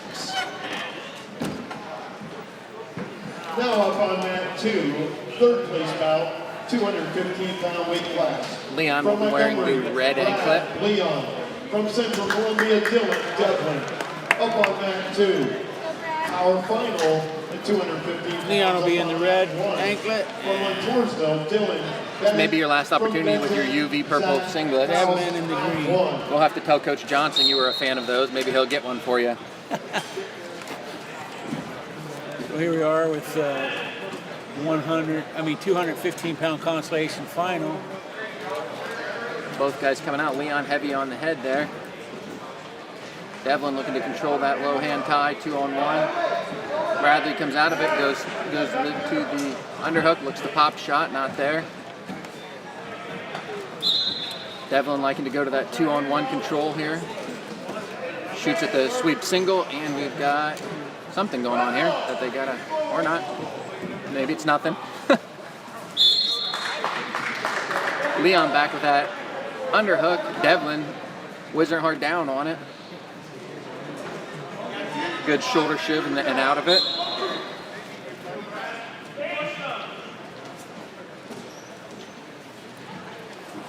So at the end of the first period, we're going to have a 0-0 score between Brad Leon and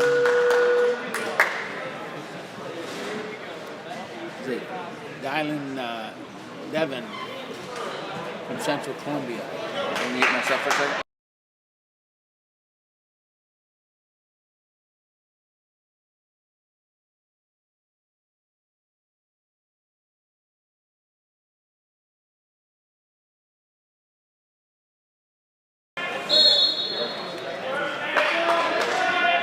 So we got 1 minute 45 seconds to go, and Devlin's trying to bring across the cradle into Leon, and it looks like he might have it locked up. He's trying to pull it back. 1:35 to go in the second period.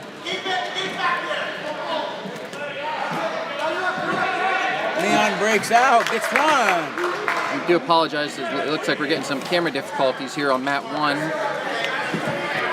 I don't know if I can. Leon's got a drive. He's got 2, and he's getting back points. Leon's got Devlin in trouble here, and he with a fall. All right, we're going to switch over here. That was Brad Leon with the win, and we're having some issues on 1, so we're going to try to pick up here on 1 so from that Montgomery over. We've got Bennett on top with a commanding 7-0 lead. Leaving from Central Columbia. At this time, I'd like to ask the 189-pound plate finishers to please make their way to the awards area, please. Bennett getting near fall here. He is tightening it up. Got a short time here with 5 seconds remaining. First period. Ref holding 3. That'll put us at the end of the first period at a score of 10-0.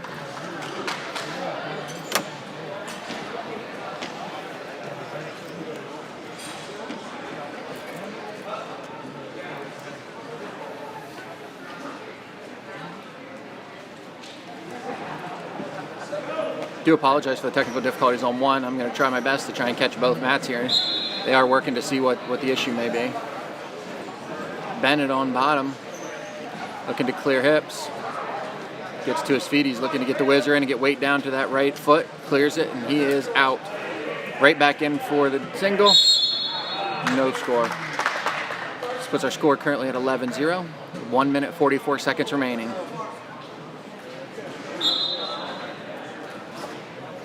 Bennett quick to that single, gets high. Coming through the back, clearing that foot, looking to pop over. Does a good job hooking the ankle there, clearing his head, freeing the arms. He's going to come up around the head there and start to circle towards it. Keeping that bottom leg turked. Puts him up 13-0. A turn will end it. Ref holding 2, and that is your final. With 1 minute 12 seconds remaining in the second period. It's a technical fall. At this time, I'd like to draw your attention to the awards area, please, for the award presentation for 189 pounds.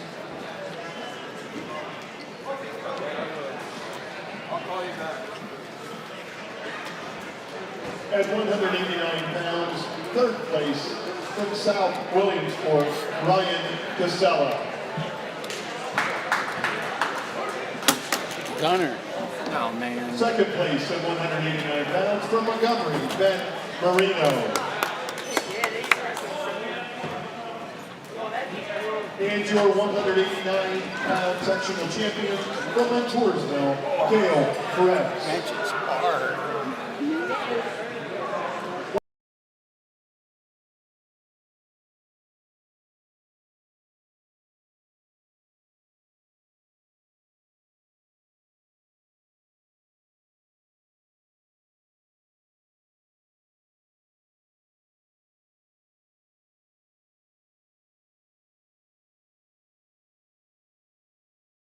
From Benton, Andrew Wolf. All right, like I said, we are continuing to try to get Mat 1 working here as we come to our final match here.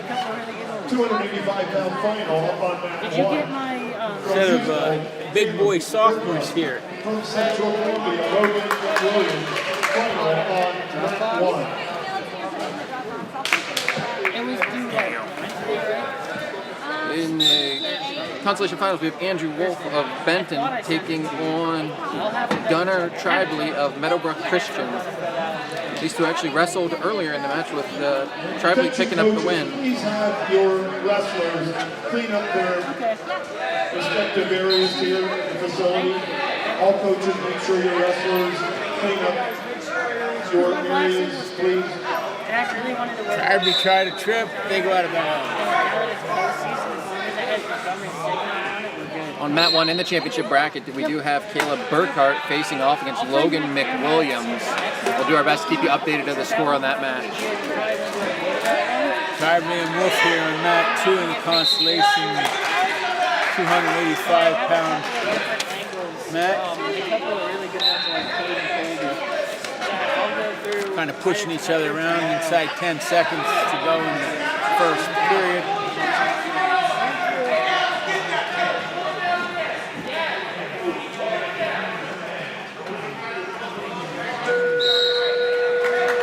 Nothing at the end of one. Here's the flip. We're still 0-0 on your championship bat as well with 1:05 remaining. Tribally defers. Wolf chooses the bottom.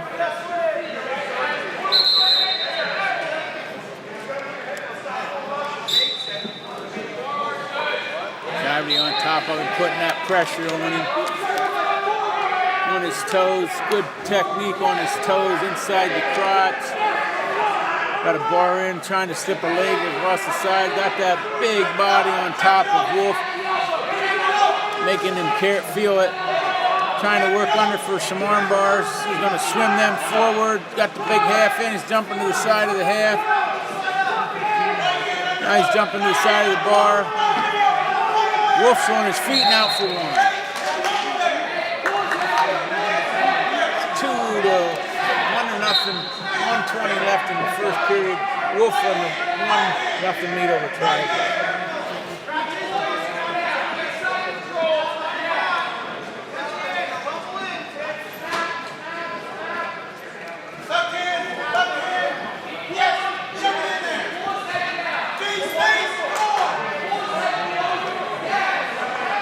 Tribally pushing Wolf, pushing him, and they're out of bounds.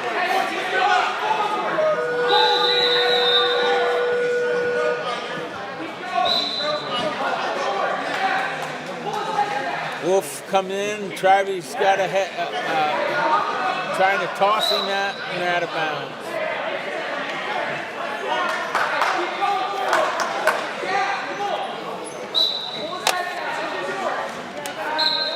Wolf and Tribally with 35 seconds to go in the second period. They're pummeling around in the center there. They're two big sophomores. And it sure is. Wolf pushing Tribally out. Another center back in. Wolf's trying to get around that big Tribally body, and Tribally's trying to push him in. Tries a headlock. Toss across and got him in his back. Tribally's got Wolf on his back. Getting points, and there's a fall. So, Gunnar Tribally, Meadowbrook Christian, is your third place winner at the 285-pound consolation bout. Switch over to your championship bracket. We're still not sure if that's working. Wolf. We currently have a 3-0 lead by Caleb Burkhart over Logan McWilliams.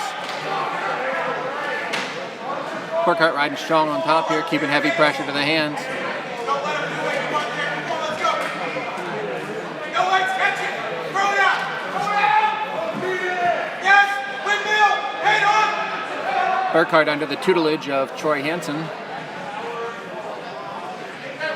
Burkhart got the leg in there, but McWilliams is holding that hand in the front. Force your right foot down. At some point the ref's going to force that out, and it was released. Hipping over, going for the far claw. And there he is, exposure points. 25 seconds left. Ref is holding 3. Now awards 3 back points. And Burkhart with another turn. Ref holding 3, and there is your fall. 285 pounds.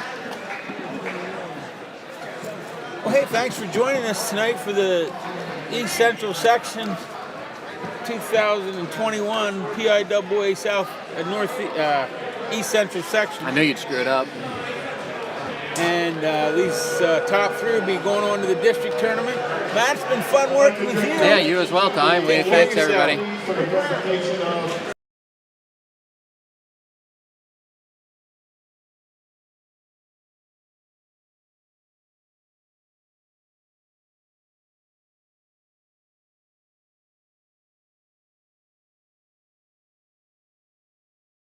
second place. We'll go ahead and keep the feed live and mute it until team scores are announced. We'll go ahead and bring those to you once they are provided. Or you may be able to hear them. We'll just let it.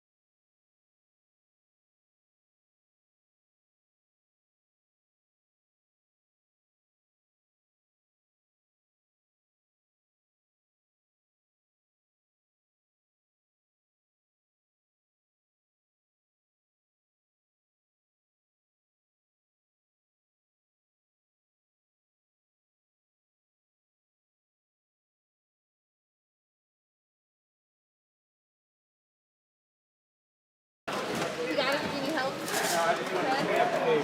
Alright. Yep. It's nice to see English teacher involved in athletic program. So we never had it.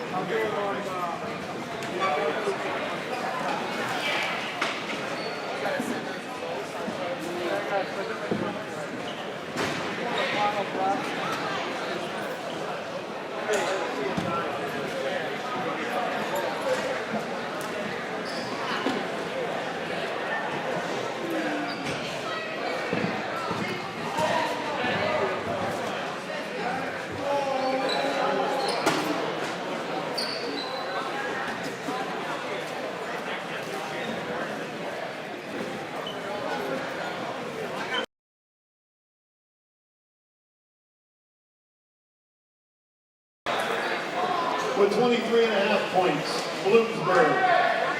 With 34.5 points, Loyalsock. With 38 points, Meadowbrook Christian. With 55.5 points, Youthville. With 68 points, Warrior Run. With 74.5 points, South Williamsport. With 75 points, Central Columbia. With 108.5 points, Muncie. With 134 points, Montoursville. With 151 points, Montgomery. With 168.5 points, your Central Sectional Team Champion, Benton. If I could ask the coaches and the wrestlers to please make their way to mat 1, please, for team pitching. Mat 1. All sectional champions, please begin to gather at the center of the auditorium, please. All sectional champions in their team gear. Benton wins the Central Sectional Team Championship.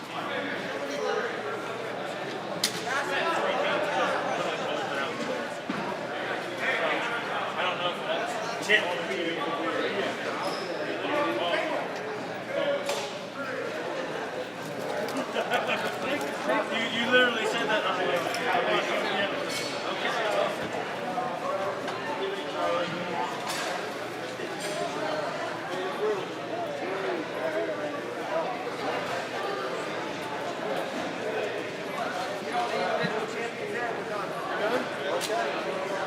At this time, can I have all sectional champions, please, to the center of mat 1. All Central Sectional champions, please report to mat 1 in your team gear.